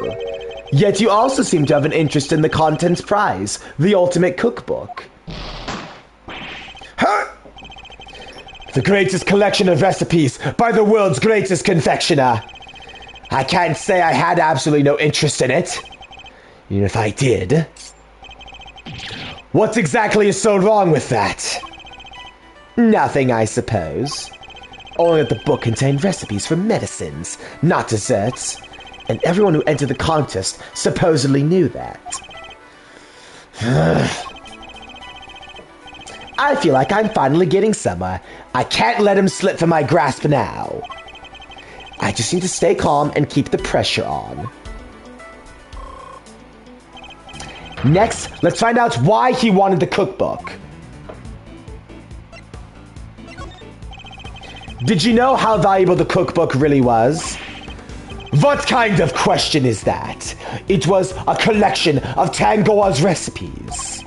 There wasn't a confectioner in the world who wanted to get their hands on it. I don't have a clue as to how to proceed with this line of questioning. I'd better try another tack.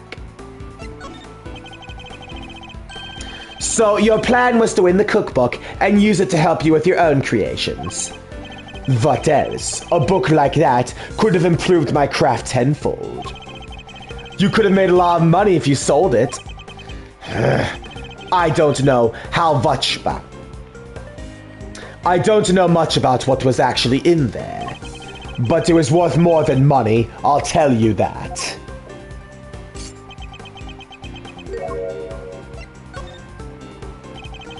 Come now, Mr. Guesto. I think you know more about the Ultimate Cookbook than you claim. Hang on, my phone's getting low on battery here. Hang on. That's 7%. I want to charge this. Okay. Oop. Sorry, charging cord. Charging cord. Put this down here. Gotta move this spare controller that's charging too. Sorry, no. Awkward pause. Awkward pause. My bad. I want to roll over the cord by accident. Okay, there. They told us little about it at the start of the contest. Heh, then you know what kind of recipes it actually contained, don't you? And they weren't dessert recipes at all. I see you did your homework. Fine. So you know what was really in there. The Ultimate Cookbook, or the Angel's Cookbook to give it its proper title. It's a collection of chemical formulas and ways to synthesize new medicines nobody had ever heard of. So he did know the cookbook actually contained recipes for medicines. This could be an important clue.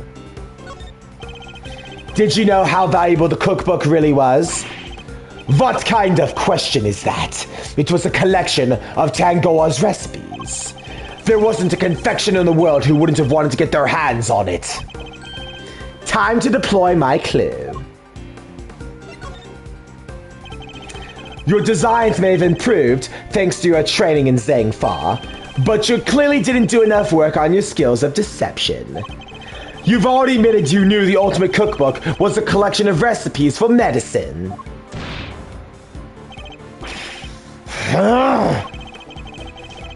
Thereby making your interest not gastronomical, but pharmaceutical in nature.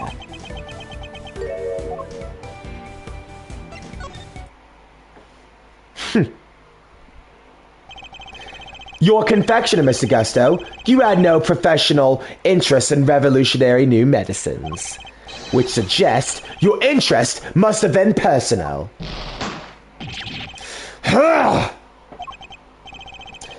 I underestimated you. Fine. You're right. Winning the title wasn't the only reason I entered the contest. I needed one of the recipes in that book. It was for my son. He was sick. He was? Tell me more. That's none of your business. As I've told you.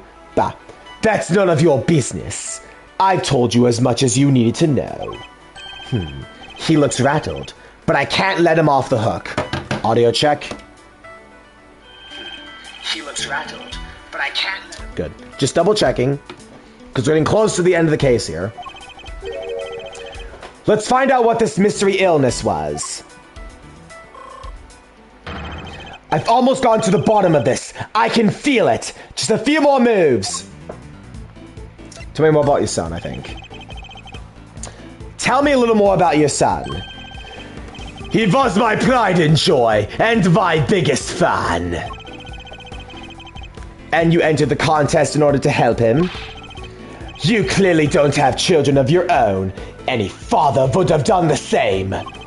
I would have done anything to help him. Anything!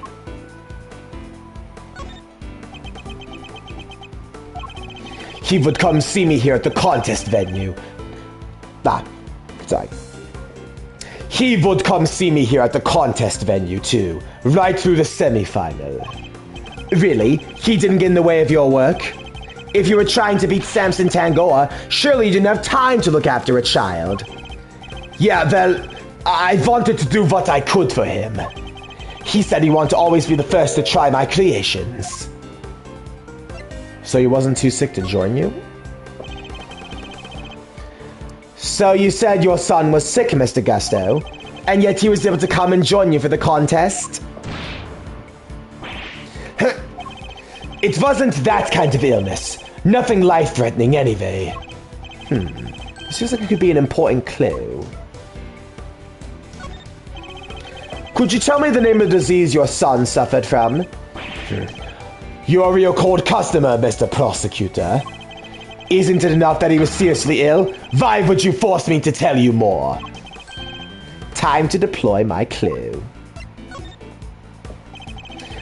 You've already shared with me that your son's illness wasn't life-threatening. So why are you so reluctant to share any further details?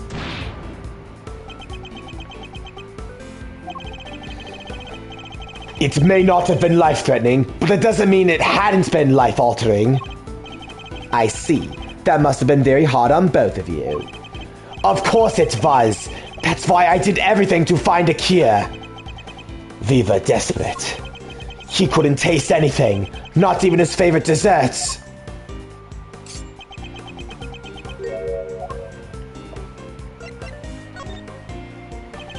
As I understand it, the Ultimate Cookbook contains the recipe for a very particular medication. One that Mr. Tangoa used to cure himself of his own taste disorder. So, he had it too? Two, you say? Your son has a taste disorder then, am I correct? How did I let that slip? You've been asking me to believe that you need to win the cookbook in order to cure your son. But was that really the case? Of course it was. What are you saying? I'm saying I'm not so sure it's true based on everything you've told me. I don't have a clue as to how to pursue this line of questioning. I better try another tack. Wait, what? Oh. So, you need the cookbook to cure your son? Yeah, nowadays you can get the medication needed anywhere. But back then, the book was our only hope. Which is why I didn't dare waste my time on fancy tea parties. I had to give it all for my work. And what about Mr. Tangora's work? Surely that tea break gave you a perfect opportunity to go steal a glance at it? What makes you think I had the energy or time about what others had made? I think you've made it abundantly clear how much interest you've had in Miss Tangoa's work. What's more, if you were determined to win the Ultimate Cookbook, I seriously doubt you would have passed up on a chance to peek out your competitors' entries. I had plenty of chances through the contest to see samples of my rivals' work, you know. But each time I did, nothing seemed to have any flavor. Must have been nerves or something. Nothing Mr. Gusto tasted had any flavor? That seems like it could be an important clue. Okay, so I've read all this before.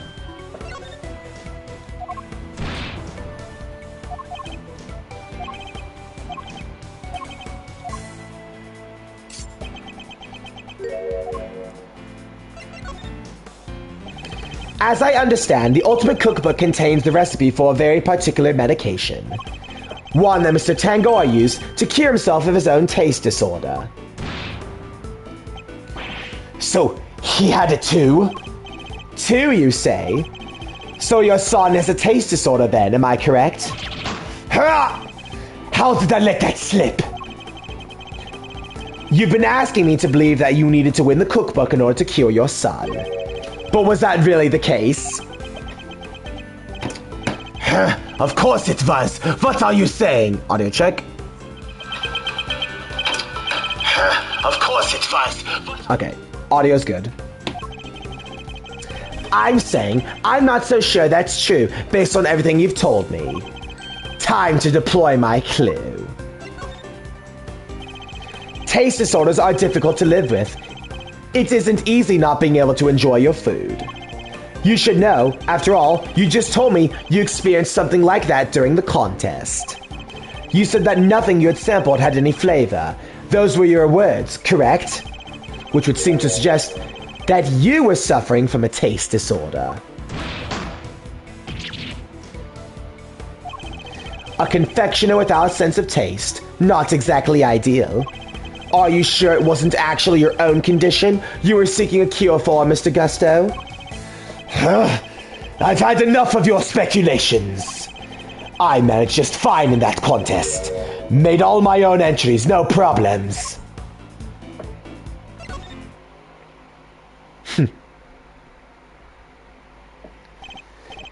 Sorry, but I'm afraid you're contradicting your own testimony. You already admitted you and Mr. Frost had worked together during the contest. It's too late to claim you did it all on your own now.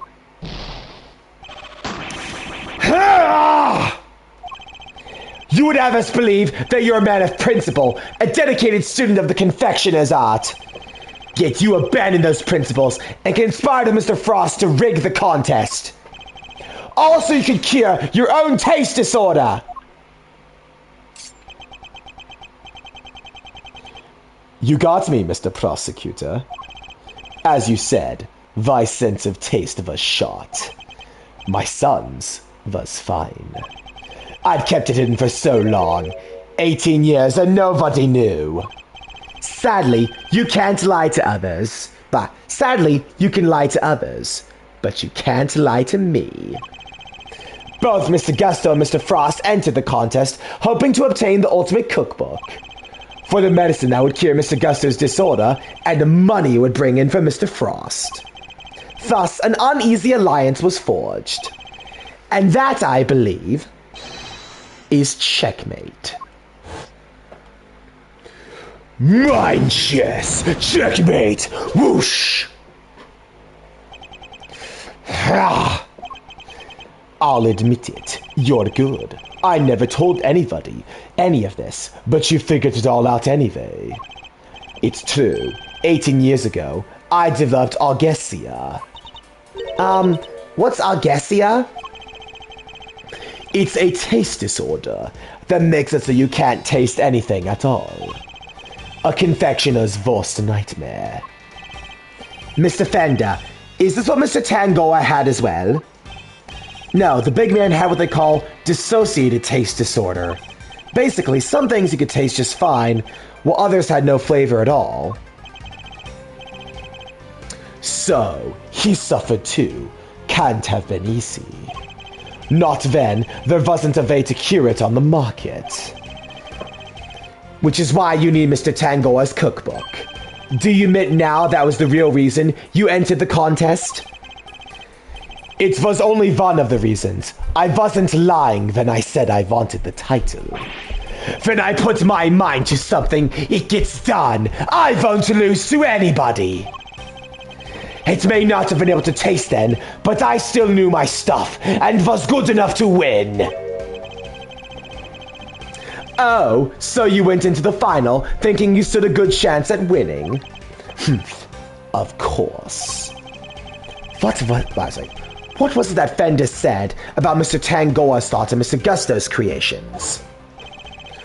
Mr. Gusto's creations were a perfect balance of flavor and design, at least through the semi-final. But disappointingly, his entry for the final was subpar on both counts.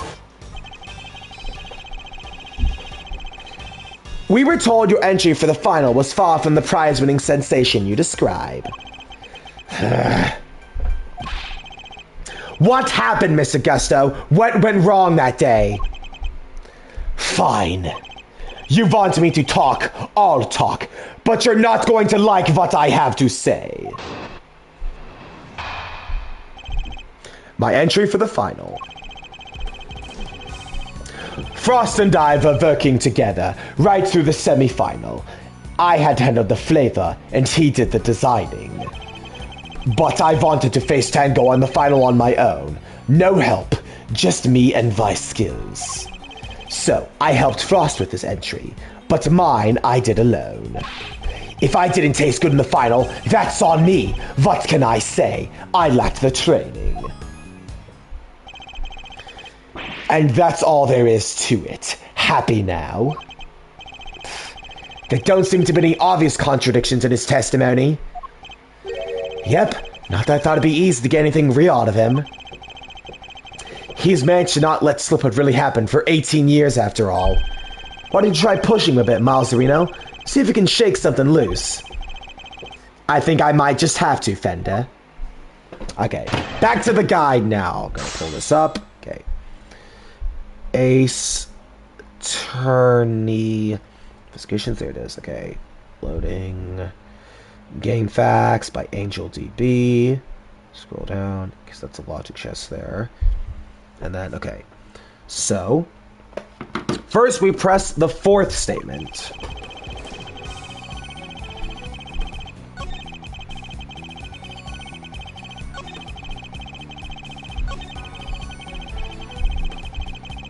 Hold it! And yet, I heard your creations prior to the final scored highly for their flavor. So what went wrong? Was there some kind of cooking accident on that day? No, nothing like that. It was, I told you, I had a taste disorder. My sense of taste failed me. It's as simple as that. But Mr. Frost's entry was complimented on its flavor. Your sense of taste hadn't failed you then. Did something happen overnight? I don't think he's gonna spill any more beans, Mr. Edgeworth. Then perhaps I should ask him about something else. On. Then, ask about the semifinal. Did something change between the semifinal and the final, Mr. Gusto? Not really.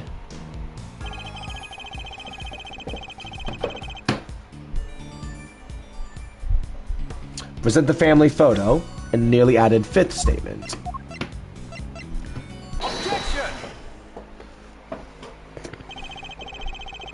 I can think of one significant difference between the semifinal and the final case, Mr. Gusto. Your son, this is him in the photograph, correct? You told me he was there with you through the semifinal. He was. What of it? What indeed? He was here to help you until the semifinal, until he suddenly wasn't for the final. And just as suddenly, your work went from being lauded to its flavor to being lambasted for it. I don't think that's a coincidence, do you? He wasn't just spending quality time with his father. He was playing a much more pivotal role than that. I just wanted him to see me hard at work, to show him I was trying my best for us. Who knows? Maybe it was him being here that helped me do so well in those early rounds. He talks a good game, but nothing about this guy screams super dad to me. Indeed. Thankfully, we'd only have to give such an idea credence if his story were true. After all, how much could the encouragement of one small boy affect the taste of a grown man's work? Mr. Gusto prided himself on the flavor of his creations, but then he lost his sense of taste. He must have had a tough time maintaining his high standards after such a devastating loss. Unless... I'm sure your son was here to cheer you on, but that wasn't all he was there to do, was it? You are a very suspicious man, Mr. Prosecutor. But why not You are a very suspicious man, Mr. Prosecutor. But why not try answering yourself for a change? What was an elementary school kid doing here other than to support his father?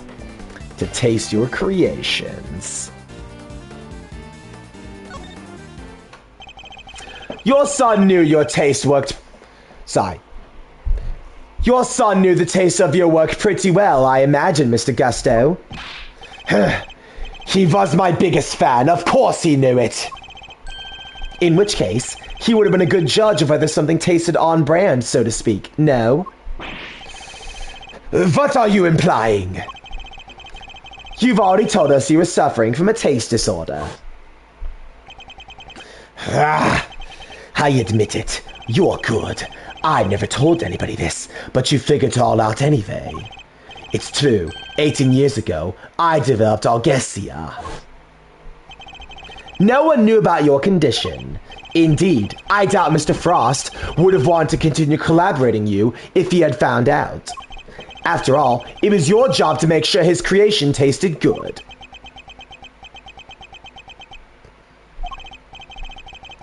Therefore, your son wasn't just here to support you.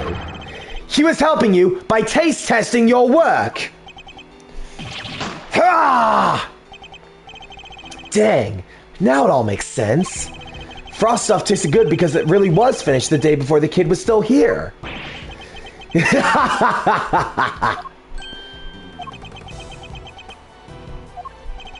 You have a vivid imagination, Mr. Prosecutor.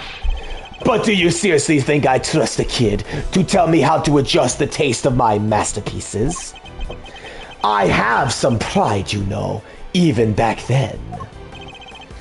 Did you now? My designs may not have been much to write home back then, but I always knew my work tasted better than anybody else's. You think I'd risk everything, putting my reputation in the hands of a child? This is just more speculation. That's all it is. In that case, I ask to speak with your son this instant. Let's see how much of your story he can corroborate. Sadly for you, my son is no longer my concern. What? Get ready for this. Get ready for this. As soon as I got my sense of taste back, I went straight back to Zhengfa to start my training. And cut off all ties with the kid for good. What? What? What? Who does that? What? You abandoned your own child? And that ain't the half of it. No one knows where he is. Even now. The cops have looked all over here for him, but no dice. So, still think you can prove your asinine theory? I'd like to see you try. You think I care about anything besides confectionery? Think again. I got my sense of taste back. What need do I have for a son? You bastard! You actual bastard! Silence in the courtroom. While Mr. Gusso's words and actions may demonstrate a certain lack of humanity on his part, the goddess of justice cannot judge him for that. Verity. He abandoned his own son! That's child neglect! You're defending him! Oh my god. That's so wrong! Jesus Christ, dude! Jesus. Like, they actually went there! They actually went there!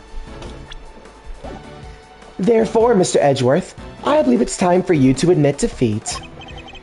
Yes! Give it up! 18 years is a long time. For anything to surface now, proof or otherwise. Mr. Edgeworth, we have to do something! If we don't, the truth might be lost forever! Where are you, Detective Gumshoe? I can't imagine whose blood it could possibly be, but I'll get it tested right away, sir. Please do, Detective. That's the last piece of the puzzle, I'm sure of it. Once we know whose blood it is... Hey, Miles. Sorry to cut in on your Mind Palace time, but I was wondering something myself. Our friend Gusto didn't come here just to check up on the body, did he? You mean because he tried to open the case? Exactamundo. Think of anything that might explain why he tried to do that? We might, if Detective Gumshoe can make it back in time with a certain piece of evidence. That's quite enough idle chatter, Defense. Now, if you... Mr. Edgeworth, sir! Start keep it! Gumshoe! Yes! Gumshoe to the rescue! Let's go! Heh. Speak of the devil. I take it you have the test results, Detective? Yes, sir! The lab just got back to me! Let's go, Gumshoe! Gumshoe coming in clutch, man! Come on! Detective, please. Court is in session. Oh, Judge, please! How about you shut your big fat mouth? Now then, am I right to assume you're bringing the evidence Mr. Edgeworth was just speaking of? What? Hey, no fair! Why didn't anybody tell me any of this? It's indeed the evidence in question, Your Honor. It needed testing, so I asked him to carry it out. What the? Why is everybody always helping you? I'm supposed to be the one in charge here. Mr. Winner, I'm sorry I didn't involve you, but this is important. Can we at least hear what the detective has to say? Well, alright. So, Detective Gumshoe, what did the test results have to tell us? You're not gonna believe this, but the owner of the blood we found in the liquid at the bottom of the Gemini case is Carmelo Gusto, the victim of the poison gas attack. What are you talking about? Thank you, Detective. You've been very helpful. Well, it looks like my suspicions are correct. Let's go! Gumshoe gets a genuine thank you. W for Gumshoe. Well, it looks like my suspicions were correct. What do you mean, Mr. Edgeworth? Yes, what do you mean? Explain yourself. What is the significance of this blood to the case? It's only the very thing the perpetrator of the IS-7 incident has been trying to hide all these years. The fact that your blood was found in the Gemini case, Mr. Gusto, is as good as finding your blood lying right next to Mr. Frost's body. Ha! Ah! Why would there be places of your blood there? Of all places, Mr. Gusto! If you won't answer, Her Honor, Mr. Gusto, then I will. There wasn't just blood in the liquid from the Gemini case. There were traces of salt and sugar, too. There were? And if you remember, one particular part of Mr. Frost's work was allegedly very salty indeed. Oh, yeah. You're talking about when Delisha told us back then, right? What was it again? Did they ever? I never tasted icy so scrumptious in all my life. Really? Man, I wish I could have had a bite. Well, scrumptious except for the salty bit, of course. That was unbearable. The salty bit? It's in the other photo you got there. This bit, the heartbeat thingy. Gemini's liar. Yes, the liar, and only the liar, tasted as if it had been flavored with salt. There were no traces of salt anywhere else in Mr. Frost's entry. Very interesting. Then perhaps you can tell us, Mr. Edgeworth. Where did the salt in the liar come from? Let's go. Now we present the salt lamp. Take that! This is the lamp from the IS-7 incident. Indeed, and I believe the salt that gave the liar its flavor came from just such a lamp. Mr. Von Karma had established that both salt lamps were in Mr. Tangora's room at the scene of the crime. One of them was used to kill Mr. Frost. And it was stained with his blood. But no corresponding pool of blood was found in Mr. Tangora's room. Right, because the culprit had chucked a piece of chocolate with it onto the little stream. Furthermore, aside from the liar, no traces of salt were found anywhere else in Mr. Frost's room either. Hey, come to think of it, the lamps we found in Delicia's room were both broken. The lamps appear to be broken. Bulbs are as bad as smashed, both of them. Maybe they fell and broke on the floor. We never did find out how the one that wasn't used to kill Mr. Frost got busted, but... Are we thinking Miv Gusto's blood on it at some point? Anyone whose blood was found on the other lamps would have been a person of interest to the police. So the killer needs to hide the blood somehow, and in a way that wouldn't arouse suspicion. Are you seriously suggesting the liar was used just to do that? I am. I suspect the bloody salt was somehow applied to the liar so it could be hidden inside the case. Because unlike the fountain water, the sculptures would needed more time and care to test properly. And so, he waited and waited for his chance to dispose of the liar undetected. Then the reason it's here today is... 18 years ago, Mr. Frost's body and the evidence pointing to his killer were taken away together. This, of course, was not part of the perpetrator's plan, and thus a new dilemma arose. The possibility that the body, the incriminating evidence, or both would resurface one day. So back he comes 18 years later, sneaking in bright and early to try and cover his tracks. Well, Mr. Gusto, are you finally ready to admit it? That you are the one responsible for the IS-7 incident! Mr. Gusto, it's all because of you that Samson...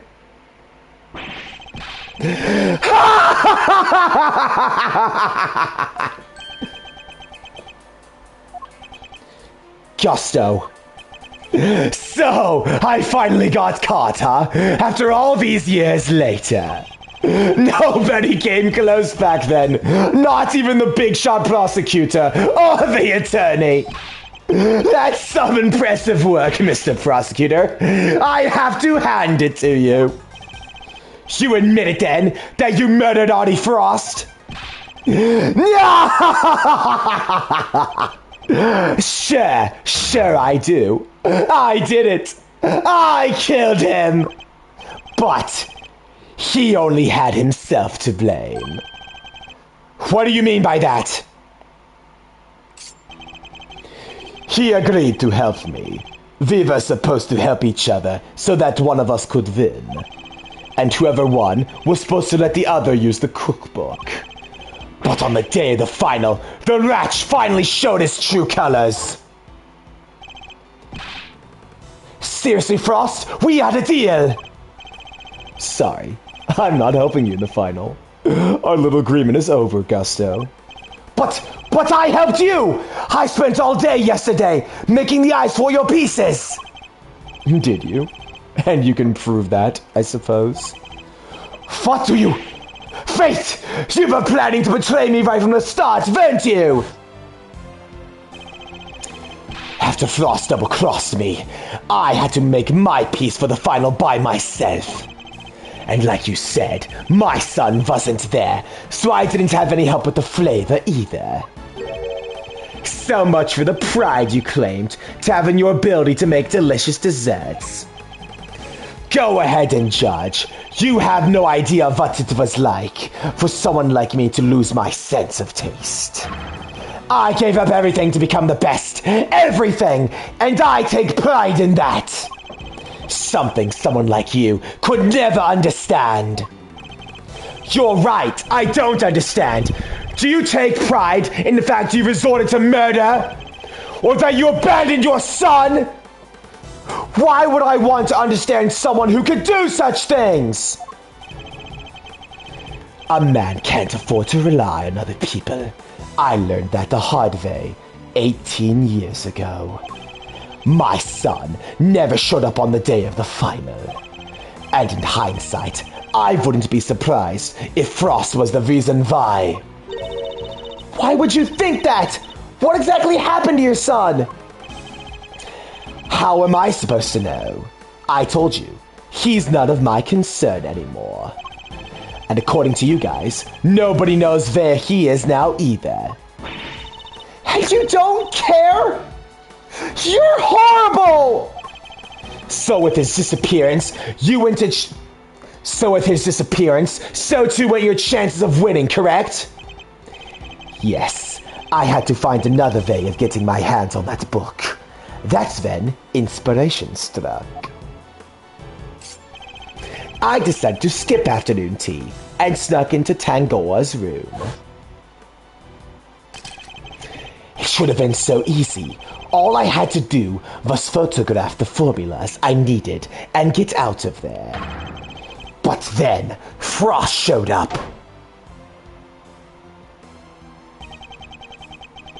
I thought I'd find you in here. Stealing recipes from the famous cookbook, Tut, tut, tut. Frost! What's this? A curse for... What's this? A cure for taste disorders? Oh no, that's just too tragic. A confectioner who can't taste anything.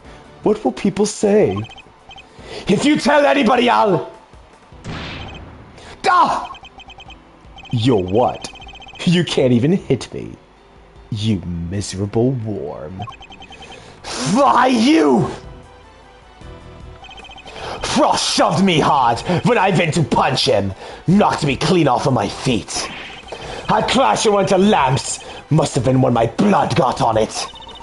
So Mr. Frost wasn't the first to get hurt. When it was all over, I realized I had to get rid of that blood somehow, so I scraped all the bloody bits off. I dissolved the salt shavings in some flavored ice mixture and brushed it all over the hop. And that's how you made the evidence linking you to the murder vanish. Frost was going to blackmail me. He would have made me give him money to keep quiet about my condition. So you decided you had to kill him? Yes, I guess I did.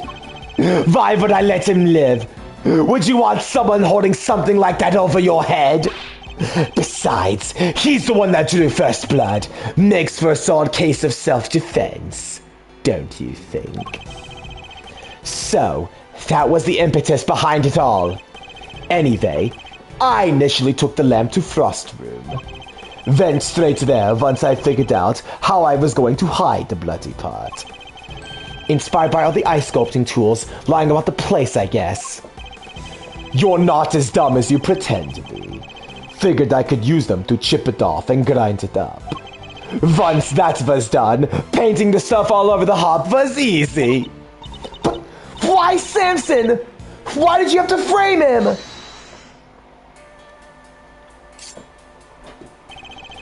I never meant for the cops to pin it on him. That was your fault, you and the rest of them. Why do you think I went to the trouble of placing lamps and cloths back in Scone's room? There's only one reason, to plant the murder weapon in the room of another contestant. And that's to cast suspicion on that person.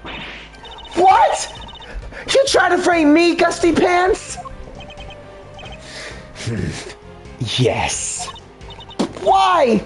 Why poor old me? I respected Tangora. He was the best, a true champion. I would have never wanted for him to take the fall. But you're a fraud. Your work wasn't even real. You had no respect for our craft at all. You deserve to be punished for what you did. Oh, Gusty, how could you? And had you refrained from eating Tangora's work, Frost's body would have been found. My plan was to wait until Tangora was judging.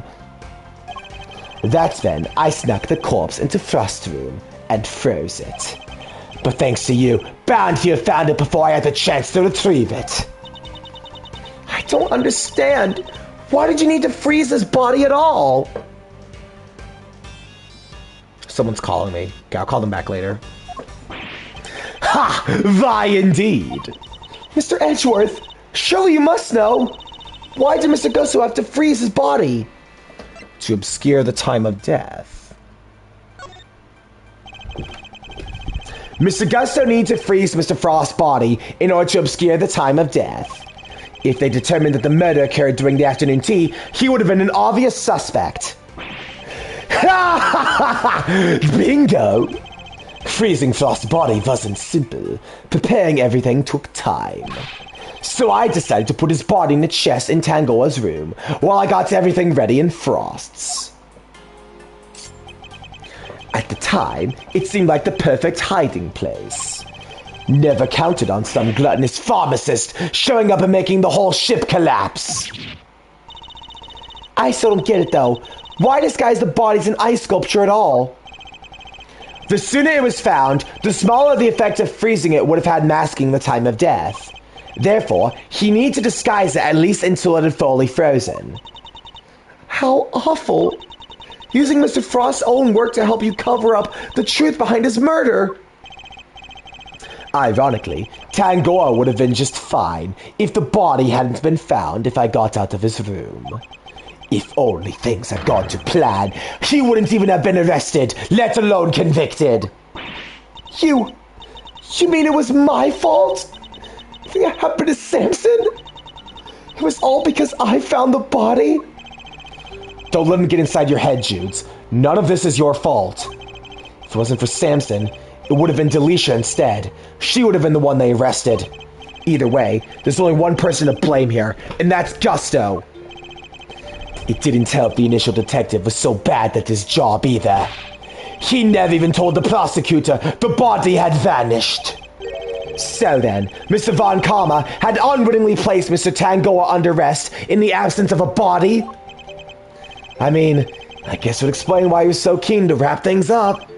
Still, you'd think he noticed something as big as that if he'd taken a look at a few reports, right? Not if someone had deliberately been distorting the facts of the case, though. Either way, it seems Mr. Von Karma didn't know about the body until after the arrest had been made. But admitting that would have spoiled his perfect record. So he kept it to himself and proceeded to prosecute Mr. Tangoa regardless. Can this really be true? You don't feel bad at all? Somebody spent 18 years in prison because of you! Sticks and stones, girlie. Sticks and stones. What a jerk! I ought to arrest you right now, pal! I'm afraid I can't allow you to do that, Detective. So you noticed, huh? Glad somebody did. The judge is absolutely right. You can't lay a finger on me. What? Why? You just confessed to murder! No idea, huh? Then I guess I better lay it out for you. Why you can't arrest me? I killed Frost 18 years ago. The statute of limitations for murder in this country is 15 years. You do the math. You can't arrest me. You think I'd have confessed otherwise? That's right! The statute of limitations is only 15 years! Is this really the end of the line, Mr. Edgeworth? Once the statute's expired, he can't be charged, so... But... How unfortunate, Mr. Edgeworth.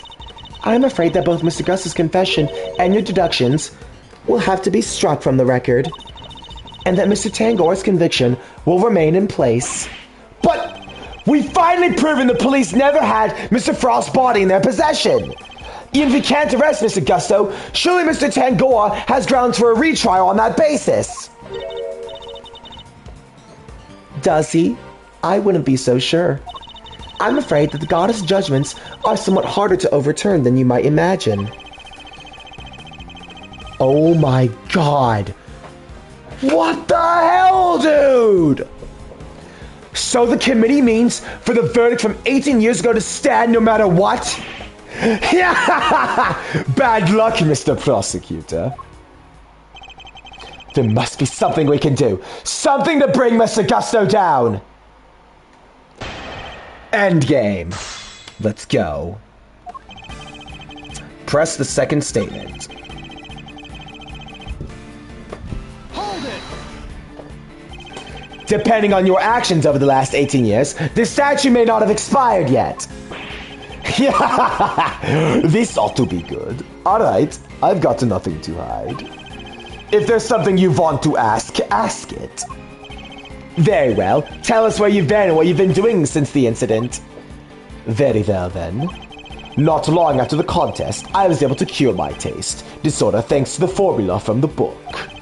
And not so long after that, I went to Zhangfa to really buckle down and hone my craft. That explains a lot. We tried to contact you after the fact, but I guess you were long gone by then, huh? Could be. I left, let's see, around a year after the murder. It was before Tango's last day in court. Going to Zhangfa was the best thing I ever did. Flavor design, I'm the full package now. And all the backs of those who you destroyed. Yeah! What's an omelet without a few eggs? Nothing, Mr. Prosecutor. Nothing. You're evil! Sticks and stones, girlie. You can't arrest me, and that's all that matters. I need more to work with. There has to be something I can get out of him. Maybe I can push him further on the statements he just made. Is there anything I should follow up on? His training in Zhangfa. I'd like you to tell us more about your retraining in Zhangfa, if you don't mind. Fine.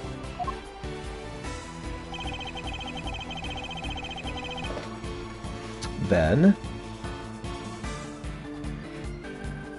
between 1 and 2.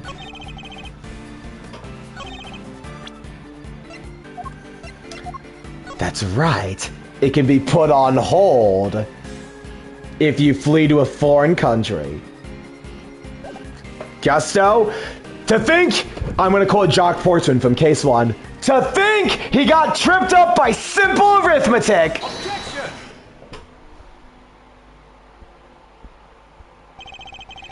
The statute of limitations for murder is subject to the following condition. The statute is suspended should the suspect flee to a foreign country. Which means the time you spent abroad doesn't count toward the total time under the statute. No way! So it's like someone hit pause while he was in Zhangfa? It appears that there may be time left on the clock yet.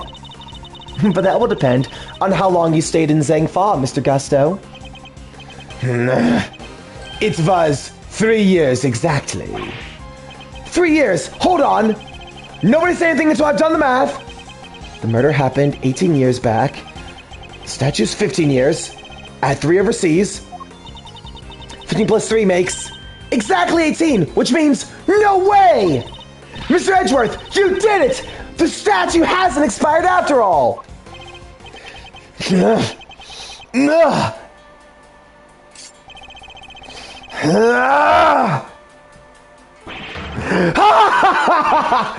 Bingo! 18 years exactly. Glad you worked it out for yourselves. He's just been stringing us along this whole time. Why is he laughing? We're good, aren't we? We can arrest him now. I hate to break it to you, little sis, but IS-7 went down at the end of December. It's April now, which means, strictly speaking, it's been 18 years and 4 months since Frost's murder. If Gusto's stay in Zhangfa lasted 3 years on the nose, it's not enough. We're a few months short. Not enough? But... What did I tell you? You can't touch me. I hate to admit it, but he read the board well when he made his confession. How unfortunate, Mr. Edgeworth. If only the statue had been suspended for another year. Those who would overturn the goddess's judgment must be willing to pay the price, should they fail. And you, Mr. Edgeworth, have failed. No! There must be something I can do! I knew it. If the law can't bring Mr. Gusto to justice, then... Judes, what are you thinking? Objection! Objection! There's no need to go adding to your rap sheet just yet. We're not done here. Far from it. Because there's still a way we can nail him. There is? Alright, Malzarino, pep talk. I need you to think back over everything we know about the case. Gusto's overlooked one critical thing you yourself were led to... Blah. Gusto's overlooked one critical thing that you yourself were led to believe wrongly about. Which is... he wasn't there for Samson's last trial, remember? And I can tell, he doesn't seem to know what the final verdict that came down that day is. Which means, there's still one way left to us. Crack open your statues for dummies there and take a look. 17 years ago, they really did a number on Samson and framed him like a pretty picture. But if we make good use of that verdict now, we can make Gusto pay in full for what he's done. Fenda, are you... Those who would overturn the goddess's judgment must be willing to pay the price should they fail. Samson's my client, Miles. And I can't bring myself to use the source of his pain as a weapon in this fight. So whether we play our last card or not, it's gonna have to be up to you.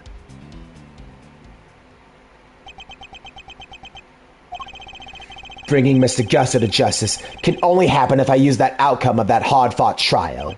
So, should I raise an objection to play that card? We raise it. You bet your boots we're raising it!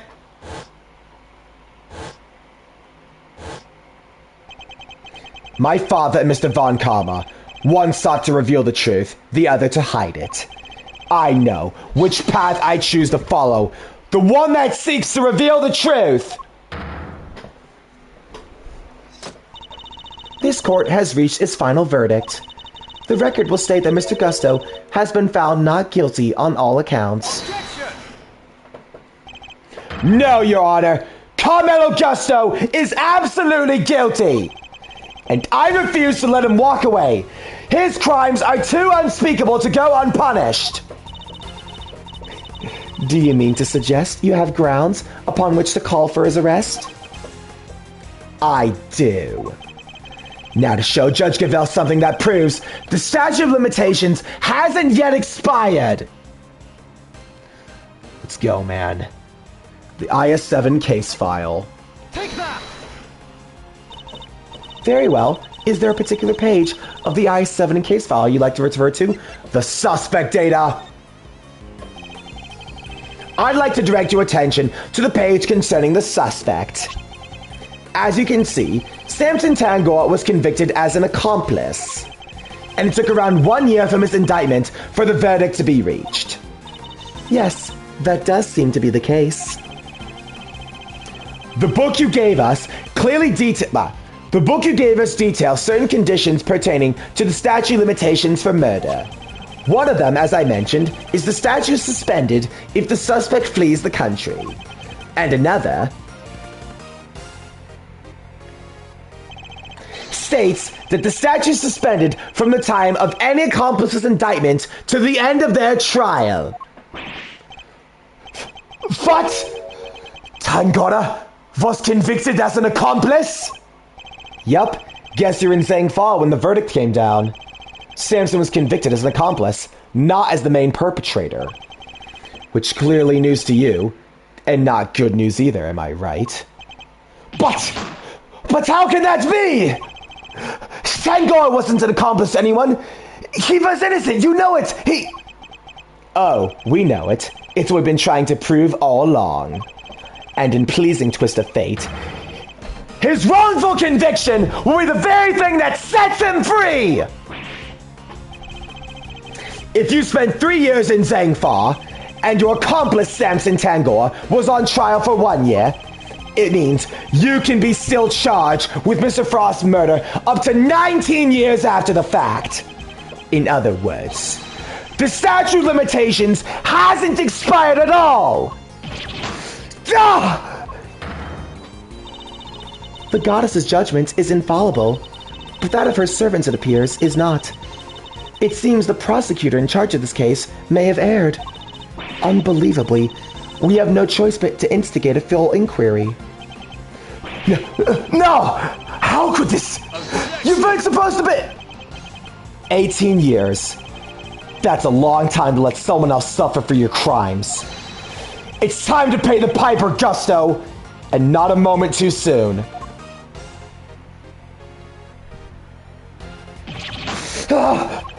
But I'm finally the greatest! My brains has been recognized! I gave up everything for this! Everything! Even my own son! More's the pity. But you can't run from the law forever, because the bills come due at last! I have to get ready for a scream here.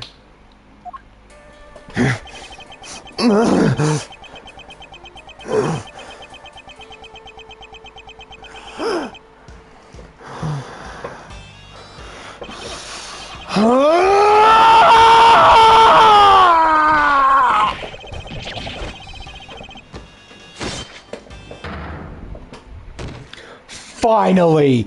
Good riddance, you bastard! Oh my, dude, one of the most vile culprits in the franchise. Look at this guy, dude! Mr. Gusto's all set up for his trip downtown, sir.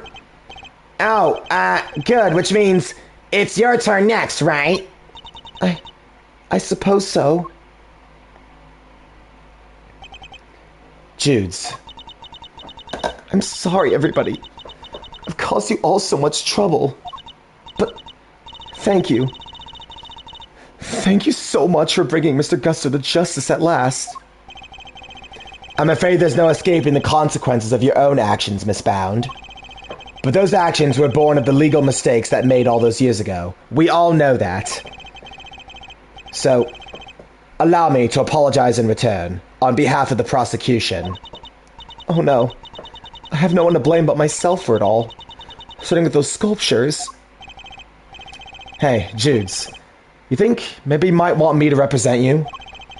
I'm not some nervous newbie anymore. And there's no way I'm letting you take the rap for everything. Oh, I'd be honored. Thank you, Mr. Fender. Finally, dude, it ends! Finally! Bro, after 18 years, Gregory, Samson, everyone can finally have peace. This is why this case is a fan favorite, because, again, just imagine, people spent lifetimes worth, and it's finally resolved. Ugh, sorry man, but you gotta come with me now. Of course.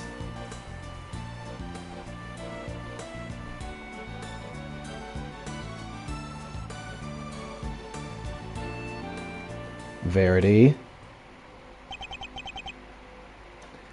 Judge Gavel, why did you lie to us? Lie? What are you talking about?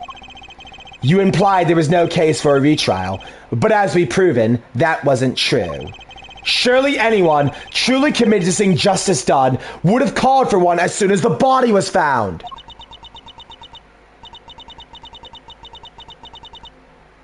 I am under no obligation to answer such questions. And you clearly have no intention of doing so either. Truly, you are proving to be quite a threat to the Committee for Prosecutorial Excellence. Oh my... After all of this, you're resorting to threats still! What will it take?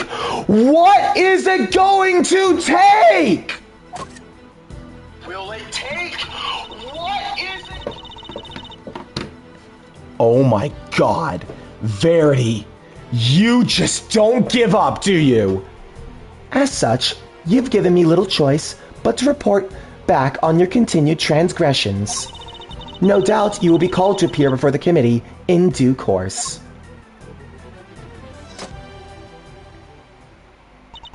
Now, I must be on my way.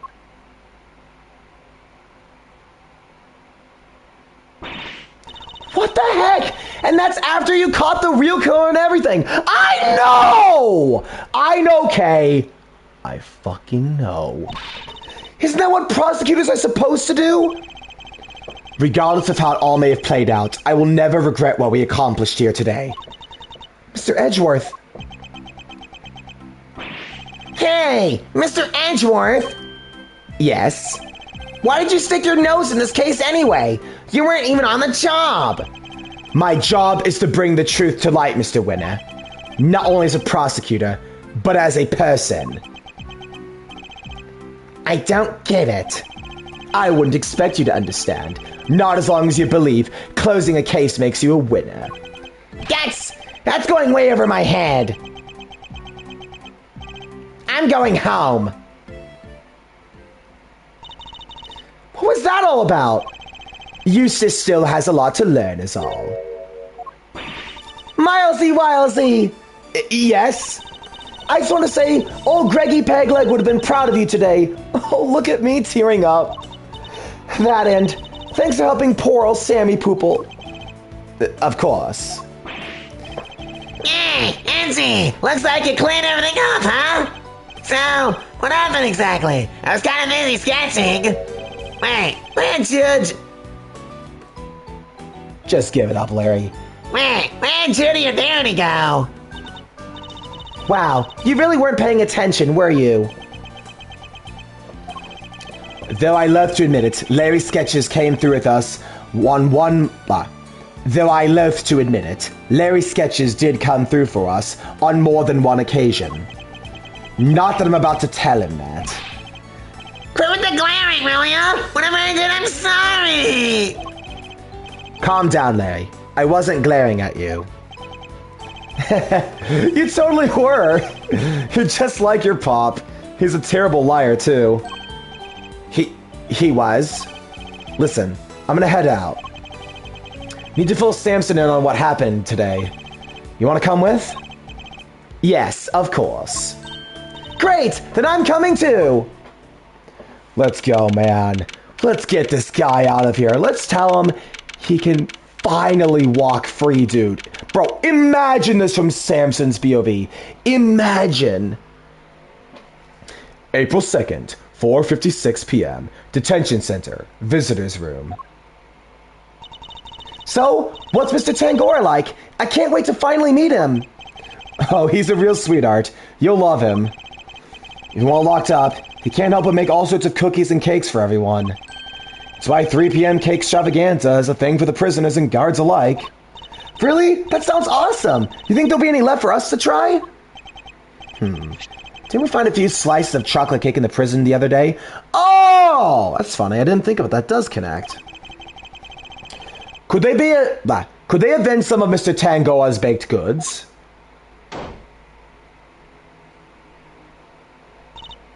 Gummy, what are you doing here? Heard you all coming to Mr. Tangoa, so I volunteered to escort him. Hello, new friends. I'm Samson Tangora. Prosecutor Miles Edgeworth, at your service. And I'm Mr. Edgeworth's trusty sidekick, Kay Faraday. It's very nice to meet you both. Monsieur's Gregory's son. Is that so? Your father was very kind to me and fought so hard for my case. But in the end, I betrayed him. I made a false confession and... Don't worry, Mr. Tangoa. Mr. Fender has explained everything to me. Sure did. And now, we're here to tell you the truth about what happened 18 years ago. The truth? Judy did all that for me? Crazy kid racked her brain for 18 years until she finally figured out how to set you free. What can I say? Turns out, she really would do anything for you.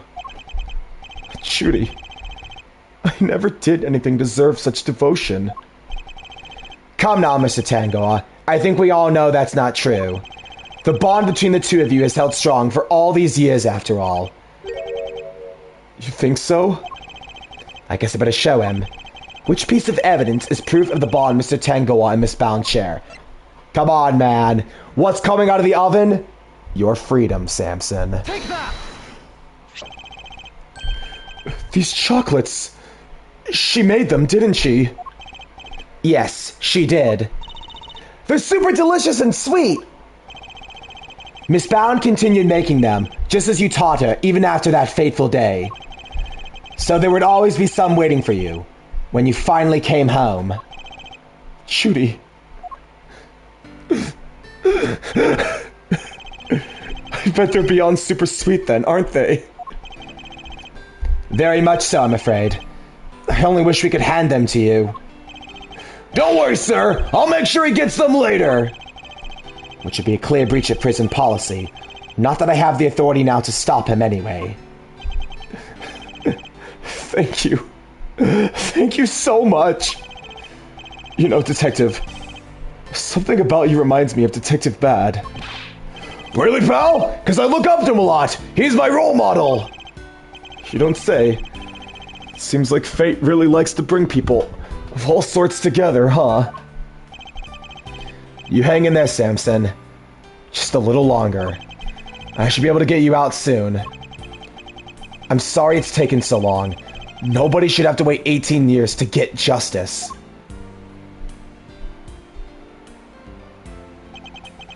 Don't be silly, Eddie. I'm the one who should be saying sorry. Or rather... Thank you. Truly. Samson. Well, I guess it's my turn to wait for Judy to come home now. I better make sure there's something delicious on the table for her when she finally walks through that door. Don't let me down, Eddie. Leave it to me, big guy.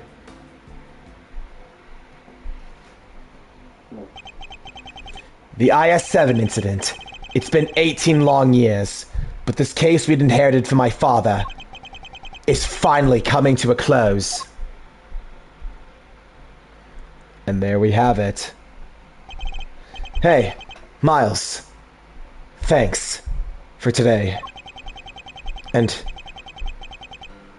I'm sorry for forcing you to make the final call like that. Not at all. I simply made the call that I felt was right to me. Huh? What are you guys talking about? Well, you know how Samson was wrongfully convicted? We had to pretend he wasn't in order to nail Gusto. But to use his false conviction against him, even to save him. As his lawyer, I just couldn't bring myself to do it.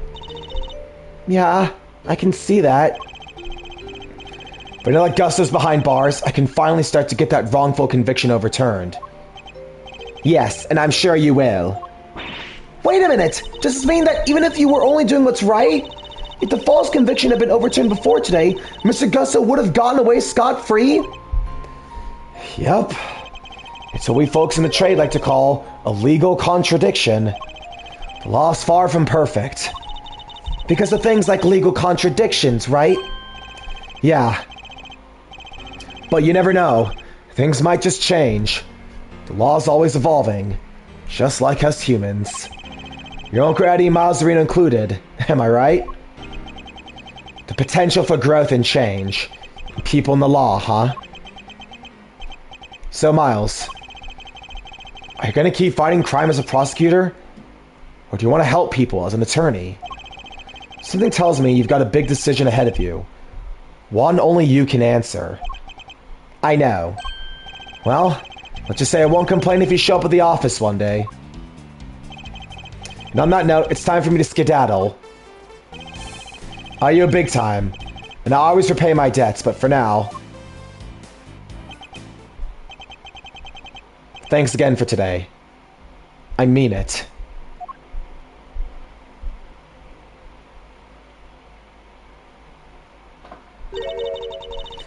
Did he seem kind of in a hurry to get out of here to you?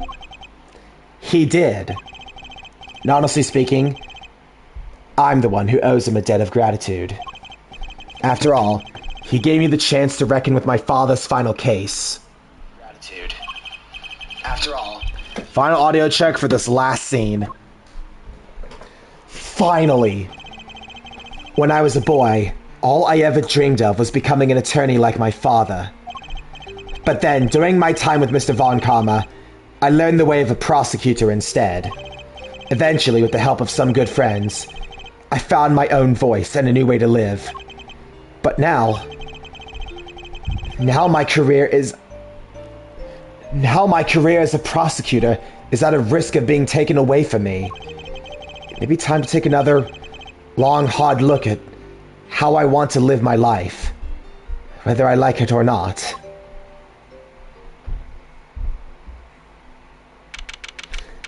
April 2nd, Edgeworth & Co. Law Offices. Hey, Gregory. Sorry for reporting in so late. It may have taken 18 years, but we're finally in a position to prove Samson's innocence. All thanks to your boy Miles. I couldn't have done it without him. You should have seen him. The way he fought for the truth, it gave me chills. It's like I was watching you. Look, I know I'm not half the attorney you were, but look at those guiding principles you tried to instill in me. I like to think I'm embodying them now as I carry on your legacy. Here's hoping. Your boy will be joining me in that soon. Oh my god, dude. The feels. Am I going to fight crime as a prosecutor? Or will I help people with attorneys? What is the right answer? Which path should I choose? And with that, Case 3, the end. Oh my god, dude. Just the feels in this case. And to think,